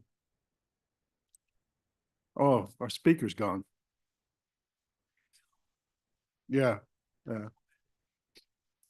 Well, we tried to come up with a different format, different things to look at, things that we thought would be insightful and help you put things into context. It's oftentimes when you get myopic, which is what we do in our business, we're focused on 32 square miles, and we think the world ends and begins at our borders, when the truth is we're in a larger environment, and we need to be able to understand that larger environment and find out that we're unique in a lot of ways, but a lot of the challenges and problems we have, not only just Sandy Springs, not just Fulton County, not just Metro Atlanta, not just Georgia, not just the United States, but some things like housing are global.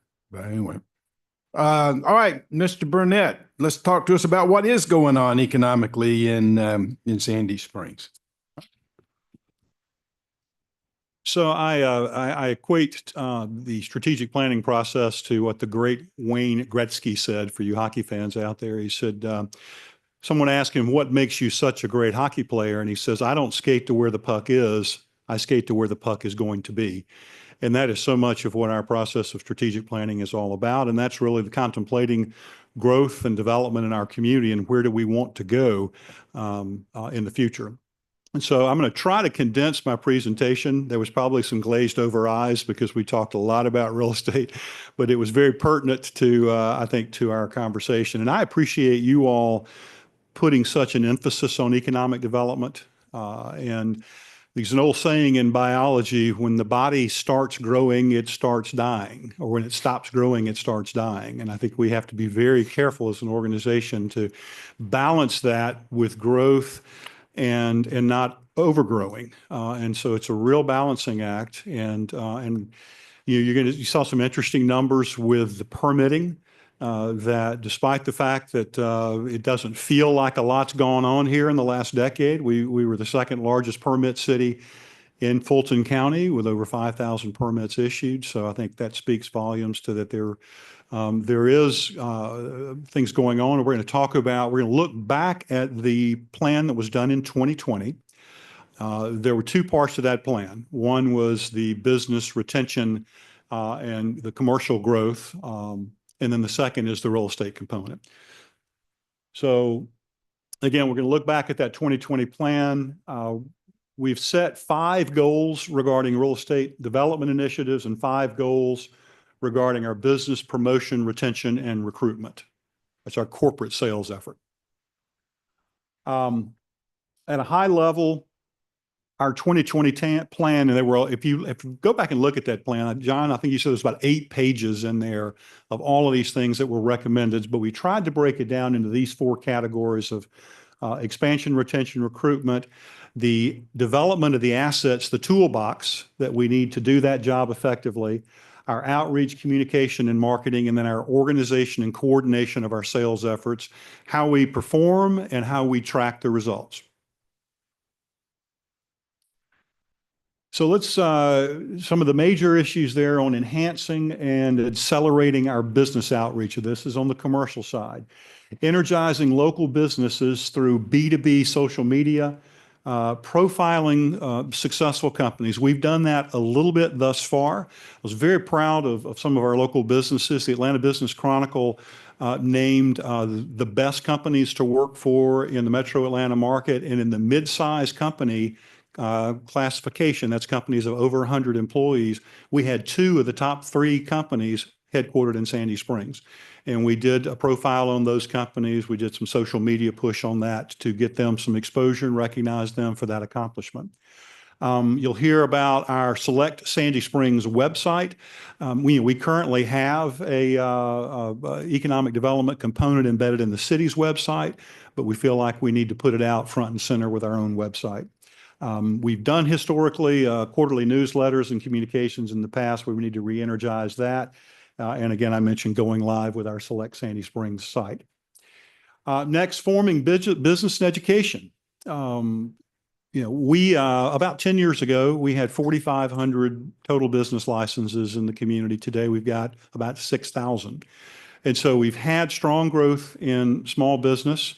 Not all of those business licenses are for our Fortune 500s. Most are our Fortune 5s, 5 or less employees. And so cultivating a small business environment that is really showing a support for and an investment in, and that's not just a financial investment, but the investment of our time in cultivating and growing our smaller businesses. Because if you think about all the big companies out there in the world, at some point in their life, they started as a startup small company. Many always stay small, but some of them grew to great heights. And I think who knows where the next Fortune 500 might come from. Are we incubating today what'll be a Fortune 500 50 years from now? To do that, we look at our training program, mentoring. As an example, on January 13th, we did our first business training class. Here in this room, we partnered with the University of Georgia Small Business Development Center to do a class on accessing debt and capital in a difficult market. And a lot of the attendees were very small businesses or even startups. But we felt like that was a valuable way to get information to our business owners, and we want to do more of those classes this year.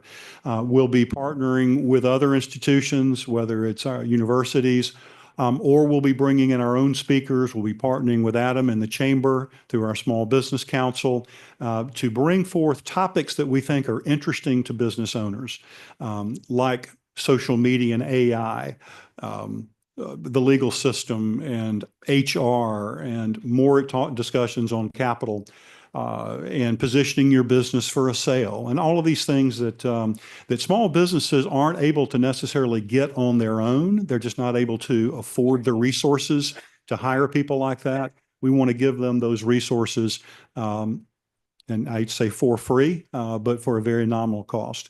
We feel that's what we need to do in order to give back to those companies. Also, an economic development advisory board to operate to some degree like a surrogate board of directors for some of these small companies that can offer mentoring and leadership. Again, we have so much intellectual talent in this city, so many successful business people, many of who've sold their companies, some have retired or semi-retired, and they have a real desire to pay it forward. And so we want to capitalize on that talent by bringing together this group and again, contributing to the next level of business owners. And again, and part of that is going to be implementing business training courses for local entrepreneurs and also serving as mentors for those leaders, those business owners. An important thing, and the mayor and I have talked a lot about this, is engagement with our largest employers. I mean, if you look at about 20%, over 20% of our workforce in our city comes from our 10 largest employers.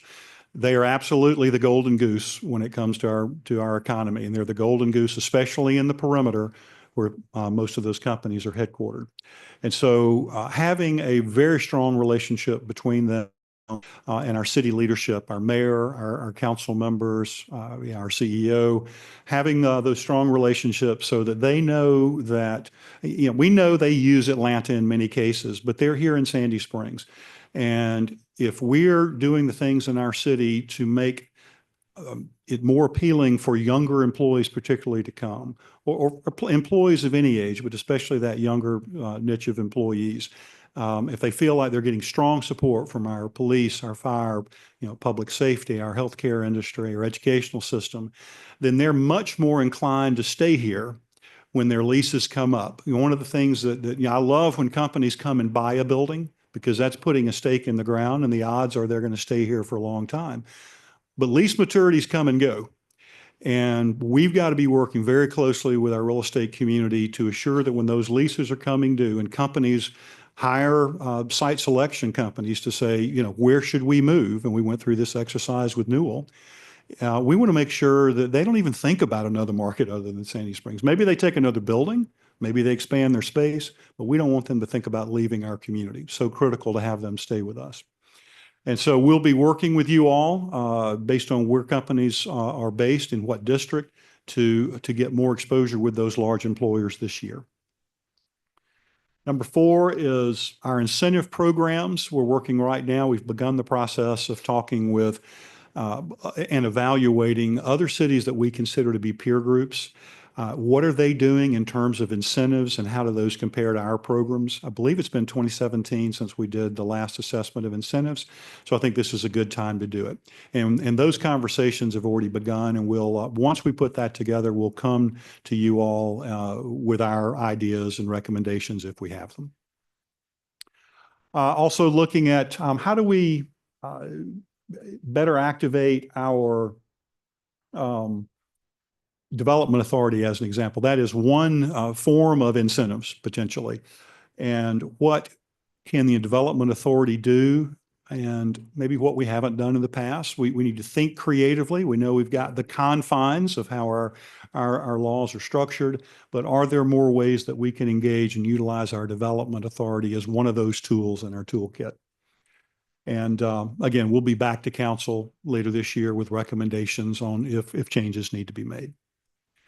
And finally, our 5th objective is we used to use this book a lot in my corporate life. Jim Collins, Built to Last. There's a term in that book, it's called a BHAG, a big, hairy, audacious goal. And I remember when we set our goal about 12 years ago to, as a little startup company, to be a public company. And December of last year, we went on the New York Stock Exchange, and that was a BHAG, and to actually see it accomplished and to be there to ring the bell was an amazing feeling.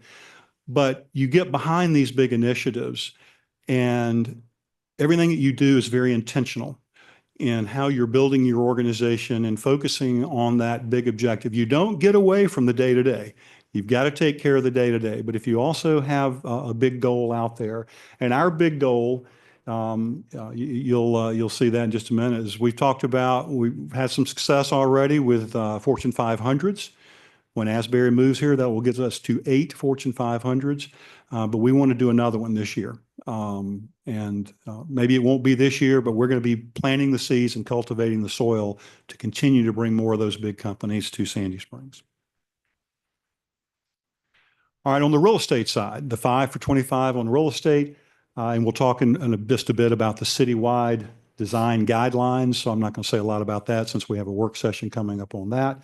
Our perimeter area plan, most of you are already familiar with that as well. We talked about, one way to improve or lower your vacancy rate is to take office space out of the market.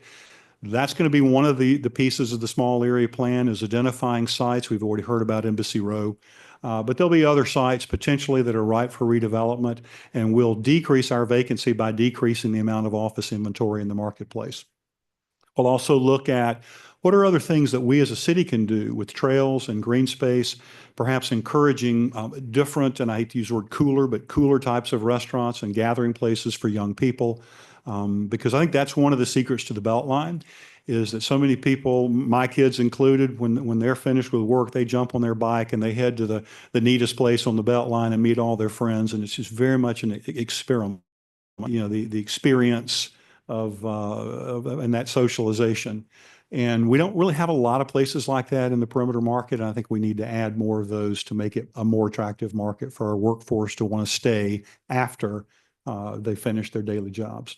Again, we mentioned further development initiatives within City Springs, and we've got several we're going to talk about in just a moment. We'll continue to work on those, working with our development authority and finding more creative ways to use them, and being a liaison, really have the city and our planning team working very closely with the developers to make sure that we make the process as seamless and as easy as possible without giving up our quest for quality. And I'm absolutely convinced we can do that. We can accomplish both missions. I'm not going to, this is a long presentation. I'm going to try to move forward because we want to have some dialogue. So unless there are specific questions on citywide guidelines, design guidelines, since we're going to be talking about those, I'll skip this slide for now. I talked about the small area plan with Roadside and Harwell. We'll also be working with the PCID, with the Atlanta Board of Realtors, with building owners, and with commercial brokers, and they'll all have input to this process of evaluating the perimeter market. What we would love to do in this process is also to do early stage identification of a catalytic project for the perimeter. Honestly, Embassy Row might be that catalytic project, or there could be other opportunities out there. But we'll be evaluating what opportunities exist, especially in our aging office market. Advancing on our progress of City Springs Phase 2, we know, based on recent conversations, how challenging that is, but we don't want to lose sight of our goal. It may happen a little slower than we had hoped it would, but as long as we keep moving forward, trying to put our development agreements together, trying to envision what we want to go on the site, it will happen. We will not lose sight of it. It may not happen as fast as we want to, but we will make it happen. And that is going to include finalizing concept drawings and doing all those things to arrive at what it is we want to be built on City Springs 2.0. Again, we talked about the Development Authority, so I won't go further on that, but we're looking at pilot projects potentially for, particularly in identifying some buildings that are very tired, that need some investment into them. Are there ways that the city can help through facade grant programs or either state or maybe some local loan programs to help building owners refresh and improve the look of their buildings and hopefully bring in additional tenants, especially in the restaurant space, because we know that's an area where there's more demand for space than we have supply. And then finally, the liaison, as I talked about, between our development community. And we understand very clearly that that's our job. And I thoroughly enjoy working with Matthew Ansbach and John Cheek. They're wonderful ambassadors for the team. They're always, I'm watching the dialogue between our developers and themselves, and it's just a very productive and effective relationship.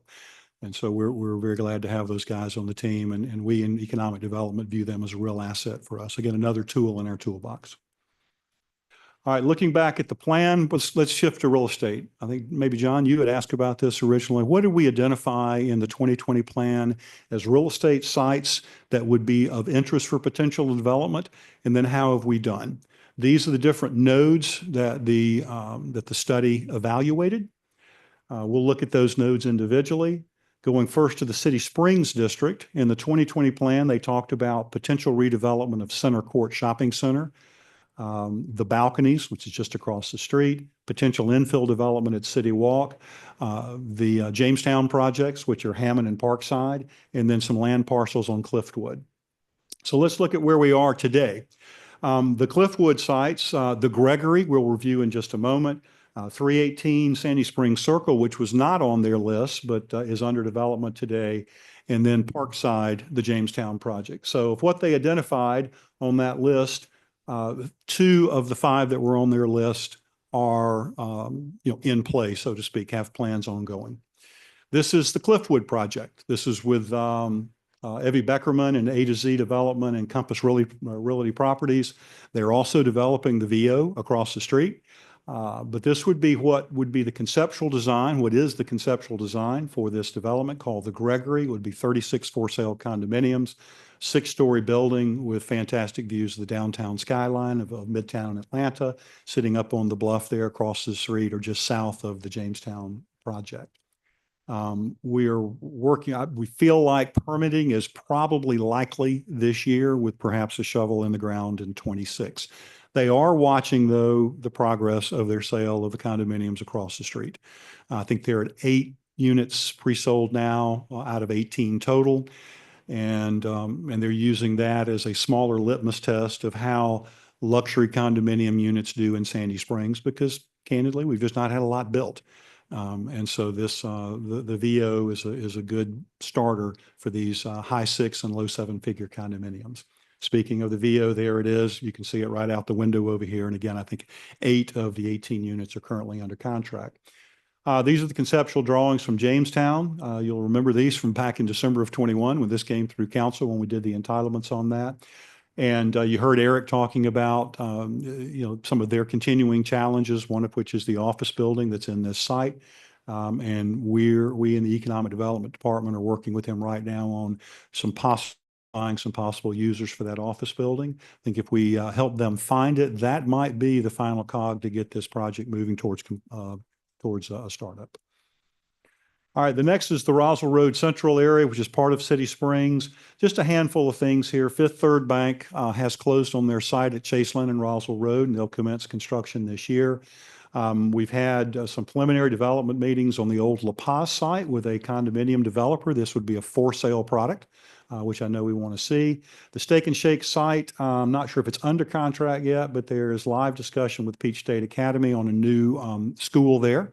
And Peach State does a great job, very unique way that they teach kids, starting as young as 1 year old. And I think our market's going to be perfect for them. And then finally, across the street in the old Lidl site, I believe it's February 8th is grand opening for the US Foods chef store. And that was great to see because filling an empty grocery store down in a hole is not an easy challenge. I mean, it's not an easy task. And to see that this store is opening is like a real win for us.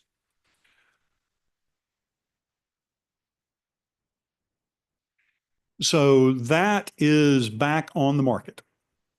Yeah, there was a potential medical user for that site. That contract did not materialize. Talked to the agents just a week ago.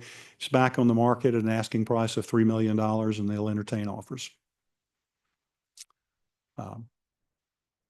So in Northridge, the sites that were identified included surface parking on some of the office buildings up there, again, trying to get better land utilization, and about a 460,000 square foot flex warehouse district, which is right off of Georgia 400. That's actually under contract. We've been talking extensively with the buyers on that project. That property is just crushing it right now. It is a very high rate of occupancy. There's very little tenant turnover. There's more demand for space than there is supply. So they have no plans at all to redevelop at this time. They're buying it as warehousing space, and they want to keep it as warehousing space. So when you look at the north end, we do have a couple of projects, though, underway. First is 9300 Roberts Drive. This is also condominiums, for sale units. 56 units. Permitting has been issued, no construction yet on those. I went by the site the other day and they're just starting to do some clearing. I think they may have gotten their LDP, Gender, I don't know, but if they haven't, they should because they're already starting to do some land clearing. That looks like it's going, John. Yeah, it seems to be moving forward. And oh goodness, Gender, do you remember the developer on 9300? I don't remember, Andy. And then this one, of course, is Fairfield. This was one of the 4 properties that was identified in our shopping center redevelopment initiative. This is the old Big Lots Center, and you ride by there all the time, so you see it's clearly underway. And that'll be 273 traditional units plus 10 rental townhomes. Can you explain what live work means?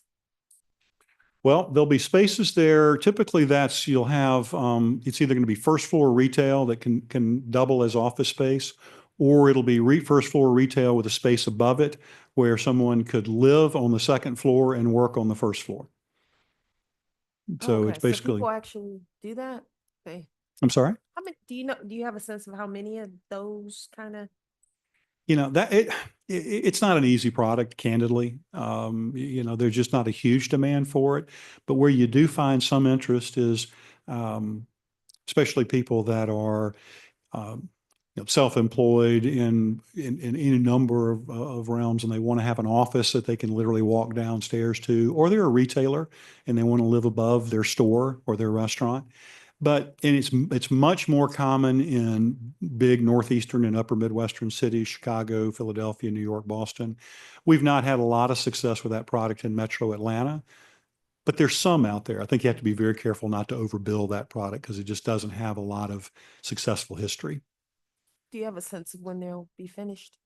When it'll be finished? This one, yeah, this project. I would think in 26, but I don't know exactly when. It may, they're taking pre-leasing now, but they're still a ways away. They're in the framing stages right now, and they'll start wrapping it probably in the next 30 to 60 days. And so, Chris, Melody. I was going to ask. I had a question from somebody texted me, ask council to please use our microphones.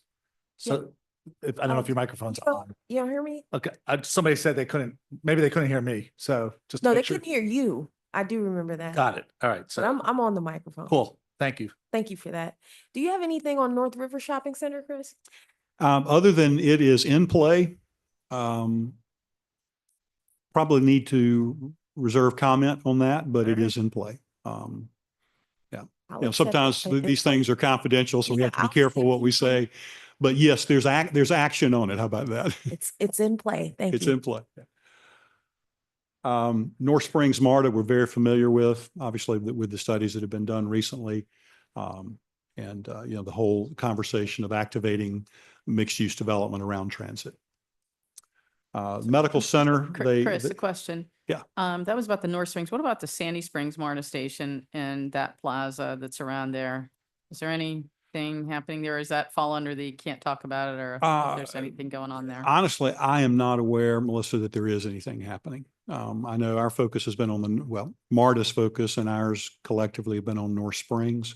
So if there is, Kristen, you might know, but she's shaking her head. I don't think there is anything in play on that right now. And our anticipation at this for MARTA is a longer range project. They have a lot of things in their queue. Kristen and I have talked about are there things we could do as a city to help them to move it from back burner to front burner. But we'll have to see on that. In the medical district, the properties identified were there is an undeveloped piece of land in the medical center area, kind of back behind or adjacent to children's health care. That's still undeveloped and nothing going on there. The pavilion at Lake Hearn, they talked about in the study, activating some of that parking with more density, and then same for the medical quarters. They felt like that those are large pieces of land that are underutilized from an office perspective. Nothing in play on any of those. All those buildings are doing well. Our medical community is so robust, as we saw on one of the ARC slides. And so, you know, the idea of giving up medical space right now and going back with something different, I mean, that might happen if medical demand decreases, but it's not decreasing right now. And with an aging population, it's probably not going to decrease. But we do have one project that is partially permitted right now. This is Mill Creek's project, which is right across the street from the pavilion. And this is a multifamily project with 341 units. And it'll principally be housing for our employees in the medical district. And it's called the Altmore. And that's some conceptual drawings. Again, 341 units, plus it will have some first floor retail space as well. Was it Toll? Was this the Toll Brothers site at one point? I think, yes, it was. Okay. Yep. And then the perimeter district, Cox has some very nice undeveloped land as part of their campus. That was cited, as well as there's a site that's owned by the Michigan Pension Fund that's just on the north side of the Home Depot. Across the street from that site is a hotel site owned by Kessler. That was identified. Embassy Row was identified in that original study, as was the 1117 building, which is across the street from the Costco and Home Depot Center. And let's see how we're doing on those. Well, right now, Embassy Row, I would say of all the ones that was identified, is clearly in play. That has sold to a new developer. One apartment developer is already in Ginger, I believe, for permitting. And there's a lot of dialogue going on that first project. We also know there's a second developer evaluating a multifamily project on the second site. And then, as was mentioned, there's a multifamily for sale developer, townhome and condo, that's also in negotiations for the third site. The other two buildings that are at Embassy Row will remain because those currently have enough tenants to support offices, but we'll be taking, I think it's about 350,000 square feet in total out of the inventory by the demolition of those big old office buildings and the conversion of those to residential. Chris, are any entitlements needed for any of those? None have been requested. 1034 Hammond is interesting, well, let's go to that one. This is a unique opportunity if it really delivers. This is on the what was the Wells Fargo Bank branch across the street from the entrance to the concourse. You know where the Publix shopping center is over there? That area. Yeah. So the proposal, and they're entitled for this under the current structures, it would be a 10-story multifamily building with 367 units. It would, obviously concrete and steel based on its height. Retail and restaurant space. And they're very active. They're talking with Matthew a good deal on this. I don't know if permitting will get done in Q1 or Q2. That may be one of our BHAGs because this to me would be a very difficult project right now to get financed. But based on what Lance said, capital is coming back. And I honestly don't know how deep the balance sheet is for this developer and their capacity to execute, but they're certainly saying and doing all the right things right now that this is going to be a development that moves forward. No rezoning is required here, and it is not for sale. It is a for lease product. What's the height that they're looking at? What's the height that, do we know what they're going for here? 10 stories. First, thank you. Yeah, and that's allowed under the by right zoning. Yeah. This is Embassy Row, the existing buildings that are there and the redevelopment of those sites. So you're looking at 341 units on one site, 362 units on the other site. Those are both rental apartments. And again, I mentioned the third site would be for sale. I'm sorry, can I ask you a question on here? What did you say about the 1117 building across from Home Depot? It was mentioned in the 2020 strategic plan for development. It was mentioned as a possible redevelopment asset, but there's nothing going on with that. It's not in play at all. No, the owner of that is a Korean gentleman who's evidently a multi-billionaire. And he just puts millions and millions into rehabilitating that building. And, that's a building where my office was. Yep. And I've sold that, and my lease expired like in the last couple of months. And I believe the buyer of there, Donovan, has just renewed for another 6 years. So Yep. I don't think that, and the way this guy has thrown money into that project, I can't imagine that building being sold to be scraped. Yeah, I mean, at some point. But it's only like 50% occupied, maybe less. Yeah. And at some point, it may be that the buildings that are there are reach that value or the lack of value where it makes sense to knock them down. But we've had no indication that he's reached that point at this point. Again, it was cited in the original study in 2020, but there's been no activity thus far from the owner in terms of reaching out to the city. Okay, Chris, I do know the owner has been there within the last several years just to tour the property again and Okay. to throw more money into it. And y'all will remember, those who've been on council for a long time, when they had a very large high rise penciled onto that development, that was certainly pre-COVID. And obviously, I'm sure that's off the table right now, given the office environment. So, Chris, I was at the Snelling Real Estate yesterday for a meeting. Yep. And they're moving, I think, the end of this month. And they got a sweet deal at the concourse. Yes. So it's interesting what's going on there, but they're looking to move down the street to go to the concourse and get one of those higher level floors. Yeah, and that's an interesting, that's a company I'm very close to. One of my closest friends is Clay Snelling's the owner. And so they have gone through so much growth and success. They were one of the 3 mid-sized companies that won the ABC's award for top employers. And they've gone through significant growth through both organic and acquisition. And they're really upping their game on the quality of their office space to really take the company to a different level, which is why they're going down to the concourse. Snelling's Walters Insurance. Yeah, they've been in business for almost 60 years here in Sandy Springs. You know Bill and Clay, right? Bill and Clay Snelling? Okay. Yeah. Great guy and a great golfer and a good businessman too. Next, this is assisted living, age restricted. This is the only age restricted housing we have in the group. And it's 100 units for assisted living over on Peachtree, Dunwoody Road, 6909. And they're in permitting right now. Anticipate permitting will complete in 2025. Would assume a groundbreaking in 2026.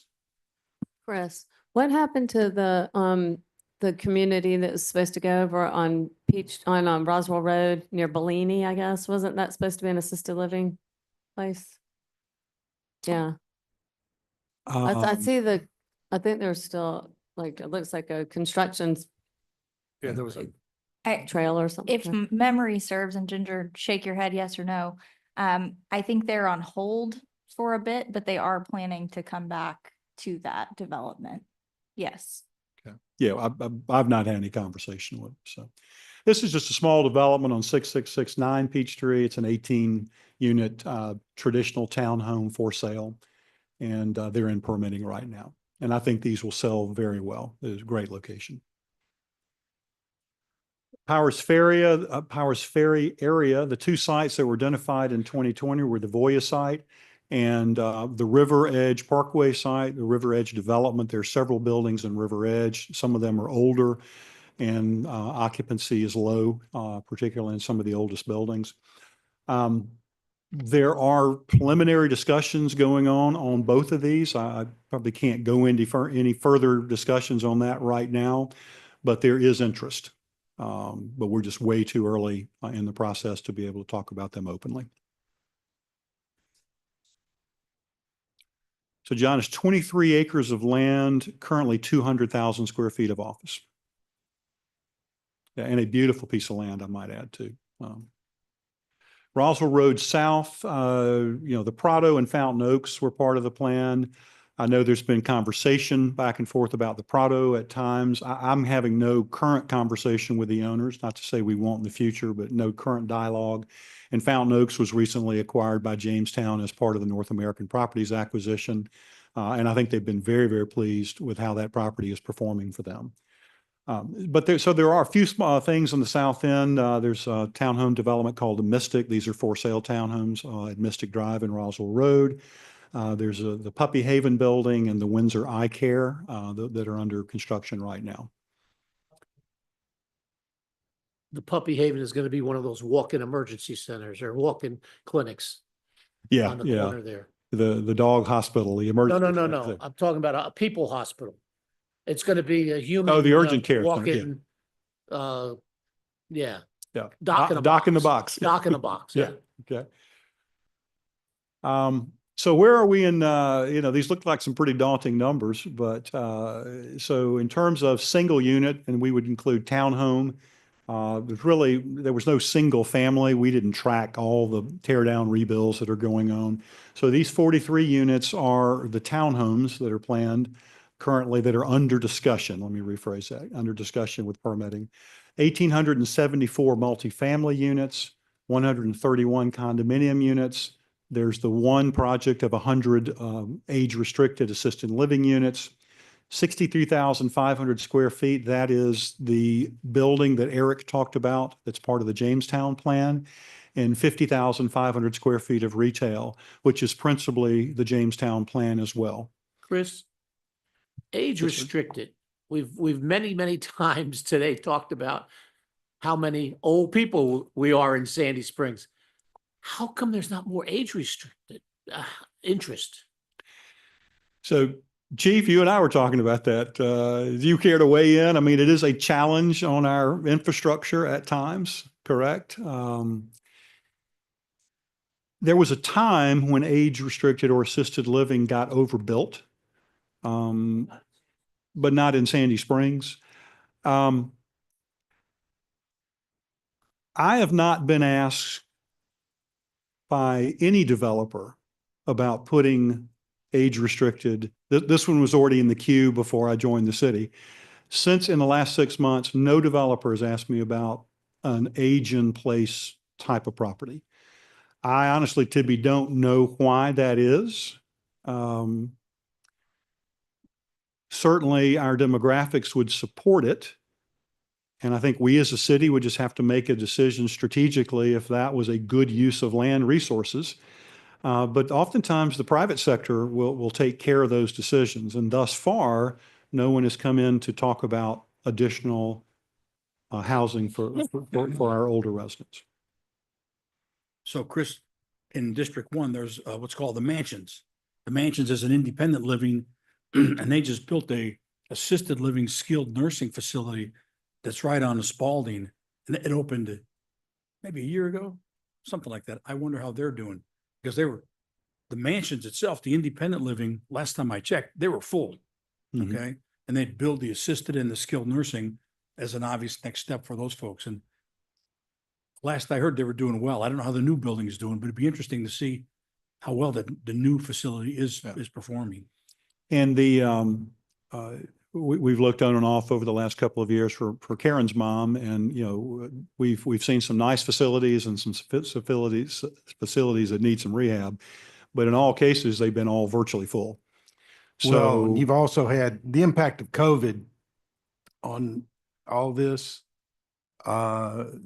These assisted living, skilled nursing facilities, and even the independent living facilities, because you had so many seniors in a limited space, COVID really went through there, and it really has had an impact on their thinking and how, the liability issues that they were facing. So I think that this is not something that's Sandy Springs specific. It's another one of those universal kinds of challenges. I've got some, I've worked in those two areas as a consultant through the years, and skilled nursing facilities got really hammered with COVID, as did the assisted living and even some of the independent living facilities. So that liability issue is weighing on a lot of people right now. we talked to the mansions since they've opened up their assisted and skilled nursing building. I haven't been in there. I just wondered, any traffic over there? Chief, any activity over there? To the new building? Does it look full? I'll also add that when you just updated the development code, in that last round of updates, we added age-restricted units as an allowed use within the use table, and we expanded, we provided lots of options for where that can go by right. So you may see more of it. Mr. Baumann? So it's on the summary, just a first observation, 175 single unit or condo versus 1,874 multi-unit. Addressing the issue of occupied bedrooms by young families, I'm not sure, maybe some of the single unit will address it, but this trend of smaller units, but we need to keep an eye on that the ratio of multi, and I assume these are all market level properties. All market, yeah. I'm sorry? Let me say something. Yeah, market level properties. Earlier, we saw demographics about the aging population, and we're talking about age restricted right now in the context of assisted living and nursing care, but the issue that this community faces is a population that's aging in place and wants to remain in Sandy Springs, that may live in, on an acre, acre and a half, 2 acres in a 5-bedroom house, but are not finding options for downsizing, lock and leave options. I'm talking about active adults, people that want to travel and lock and leave, and then also have the effect of freeing up those properties and bedrooms. If there are policy opportunities for council through our land planning, through our comp plan or otherwise, a lot of issues related to public schools, the economy, the ecosystem of workforce, schools, restaurants being supported would be helped if we could find purposefully options for our age in place community to remain in the community, but maybe in a different type of housing, something before they get to assisted living. I hear this from the One River Place folks, right? Like that was sort of the capital of age and, sort of downsizing. There are some pluses and minuses with that. It's right along the 285 corridor. The early phases were stick built, so there's some noise. We had seen some projects in the City Springs area that kind of, the UNEL project never happened. Yep. We've really got to find a way for us to be a constructive stakeholder in attracting that kind of investment purposefully, and whether it's through the Development Authority, economic development, comp plan housing, we need to find a way to accommodate that. And there are a lot of sites. I know that a lot of those folks would want to live in this area right here to attend the concerts and the plays, and they volunteer and they have access to, and maybe in the hospital area too. So we have a lot of seniors who live in these apartments here. That's No. right. A lot. So, and When let me they- finish, let me finish. Yep. Where it's more of an issue of amenities, safety, walkability, and whether it's around our parks, but this City Springs district may have some underutilized properties, not just the two or three that we own, but we really have got to dig in and find a way to accommodate this because, again, when you solve the downsizing issue, you really open up a lot of opportunity for shifting. It's right now, people are kind of stuck. When they brought us the original proposal for the Cliftwood on the corner there, wasn't that what they said to us, that they were going to be like $1 to $2.5 million condos for people, for senior citizens who wanted to downsize and stay in Sandy Springs? So And I think, Jody they and Chris sold- might have a better memory. Huh? There was a lot of talk about density and height, and I think we got, frankly, yeah, there was some talk about that. Now, the proposed developer passed away and some things Right. happened. Well, no, but it was going to appeal to, it wasn't senior, it wasn't an age restricted at all. But the idea was a high-end, an empty nester, High-end. high-end empty nester condo. And we got really caught up in density and height. I just think we've got to open our minds and be receptive to thoughtful, purposeful redevelopment. You can't guarantee, but who it will attract, but high-end, Rusty, you've talked about it. You've talked about the dearth of housing at the high end. I've heard you talk about it. So it's across, hopefully before the end of today and the end of this retreat, we're going to have some discussion about housing because it applies at all levels, from the people looking for entry level home ownership to people that are struggling to make ends meet, to young families that are trying to plant roots. I just hope we have a conversation about this. So back to the conversation specific, if we want to talk specifically for just a moment about the Gregory, this is the UNEL project. Yeah, when Gary passed away, a new group stepped in and in essence took over the blueprints and has been moving forward with it since that time. You might remember when this went through entitlement, Gary had come in originally to ask for 30 units.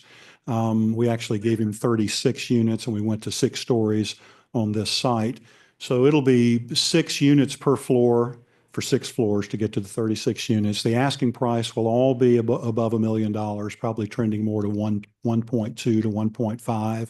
And their thought is it will be heavily, it will be a very interesting product to the empty nester who's selling their home in, off Hertz Ferry or wherever, and wants to stay in the city, doesn't want to rent, and is able to move into a project like this that'll have some amenities. When you do 36 units, it's very hard to do a lot of amenities just because of the amenity cost. But there are certain amenities that older occupants don't need as much as younger folks would. But so you've got this 36, you've got the 18 across the street. So you got 54 units. Those units start in the 900s. And I think the penthouse is being advertised for 1.2-ish.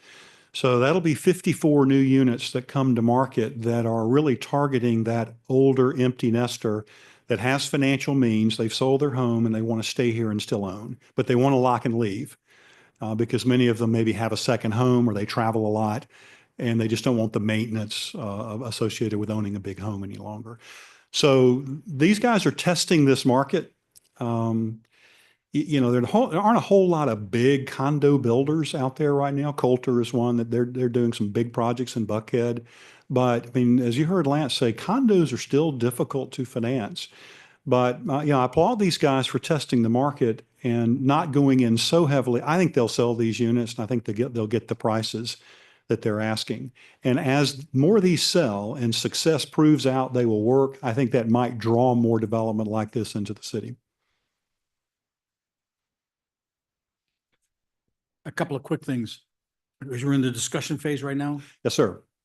So Lance Patterson talked about what's happening, which are developers that have been looking at properties for a while, looking at properties. Now they're thinking their worst is over. And if I start a property now that's open in 2 years, the timing won't be worse. It should be better. So if it barely pencils out today, it's going to even be better in 2 years. Is that the phenomenon that is causing all of this interest in all these projects that are coming through? You know what I mean? Yeah. So I think it's a combination. Capital debt is returning to the marketplace. As you heard Lance say, capital's still a little slower to come back. But lenders are beginning to cleanse their balance sheets, and we think the rest of 25 will be spent getting projects, hopefully to stabilization, so they'll reach the point where they can either sell to a REIT or the owner can keep it and move it into permanent financing with a life company or one of the traditional long-term lenders. And that'll take a big chunk of construction debt off the balance sheets of some of our biggest banks. And so, the bankers I'm speaking with are definitely out there calling on clients again. Clients are starting to come in and have conversations again. Of the 1,800 and some odd units, apartment units up here, only 273 of those are currently under construction. So all of these, for the most part, are conceptual, still working through the design phase. They've still got to go through permitting. And then you'll probably see some of them start to close and break ground, maybe one or two before the end of this year, but most will probably be in 26 for delivery in, call it 27, 28. And I think the belief is by then, all the product that was brought to market in recent years will have been absorbed and leased up, and there'll be more demand back in the market again. But that's all predicated on continued population growth. And that was a little bit of a disturbing slide that Mike showed with the flattening of population growth. Our quest here is we have to continue to get our share of that population growth, making Sandy Springs a place that people want to continue to live and work. And therefore, they'll buy our homes, they'll rent our apartments, and they'll work here, and they'll spend their money in our restaurants. And that's what economic development is all about, is driving that next generation of owners into our community. And almost all of those owners start by leasing somewhere. And then over time, they marry, they buy a home, and then they have children. And we hope that they'll love being here, living in these apartments, and then they will buy the homes as these empty nesters put them up for sale.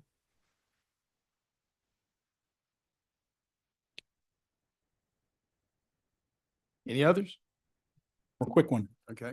One of the things these three panelists talked about, and several of them talked energetically about it, these old office buildings that are almost vacant, that you can scrape them down and there's no land cost, particularly very little land cost. So I guess the question is, do we have a list of those? Have we actually, as a city, gone out and looked to see where are these office complexes that fit that profile? And then I guess the next question is, once we identify X amount, however they are, right now, many of them, if you're OX, you can't put residential in there, I don't think. So we're going to have to talk about, do we adjust our code? And how do we adjust our code for these office buildings that may in fact get scraped and they want to do something that may have mixed use in it? They're currently precluded from doing that. Do I have that right? We made some changes in the last iteration of the code to allow them to do some things by right. I can't remember exactly what it was, to add residential in OX, and some things might have been a use permit, but we thought through some of the implications of that when we worked on the code last time. Well, as we've discussed, a lot of the office space in our area really was never designed to efficiently be converted to residential. I was in New York this past summer on the Link trip, and they took us around in New York. They've taken a lot of the older buildings and have been able to convert them because they were small offices and had water and heat and so on that was spread out. But they also ended up having to tear down a lot of older buildings. And of course, the state of New York's got a different economic development set of rules than we have. We're proscribed from participating in a lot of these things, whereas in New York, they were able to do some things that we can't do here. And a lot of the midtown parts of New York have been totally redeveloped and reoriented toward residential. But it's a challenge because our buildings have these open floor plates, and it's a challenge to do it. Very expensive to do it. So, but we should encourage it where we can. Anything else on the economic development side? All right. Well, I guess. Great. Thank you, Chris. I guess we can maybe move on into the design guidelines aspect if we're ready. to do So that. they are in the building. Why don't we take a 15-minute break All right. and then we can get started 15 minutes early. All right.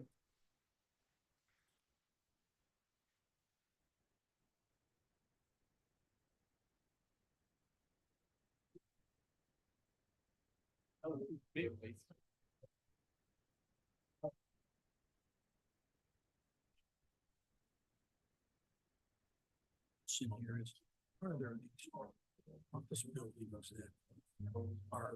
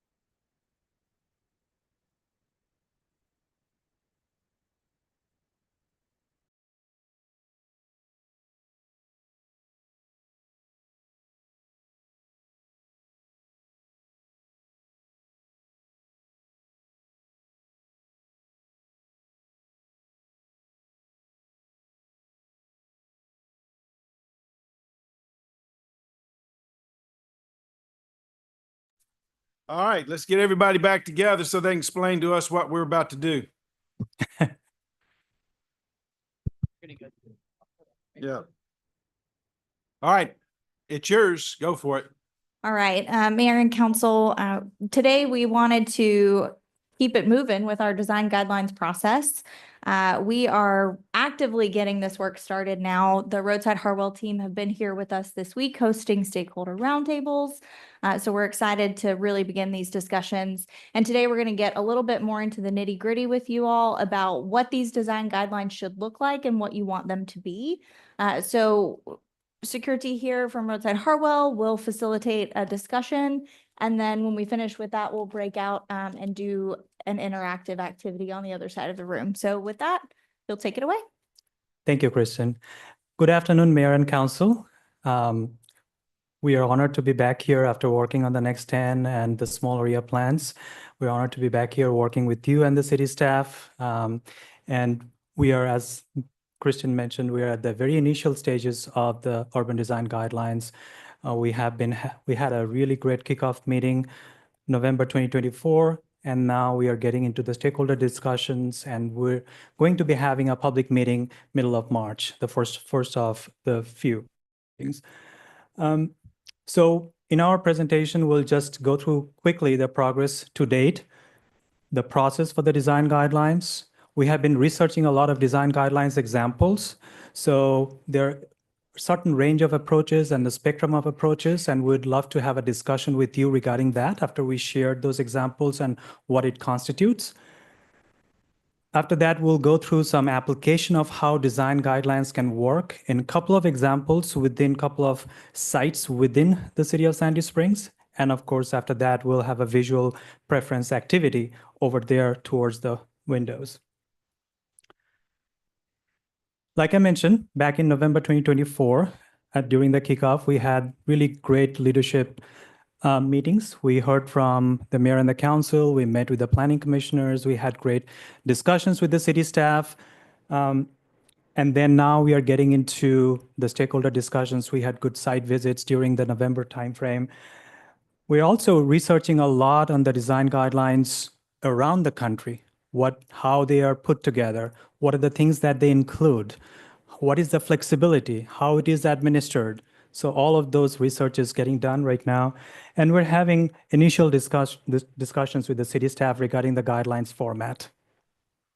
Very quickly, the process, we shared this with you during November. We kicked it off 2024, and we are going through this 4 specific stages.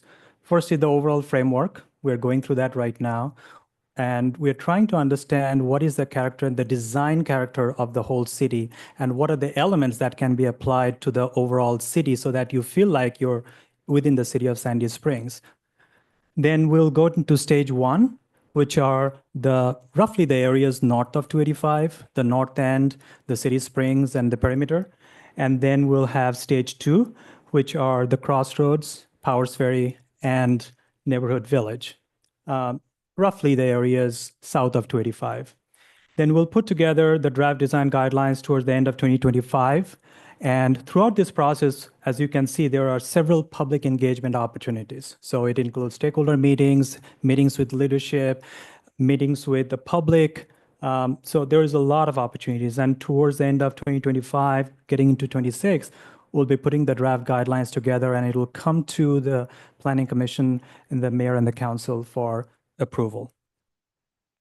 So before we go into the range of approaches for design guidelines, quickly wanted to share how design guidelines shape places and shape cities. Quick example, when I come to the City Springs area, the City Green area from Roswell Road or Mount Vernon Highway, all of a sudden my emotions are heightened. It's in a positive reaction. I see the great building that you have, the public spaces, and within the building, you have different elements of the building, the lighting, the public art that is there right now at the Veterans Park, the plaza spaces, people playing. So all of a sudden, you're creating a place. And that place is being created with a lot of curation that you all did with the designers. And that curation happened because of the development code. So the development code actually provides guidance on the urban structure and the massing and the building and the heights.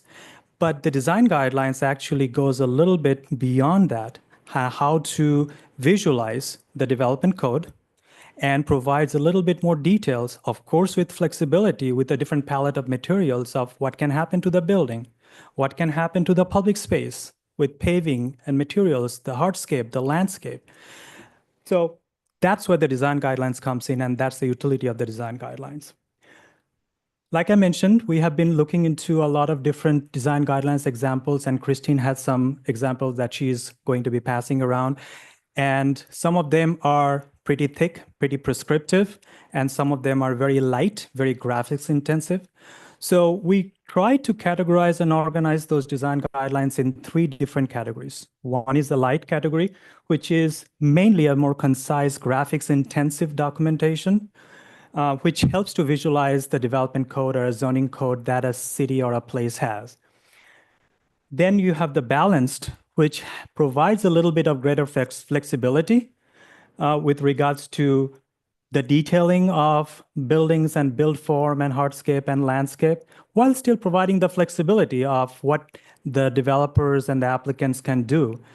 That's something that we have been hearing from the stakeholders, that they're for the design guidelines, but they need kind of the flexibility that would be offered to them so that they can express themselves as a brand within the bigger framework of the city of Sandy Springs. And then we have the prescriptive approach, which is, of course, as the name suggests, very prescriptive. It shows architectural details and specific elements of the architectural details that should be included as part of a specific character of a place. So as we are going through and sharing examples of this light, balanced, and prescriptive, please keep in mind that we would like to have a discussion with you and would like to hear back from you regarding what is your preferred level of detail, specificity, and flexibility that you'd like to be included as part of the design guidelines. So I have a question. So when you have the 3, are there certain areas that lend themselves more to one versus the other? For instance, maybe if you had historic district, you may be more prescriptive with that versus, I don't know, you have something brand new that you're building, maybe you would go like, I mean, is there any guidance like that for these 3 types you can provide? I think it varies from place to place. Some places they prescribe like, okay, this is how I want this specific area or this specific part of the city or the whole city would like to develop in a specific way. So we want to go in a form-based code, which is the most prescriptive way of looking at it. So I would define this is the kind of building or the architectural style that should go in here. These are the specific materials. These are the 3 materials that would go in there. So it kind of varies. It's not specific to like a historic area or a non-historical kind of an area. We did a design guidelines for Fairfax County commercial districts in Northern Virginia, and they had a lot of historical places in there, and they didn't want to go into the prescriptive mode. They went with the balanced mode, so they wanted to still provide the flexibility to the applicant or the developers while giving some directions as to, okay, this is a historic area, so you have to do this, this, and this things. There are a kit of parts, and there are a palette of materials that you can choose from.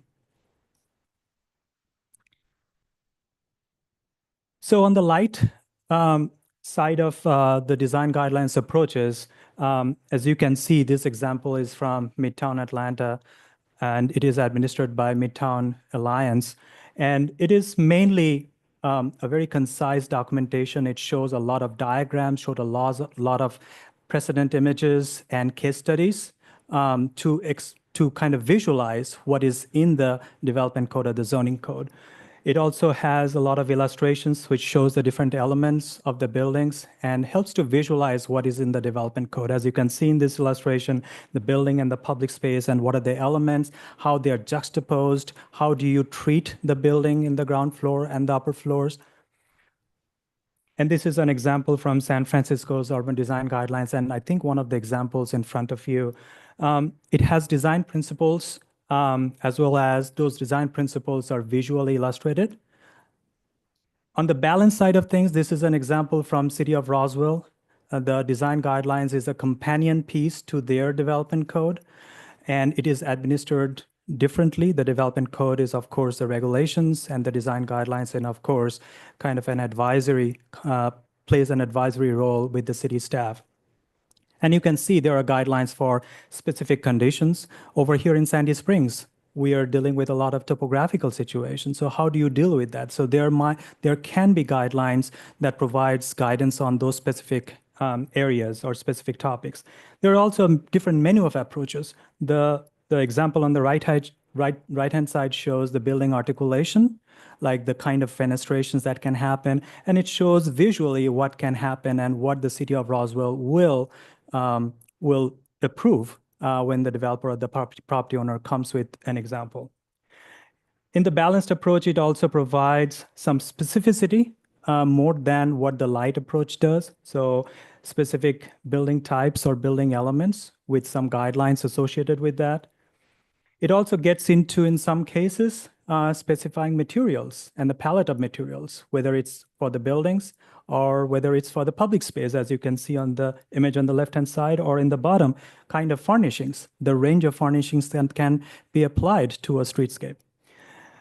It also provides, in the balanced approach, the geographic variations. This is an example from Richmond Highway in Northern Virginia that we were part of in preparation of design guidelines. And we looked into the historic areas, and we looked into some of the areas closer to DC, and we came up with design guidelines for streets, buildings, and public spaces. And there is a unique identity to those specific places. But at the same time, Richmond Highway Corridor or Route 1, we came up with an unifying element of how you can unify these different character districts by paving patterns or street lights or different kind of elements of streetscape and public realm and building materials. And on the prescriptive side, as I mentioned, it's mainly form-based code. It is very, very prescriptive. As you can see, it's very detailed. It shows the different architectural standards. It shows the architectural styles, whether it's residential or commercial. And we understand the urban design guidelines for the city of Sandy Springs is mainly on the commercial corridors and the commercial areas. And this example happens to be from Punta Gorda Land Development Regulations. When we were doing this the last time, we were presented form-based codes, and form-based codes was the hot topic of the time. And we elected at that point not to do that. What's changed that in form-based code that might be enticing, I guess?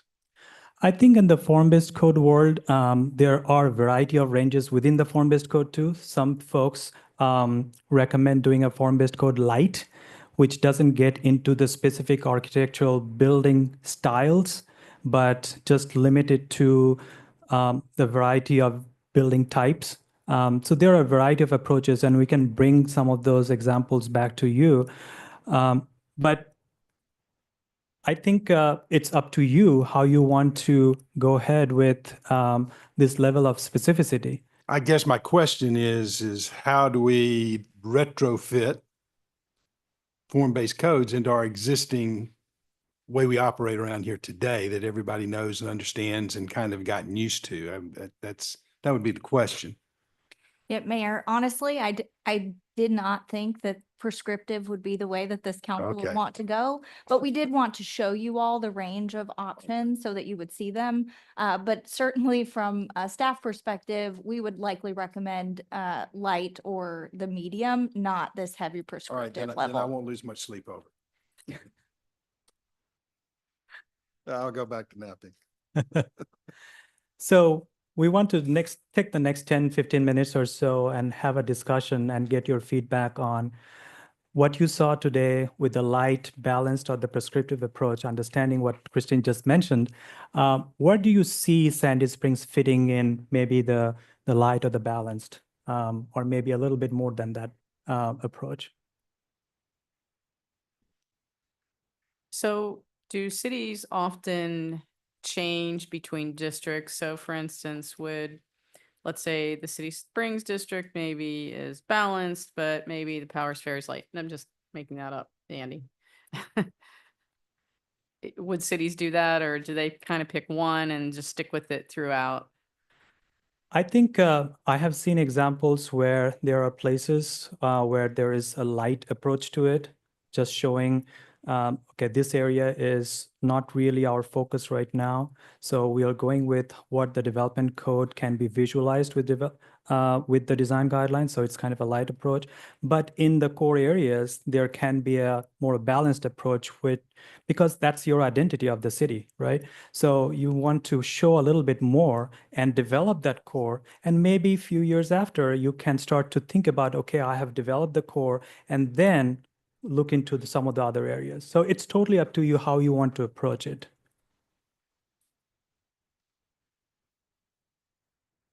Yep.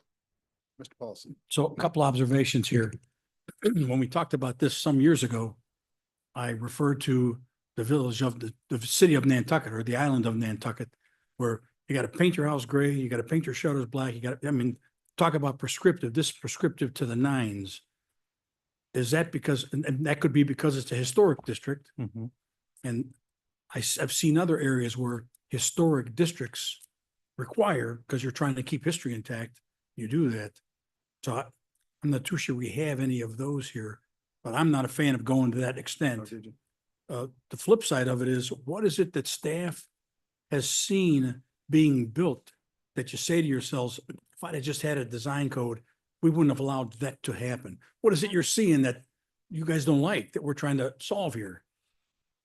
So background on where this came from. We heard, obviously, staff have opinions from time to time, but also we heard from council that there were some buildings that have popped up, specifically maybe a new hotel that folks didn't love the way that it looked. So we've heard from council sort of a notion of not only things that have popped up that they didn't like, but things that they've seen elsewhere that you all do like. And the question was, how do we make things in Sandy Springs look like that? So that was sort of the genesis of us bringing the design guidelines forward. And that's where this question is of, how much do we want to put into this? Do we want this to be sort of a light touch where staff are just working with developers and we have some basic guidelines? Or do we want it to be a little bit more prescriptive? And that's sort of where we're looking for your feedback today. All right, let me throw this out. If I'm got a magic wand to make things happen, I'm going to probably lean toward lightly balanced. From the point of view, street furniture, those kinds of things should be consistent across the city. That gives you that identity. What we did when we were getting overrun by apartments, we went to concrete and steel, put the brakes on development till we could get our arms around it. The pendulum was swinging back and forth, and we stopped the pendulum. Now, enter in also to that the economic and market conditions that we've talked a lot about today. I don't want to put in elements that will add burdens to redevelopment and add cost to the developer unnecessarily. There's going to be some things, anytime you go to design guidelines, there are going to be things that they have to incorporate that will add cost. I don't want it to be a disincentive to redevelop. The other thing is, I talk a little bit about the Georgia General Assembly. Every year, there's 2 or 3 bills that come up about cities can't do design guidelines. We're protected by the Georgia Constitution that designates local governments control land use. Now, somebody's going to have a lawsuit somewhere to get the courts to reinforce that from time to time, but that's neither here nor there. But we get cities that do this too prescriptively do run into problems, and it causes problems for everybody because they can't solve Sandy Springs problem down there. The only way they can solve Sandy Springs problem is to make that solution apply to everybody. So I'm more on the lightly balanced side. There ought to be some things that are consistent, across, like street furniture. We already do street lights, those kind of things that are elements that add a branding identity to the city. But I'm not really fired up about doing too much that discourages redevelopment, at least at this time. Does that make sense? All right. You're into the lesson. Kristen, do we have, for instance, if a shopping center across the street wants to redevelop or paint or whatever, and they want to paint their shopping center pink, is that something that this would, like, we'd be able to do something about that, or? So we do have prohibitions on your like base. You can't go paint your building bright green or bright yellow, the whole thing. So we have base restrictions within the development code for that kind of thing. We had a house that painted itself pink and put spots on it a few years ago. Oh. Remember that It's one? still there, isn't it? I don't know. It is still there, Johnson, your district. My district. Isn't it? Yeah. Sorry, I The guy who went to continue. pink- They got mad at their neighbors. They decided to. Yeah, paint in the backyard. Yeah. So yeah, so things like that, we do have prohibitions in the code. However, if you want to say, set a color palette for the City Springs district, that is something that you could do within design guidelines. But that is not something that we have within the code. Okay, so that would be a light and balanced. And that would also include, say, all these apartments that are coming and other development? Yes. Okay. I'd be interested in that, at least. So we have some of this already. We have siding restrictions. For example, you can't use, the old press board siding. We have restrictions on like windows, how much in certain areas, how much window percentage you can have. So do we have a light version of this currently? Is that a fair way of describing this? Yes. And the question is, how do we leg into or do we want to leg into the more? That's correct. Yeah. I have one more question. Sorry, what about signage? Like, you go up and down Roswell Road and there's all kinds of signs, like some of them are not in very good shape and some others are. And I mean, do we have, is that something that we can put in Yes. here too? Yes, it is. I like this exercise. I like this. I like this exercise. It speaks to what the developer mentioned about having a clear plan. It supports that regardless of what we go with, light, balance, et cetera. But And as he mentioned, supports this is not something that we are doing without engaging the development community. To your point, Mayor, we want to make sure that we're not adding a huge burden to them either. So we are already engaging with them and having those conversations about what makes sense. And we'll be looking at, does it financially make sense to do these things? And we don't want to add a huge Well, and cost. the less uncertainty that a developer has, if you can show them, as long as you're not adding a lot of cost to it, they prefer that. That way they don't have to come guess. Right. You just hand them the book and say, here it is. You go, this is what we want. And they want that kind of certainty in the development process. But I don't want to get so prescriptive that we're adding a unnecessary cost just because we have an aesthetic goal.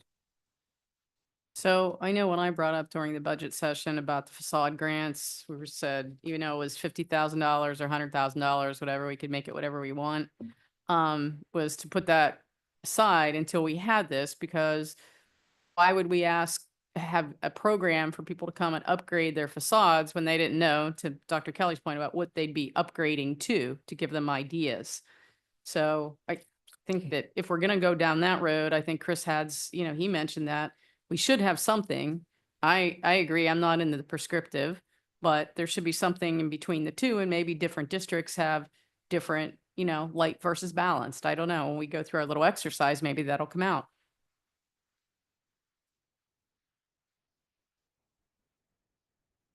Other thoughts, comments?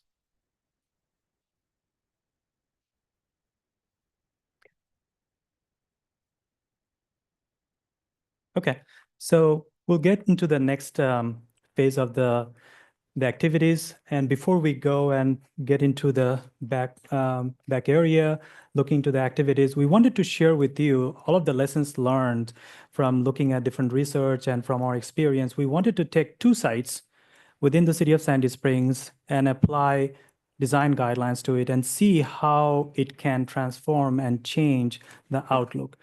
And mind you, one quick note, this is not to mention that we are suggesting this is the way that the development will happen or can happen. This is one way of looking at it. So we chose a retrofit example, which is just across from the street here, across from the Veterans Park.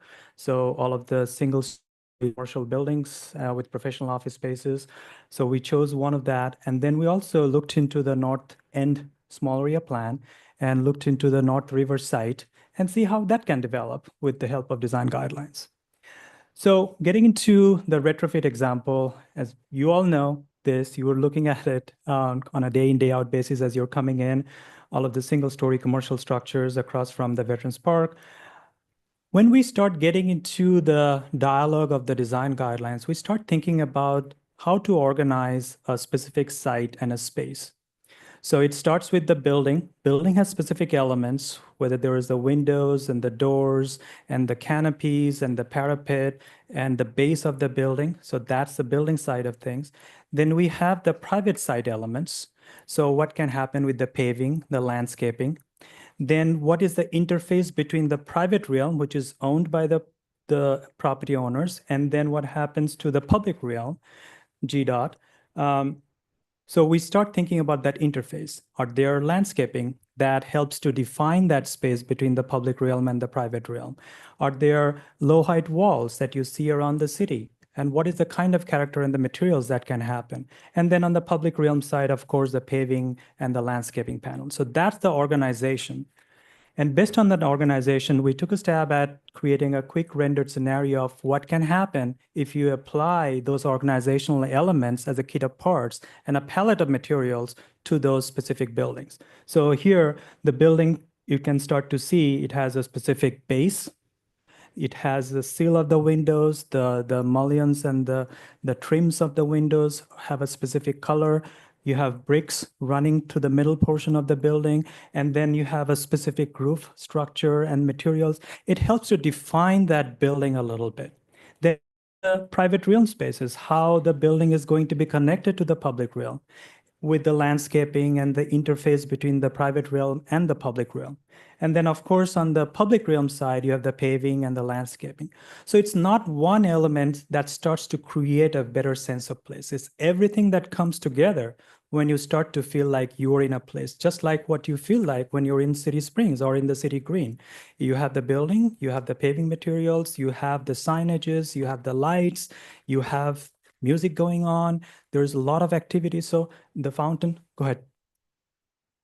Excuse me for interrupting you, but are you talking about requiring building owners and No, property owners to go ahead and change their buildings to meet these requirements? no, This would be during redevelopment. It exactly. should be during voluntary redevelopment. It would be redevelopment guidelines. Exactly. Yes, So and- you're showing us these examples are just hypothetical. Hypothetical, like I mentioned, yeah. We wanted to give you all a realistic example of what design guidelines could do. And we used this retrofit example because the conversation has come up about facade improvements. That's something that's within our City Springs master plan, is something we should consider in the future. It's been brought up by council members. So in order for us to create a facade improvement program, you would want to have a good understanding of what it is that council would like to see within those facade improvements. So this is just an example. This is not prescriptive in any way or to tell you what it should or should not look like, but an example of what design guidelines could do in that scenario. We would not be requiring anyone to go in and do that. Thank you.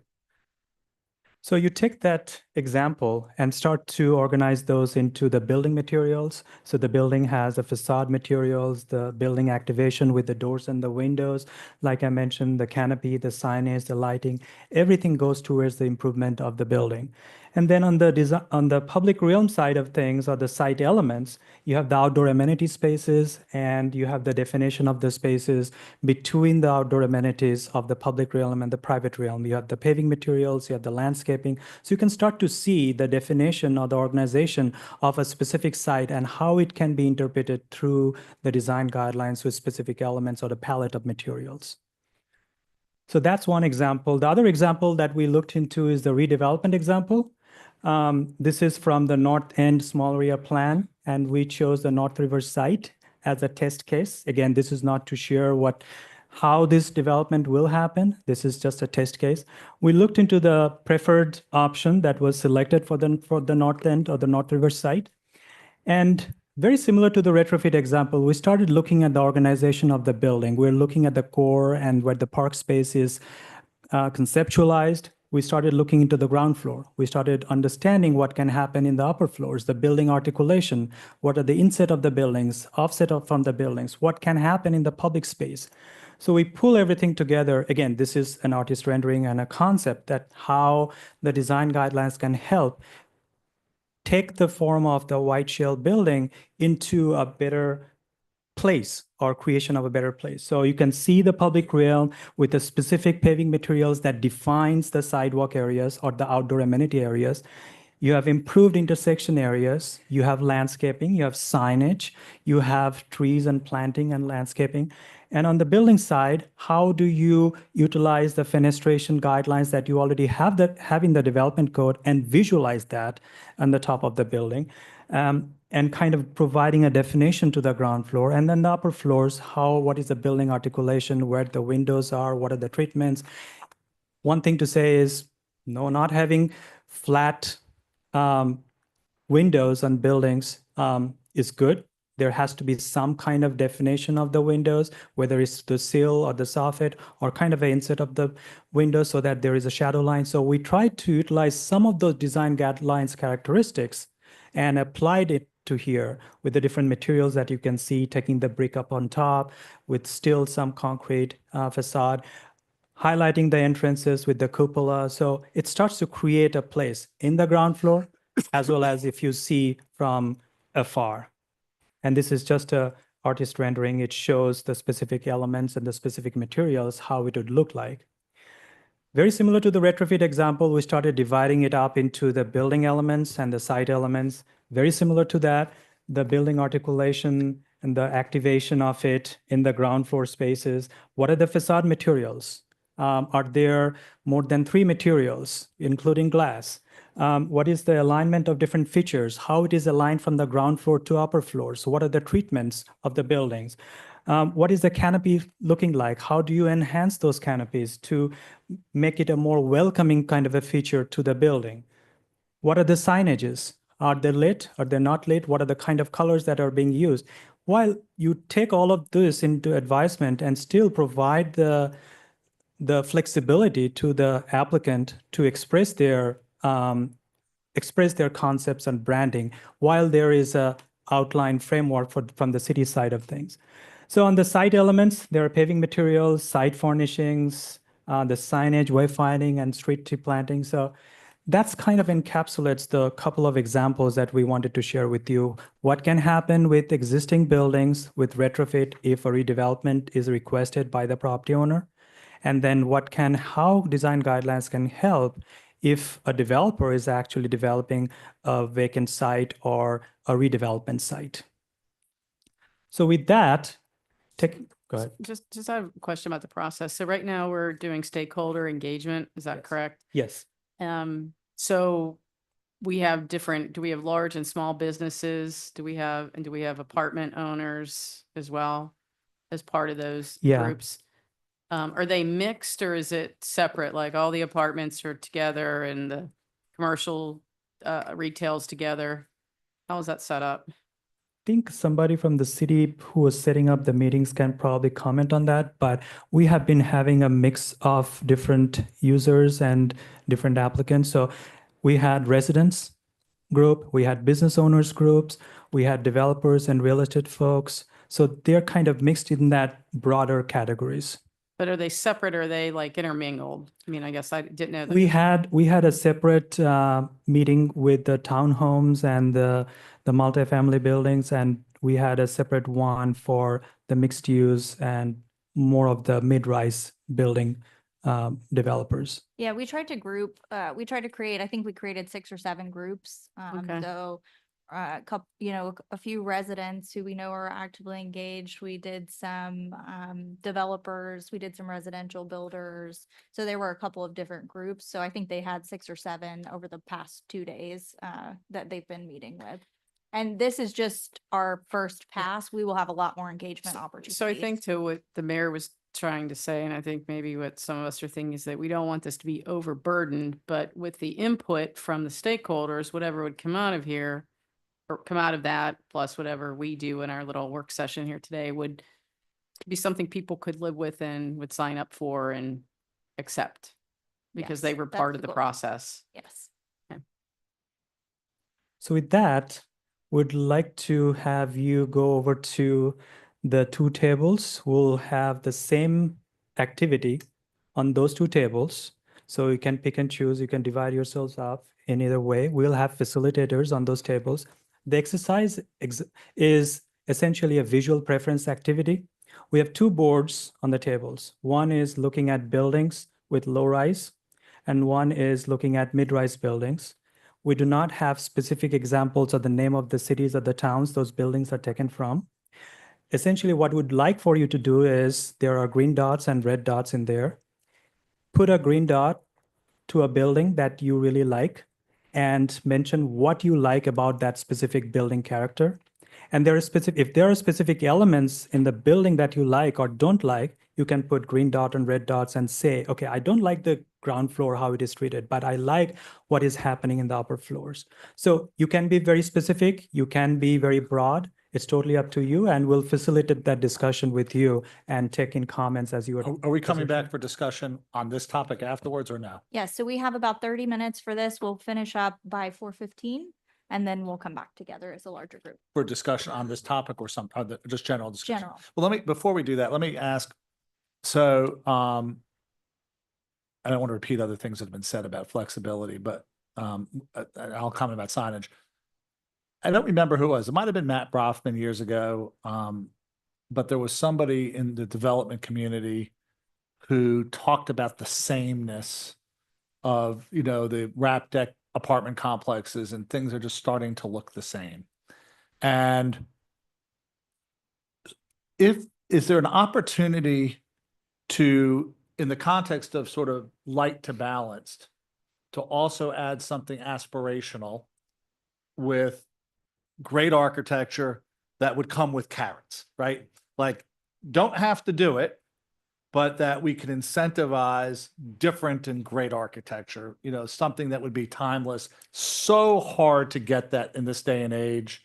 Not suggesting Federal Reserve marble buildings, but while we create some basic minimum thresholds, does this process offer an opportunity to create some aspirational things for really creative people that might want to do something that have legacy projects, and that the city as a stakeholder, I don't really know what it would be, but could offer some incentives for great architecture and just great design. And I don't know, I just want to throw that out there as something that maybe we could Well, that's what consider, and what other cities have done to do that, because the truth of the matter is most of what we're going to get is, you heard it earlier, is going to be based on a return on investment. And I've been in those chairs, but I've also done adaptive reuse, right? Where, like, I was part of a group that bought a cigar box factory in Ybor City, in Tampa.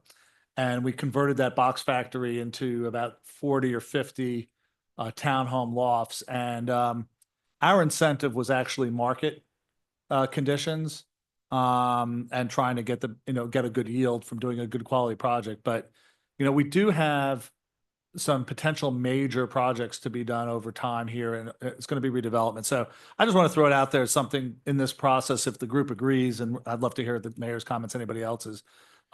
Maybe not, forced great architecture, but if there's some really extraordinary things that people can do, what can we do to incentivize it? Because that's public resources that I would be open to spending to get that. Well, that's my objection to form-based code. It squeezes out the creativity of the architects to do. I mean, you basically say, here's what you can do, and don't deviate.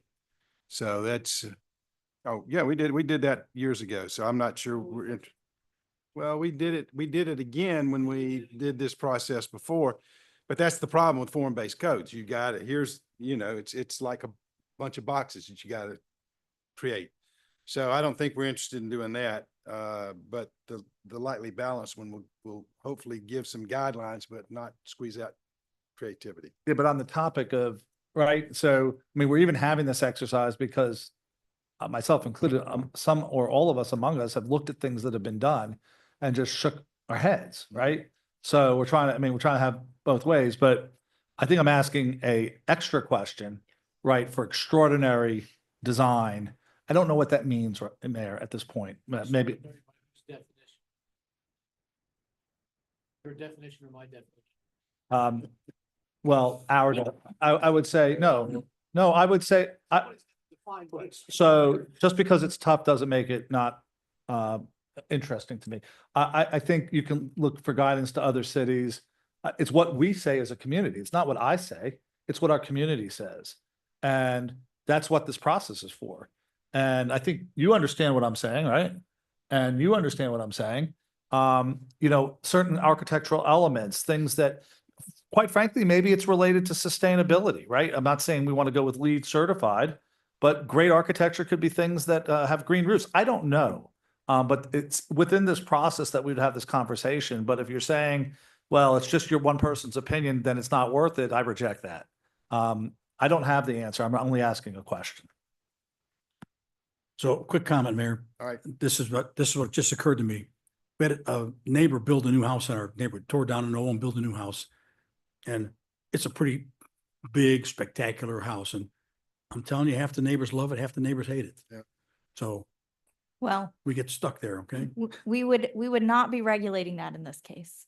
So these design guidelines are not designed for your standard single-family neighborhood that exists today or infill. This is really within the district. So for instance, the way that we're talking about applying this is if within the City Springs district, somebody came in and wanted to do a townhome development, we would apply it there because it's a new development, it's within the City Springs district, that sort of thing. But if it's a one-off single-family home, we're not going to apply design guidelines to that, just so everybody's clear on the I actually approach. don't like the house in my neighbor, so if I was gonna write the rules, we wouldn't have done that one, okay? I respect that. Okay, so I always have to make you get up and move your bodies at retreat. So we're gonna go over here, divide into two groups, however you prefer. We'll have facilitators at each station. There are boards in the back with what you've seen today. So you can also talk with the facilitators or staff about the boards and what you like or don't like, and what you've seen today as well. So, we'll have until 4:15.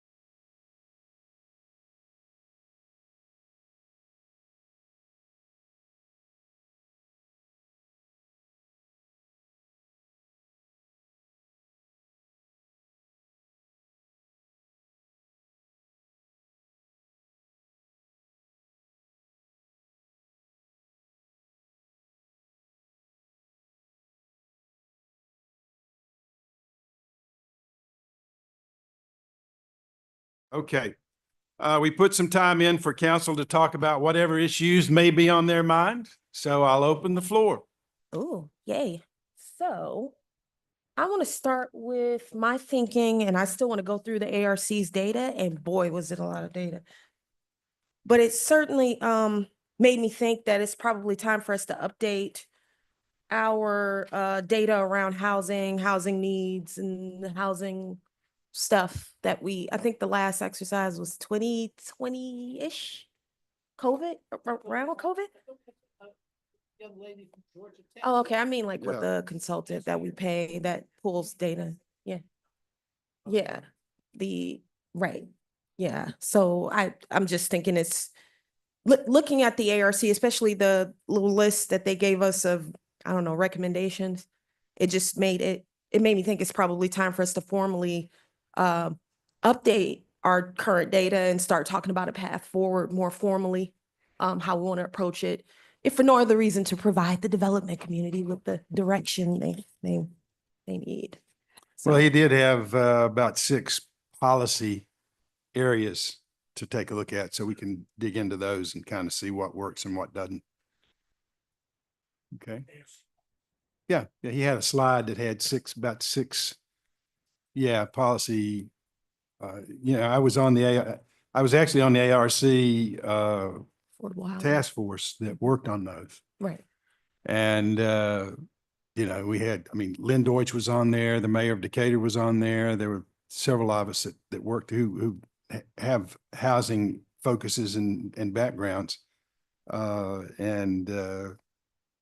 We all walked away just as frustrated as we were when we started. Yeah. But it's worth taking a look at. I mean, we did something. So I think a Yeah. good start would be to simply update what we did, because that's all pre-COVID data. So even just that as a starting point Okay. would, yeah. I'm a yes on that. Okay. What the tech student did was sweet, was fine, but she, by her own words, said, take it with a grain of salt. Yeah. Is what she, Yeah, What? it's free. she is free to, Yeah. yeah. So, and we have a very important exercise of comp plan that we're gonna start in, I think I heard, latter part of this year, and then, of course, it's to be adopted in 27.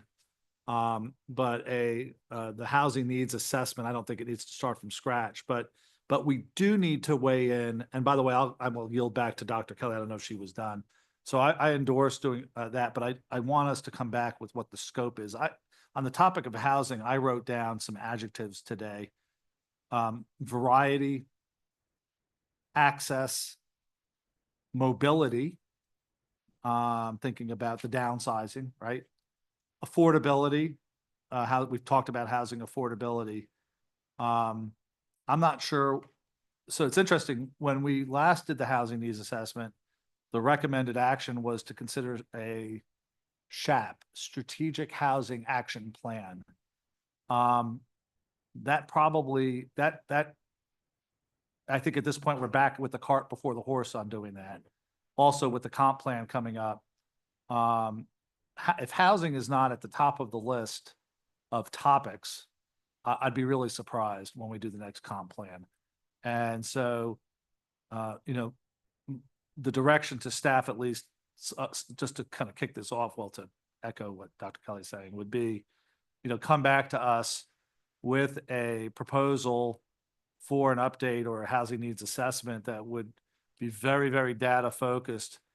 And, but in mind would be the fact that information is going to be used for the community in the comp plan that's coming up as probably the next elected body here, council, grapples with the comp plan and housing issues.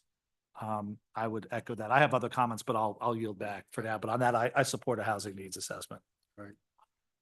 Hold on, listen, and So one of the things that it didn't come up today, but it relates to housing, is that I'm not suggesting we have a housing authority. I'm not suggesting that at all. But I think there's a way potentially to have some sort of assembly of foundations or nonprofits that could help with housing as we get into having to develop something. So I don't know if that's public-private partnership, what that is, but we didn't dig into that today, but I would hope that that's something that we could do more research on, maybe part of this housing, a housing study, whatever we decide to do. As part of the ARC study, we met with several of the nonprofit housing groups.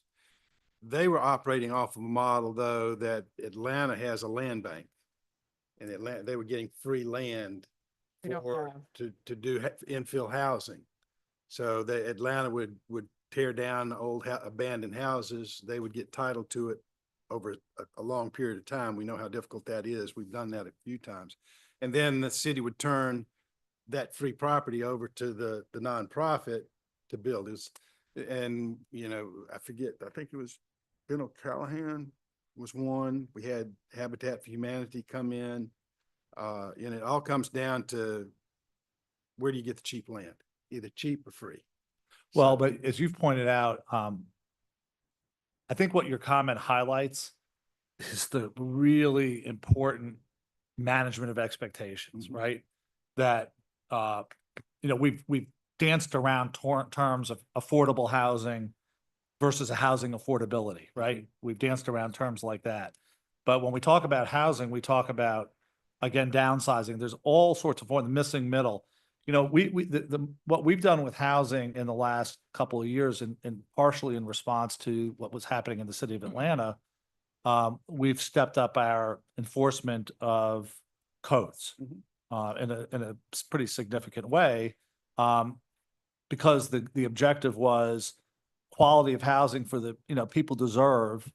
You know, rents, the market the rents go up and down, but there's a certain base standard, regardless of what the rents are, that people should be provided. And I think appropriately so, we've established as a policy that landlords on multifamily properties have to meet a higher standard. So that's, I think, a really positive development. You know, I don't know if we're ready for housing as an adopted priority, because I'm not sure we know what it means, but I would throw it out there as something to consider. But again, I have to emphasize that we have to manage expectations. You know, this is a regional and national problem. Sandy Springs already has a very high abundance of what one would call naturally occurring affordable housing. So we have a lot of different housing issues here, but we shouldn't ignore it. And so I don't know. I think this is probably the beginning of a discussion. Well, one of those points up there that we haven't focused on is preservation of existing housing. We talked about the fact that, you know, 3 years ago, they were buying $400,000 houses and tearing them down. Now they're buying $700,000 houses and tearing them down. We have no policies affecting that process. It's laissez-faire. If you can find the house, go tear it down and build it. Policy question is, does council want to take steps to make it more difficult to buy and tear down? I don't know that we do. I then mean, listen, I live in a house that I tore down a property, Yeah. so far be it for me to tell somebody else they can't do that. Right. But something like short-term rentals falls under housing, right? Like, and we have a public interest in managing that, and things that are disruptive. No, that's not the housing study, but there's a lot of issues. This also goes to protected neighborhoods and neighborhoods generally. Just housing is a topic that permeates so many things that we have to wrestle with. I'm sorry?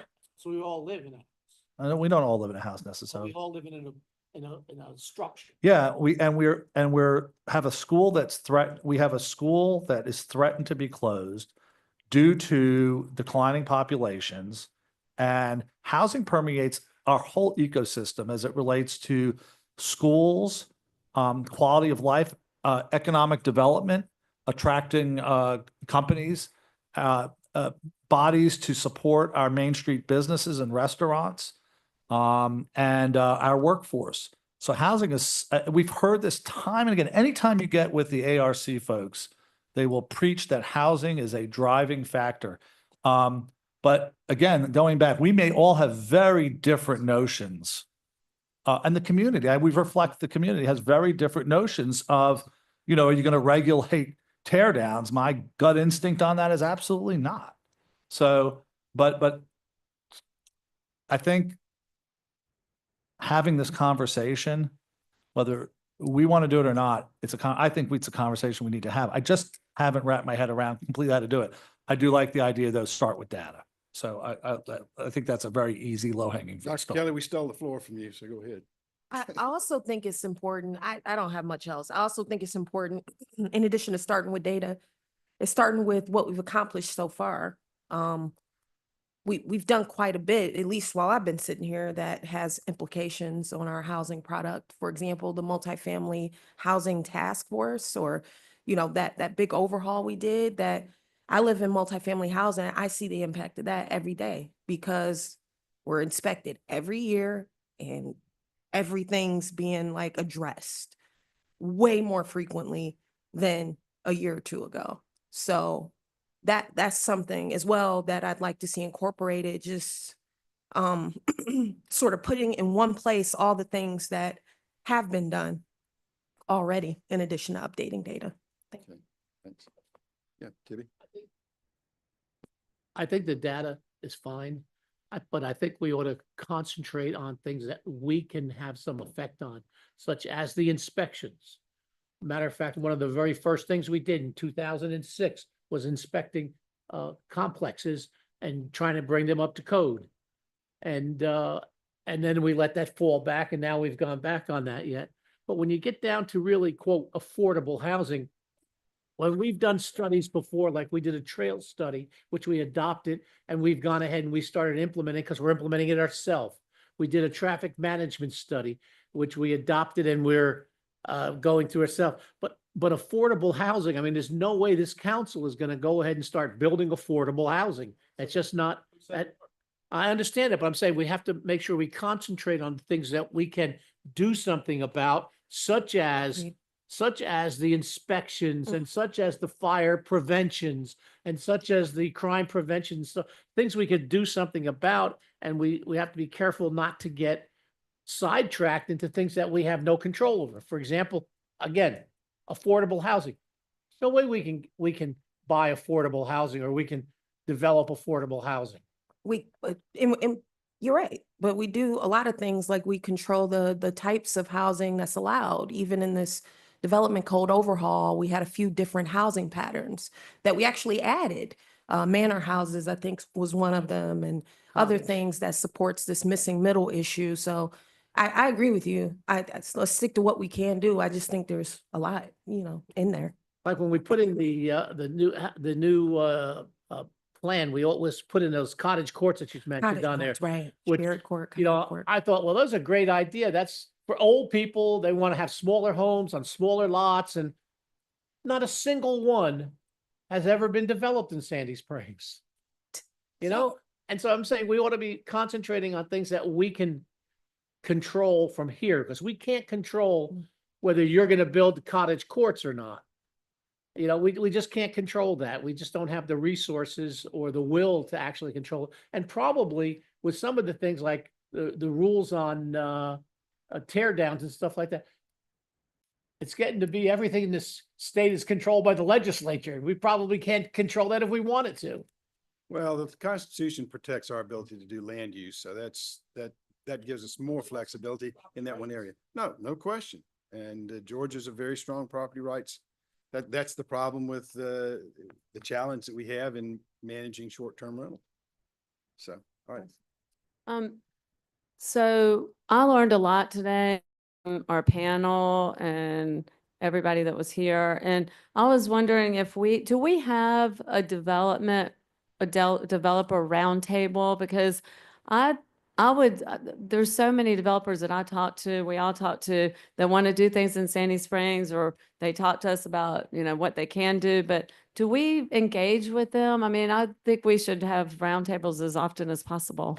I would, yes, we engage with them quite regularly. And I think you heard from the group today how their relationship with the city has changed over the years. I think one thing we've really focused on is making sure that we have those relationships with developers who are working in the community. And anytime that we're talking about making changes, or that we're thinking through things like design guidelines, we are engaging them early and often and making sure that they are part of that process and that they can own those things when we make those decisions.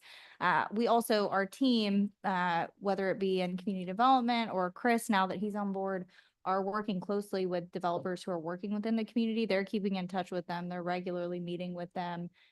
They're hearing from them if there are challenges or hurdles and things that we can address. So I think our staff are doing a really great job of keeping in touch with them and trying to work with them. Well, one of the, what Chris and I have talked about at Roswell Inc. And that's something I'd be really interested in. I'm actually having lunch with Steve Stroud, I think his last name, in a week or so. And is that something that you've looked into, talked about? Yes, it is. Chris has actually sat down with Steve as well and kind of looked through their organization. So it's something that we've talked about, and certainly, you know, once you have a conversation with him, if there's something you want to bring back for discussion, we can certainly talk about it. Okay. Well, I'd like to, once I've talked to him, I'd like to invite him so everybody can talk to him and hear what he has to say. Sure. It's got nothing to do with anything we've talked about today. Except that the main street that goes through Sandy Springs is named after another city. Can we go ahead and rename that street? Since we're boulevarding it, can we go ahead and get that street renamed Sandy Springs Boulevard? Instead of naming it after another city that's not too far from us? It's worth having a conversation, but just remember that everybody who has literature and business materials and everything else would have to reprint it. Get upset about it. Maybe we need to do a survey and see what the reaction would be. My civic pride agrees with you. My practical side of of all the implications of that causes me some pause.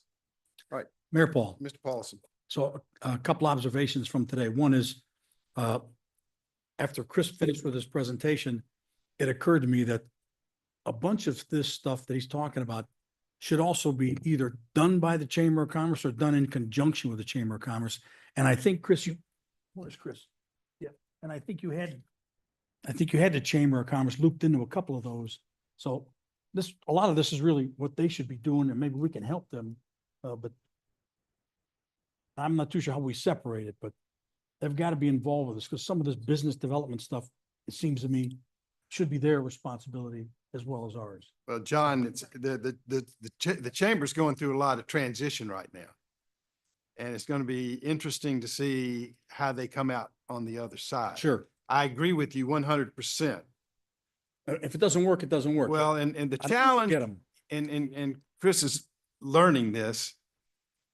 The challenge on economic development is that you're working with the state. And you get down to a certain point, you can collaborate with your neighbors up to a point. Then it becomes competitive. Sure. And now that the Sandy Springs Chamber has become the perimeter chamber and they're representing Dunwoody and Sandy Springs, where's their loyalty? Well, half their loyalty should be Sandy Springs, the other half should be Dunwoody. What do you mean, where's their loyalty? Well, if it comes down to Dunwoody and Sandy Springs, how do they help us? Because they represent both communities now. I'm gonna, all I'm saying is, a lot of the stuff that Chris was talking about, number one, I think the chamber should be involved with, and it may make the chamber more valuable to their businesses. But okay? they can do it up to a point. Sure, and we should do it up to a point. Right. I don't want to when take it it comes over. down to us and Dunwoody, they're now our competitor. No, I get it. So the chamber now has a certain amount of schizophrenia when it comes to, and this stuff has to be very confidential. If you tell the Sandy Springs Chamber, you can't keep it away from the Dunwoody Chamber because they're the same entity now. Well, and I hear you. You're Yeah. referring to So businesses. it's complicated. I'm referring more to the of the different businesses, communication with the different businesses. all of that stuff is, Yeah. that aspect is what I'm Yeah, talking they about. don't, okay? yeah, and the question is, do they have the resource to do that? And if they don't, then I guess we take it over. Yeah, I mean, That's that's, what that's one of the usurping. challenges they're going through right now. There's a North Fulton chamber. I mean, how many, do every city have their own chamber? Every city has its own economic development team. For that- sure. Yeah, Yeah, that for works sure. I on, just- on their stuff. And at a certain point, the North Fulton Chamber has, if it's between Alpharetta and Roswell, they have to step back. Let's partner with Dunwoody and get that NHL team here. So the other thing, if I'm changing subjects again. Okay. We're coming up on the anniversary of the Next 10 plan, and how our city is laid out and zoned and how we're organized is the character area map. And the character area map is the basis for a bunch of stuff that falls out after that, okay? I suggest as part of the Next 10 plan, we take a hard look at the character area map and see, are there areas that maybe the character can be changing, okay? And I'm not suggesting we throw out, protect the neighbors or any of that stuff. I'm just saying it's time to look and see, are there areas in the city over the last 10 years have changed to the point where they may fit into another category, okay? And that's one part of it. The other part of it is I want to make sure that these obsolete old office buildings that these guys talked about numerous times today, okay? This was a big hint to me, a big clue to me that this is an opportunity. So let's make sure we take a look at these office complexes, make sure that we're doing whatever we can to help promote them, do what these fellows are talking about doing. That's not gonna last forever, but I'd rather us be on the front end of this than on the back end of this. So now that's part of the character area map. It's also part of redefining what old office complexes, maybe we redefine them as OOX, old office complex. I don't really know, but anyway, the character area map is important to review again, and this issue about older offices, to me, is a thing to look at. Okay. Mr. Bauman. So one of the purposes of the retreat is to adopt our priorities and give direction to you guys as we go into the budgeting process. So along those lines, I agree 100% that our priority on economic development, I believe, says economic development with a focus on Redevelopment. and maybe with an underline, bold, and asterisk to go with the redevelopment part. And I think you're already doing that. But so are there resources, city manager? Is there what direction do you need I mean, adopting it as a priority is one thing, but super prioritizing it, is there some economic decision? Is there something you need from this council as it relates to resources? So that we can, a lot of us have talked about redevelopment. We've talked in the context of older obsolete properties. In fact, Councilwoman Reichel talked about a redevelopment fund. I don't know that we've heard anything about that since, but if that is something that is of interest, maybe there would be at least a little bit of a preliminary staff exercise to suggest that what goes into a redevelopment fund. I mean, what's involved with the redevelopment fund? What can it accomplish? So for purposes of our budget retreat and our, fiscal year 26 is investigation, and I'll let Councilwoman Reichel speak for herself, but is investigation of a redevelopment fund in order. So I want to just, before we leave here these 2 days, how much are we emphasizing redevelopment, and are there resources? Are there any other things besides a redevelopment fund? Just, So one of this is what we wanted from the retreat, is this open discussion. So Councilman Paulson mentioned it. I still have a few other things, so I want to throw it out there for conversation. So you're right, one of the reasons we have the retreat every year is to understand, has your priorities changed? And so that's the overarching discussion that I need to get out of this today and tomorrow is, do you want to see any changes to this? To your point, for economic development with a focus on redevelopment, the resource that's going to be included in the FY26 budget is it is time to kick off our 10-year comp plan, the next 10. And that is the ideal time for us to look at the things that you're talking about. The housing component. It's a huge part of that. And that's really the ideal time to do that work.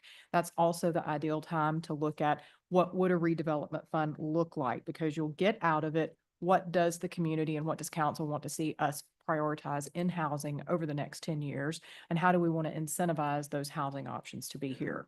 Well, let's remember, a comp plan does not get adopted necessarily. It could be almost 34 or 5 months before it's adopted.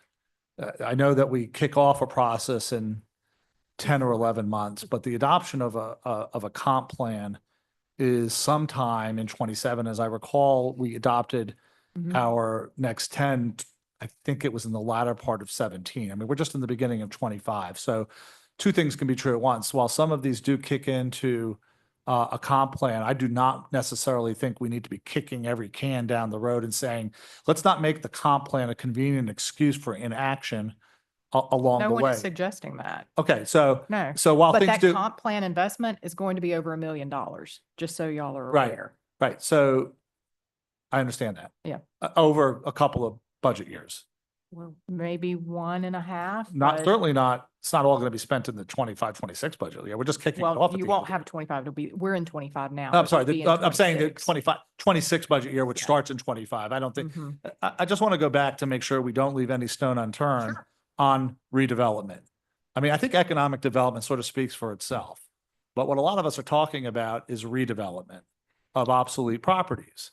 And it seems there seems to be a lot of opportunity because in the office parks as the like. I think anybody thinks that we're going to see redevelopment of occupied apartment complexes, it's going to be, you're talking about hundreds of millions of dollars. It's likely And, not and to you can happen. have the conversation, but a redevelopment fund was an idea that was brought up, and I don't know if there are other ideas. I don't want to speak for you, so. Well, the redevelopment fund, it depends on the source of the money.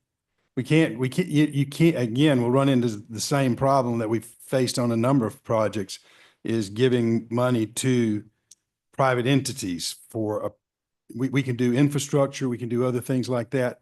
But I've asked Chris to sit down with the state economic development staff to find out what other cities are doing to, we're not finding too many cities who are actually putting real money into projects, but what are they doing to facilitate some of this stuff? So we have some ideas about what other communities are doing to achieve what we all want to see.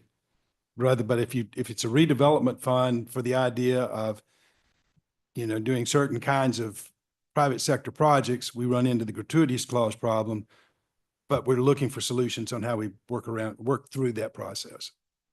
Russ, you know better than all of us that there's a whole history of urban renewal, and the like. I don't have I'm just raising the question. I understand, but we've already had that conversation, and Well, Chris has reached out to the state to get that kind of That's information. news to me. I mean, Yeah. when you say we, it's, I mean, I think that when I was talking about the redevelopment fund, I was talking about putting money aside. I think Brookhaven is actually doing it. When John Funny, or not John, John Park was talking about some of the projects that they're doing is putting money aside and then working with developers so that they can have control over the property that that they've purchased.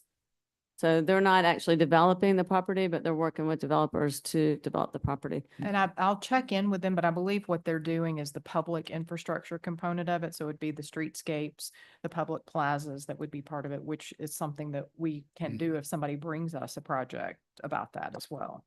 But I will follow up. with it's the Brookhaven. difference between reacting and being as proactive as possible in this area. I mean, it's for this body, this policymaking body to decide how proactive we want to be, and this is the time to do it. I've got a couple others. Can I jump into if I may?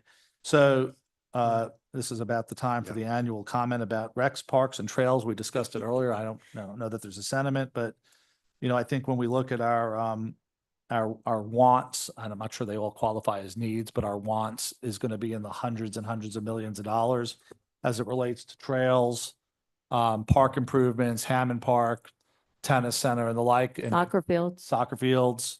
I don't know that we're going to go in the direction of an auditorium. I don't know that I even want to. But that list is massive.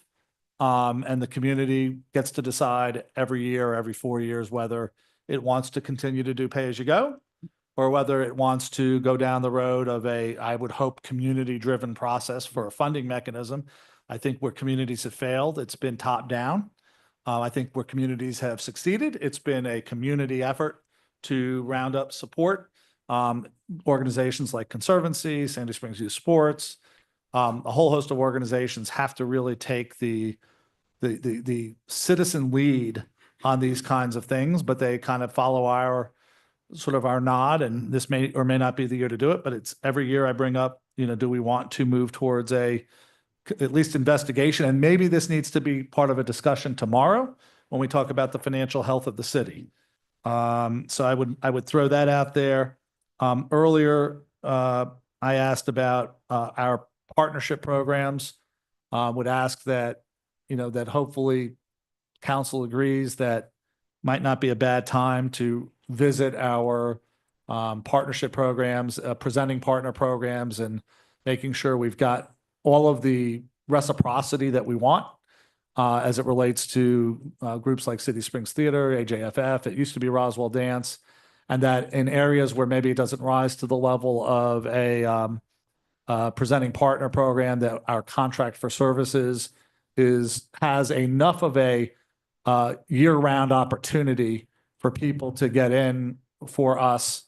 And if we need to add $8 at the beginning of the year, Eden, that's a cap, but that we allow for an ongoing rolling process for those things that maybe don't fit neatly into the nonprofit. That there would be the opportunity, like an example would be this Art Beat program, which if it turns out their program every year is in February and our application every year is in February, then they never have an opportunity, and we never have an opportunity to be a stakeholder in that. And then lastly, not lastly, but a review of our nonprofit program, if we think that's in order, what's working, what's not working, and how do we want to, it's clearly that's going to come up during budget. And then one final thing, I have a question for probably Rusty and John. The Police Foundation, I heard some really exciting numbers today. I think I heard 700,000. Just remind us how those expenditures are determined. Is that determined at the foundation level only, or does council get to weigh in? When does council get to weigh in? Is it only in facilities, or is it, or in things like ammunition or classes or uniform, vests? Remind me who's on the foundation, how that governance works, and has council, I think council is the group that created this, but has council ceded complete control of that to the foundation? I don't presuppose an answer, so I'm just looking for guidance. No, it's the state law is what governs, and the board has basically, there are two aspects of the board. There's an executive committee and a larger board. And anything that's done on city property has to be approved by council. But if it's, okay, well, I mean, I understand that, but if you're, I don't, how does the foundation work in terms of if we're buying something for the police force, is that on city property? I don't know, and I'm not implying an answer. I just would seem to me, we are a manager council form of government, and I would be very, very cautious on, we can look at the law and what to the maximum extent that council can be informed. I would like that embedded in this process. No question. We can do briefings for council on what's going on. But it's not really an official body of the city, even though we have police and some of the city leadership on there. It's much larger citizen participation than any city. We're kind of the liaison between the citizens who are basically raising the money and trying to make the process work. And right now, we're not spending any money other than just for expenses. We're more in the fundraising mode. But the council has a right to know and be informed about what it's doing. We'll do that. And also, whenever there's anything that is done with city property, the council will have to approve it. Is the budget public? Because I looked online and I didn't see it. So if I could add to that, there's no budget per se. As the mayor mentioned, it is still very much in the fundraising mode. If y'all recall during the budget process last year, Councilman Bauman, I believe it was you that suggested that the scoping study for the Tactical Training Center be split between the general fund and with the Police Foundation. So when we get to the point that we are ready to request those funds, we, the city, to request those funds from the Police Foundation, Tony would come to the foundation and present the request for that money to be reimbursed. So right now, it's just been a matter of getting the tax credits in because the foundation is so very much brand new. And we'll be looking to establish an annual budget over the next, I'd say, probably 2 to 3 months for the Police Foundation. Just to avoid problems down the road, transparency when you get, particularly when subsets of the elected body are involved with these sort of NGO kind of things. You know, we have a Sandy Springs Foundation, we've got this foundation, just checks and balances and sound practices say Without that a doubt. maximum transparency all the way. You'll never go wrong with that. And starting with the rest of the elected body. I mean, I serve on the Development Authority, and I will not do anything on the Development Authority that would not be in full consultation. I will not exercise a vote if we actually have a project without first coming to the body that approved my appointment to that, without asking my colleagues, do you agree that we're doing this? I'm just not going to do that.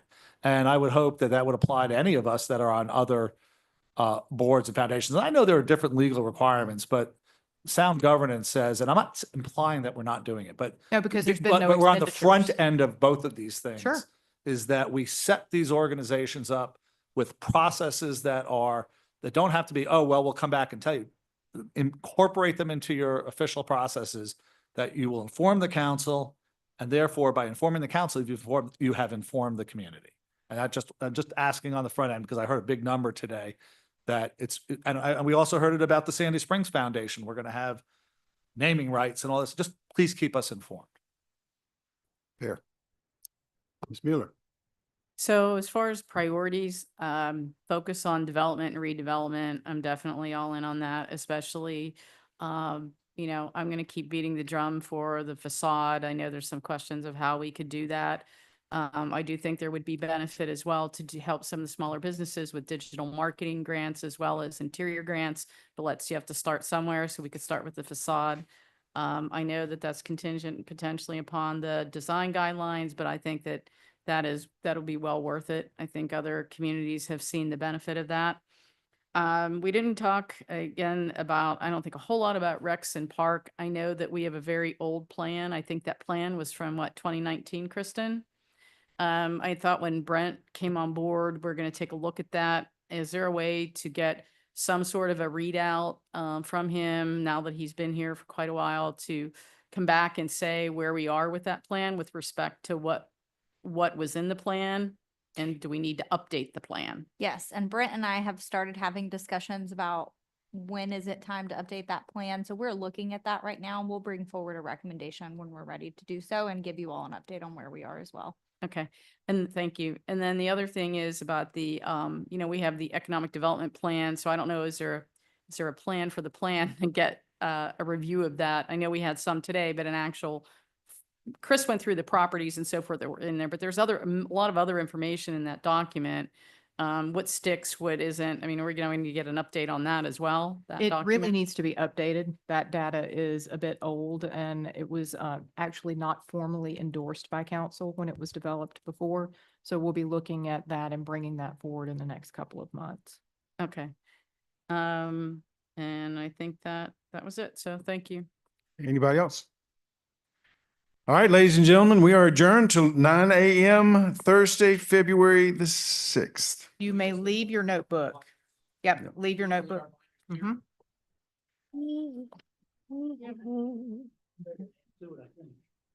We will add to it tomorrow morning. Let's get through the hearing. We are. Yeah, yes, mean, we have the it's-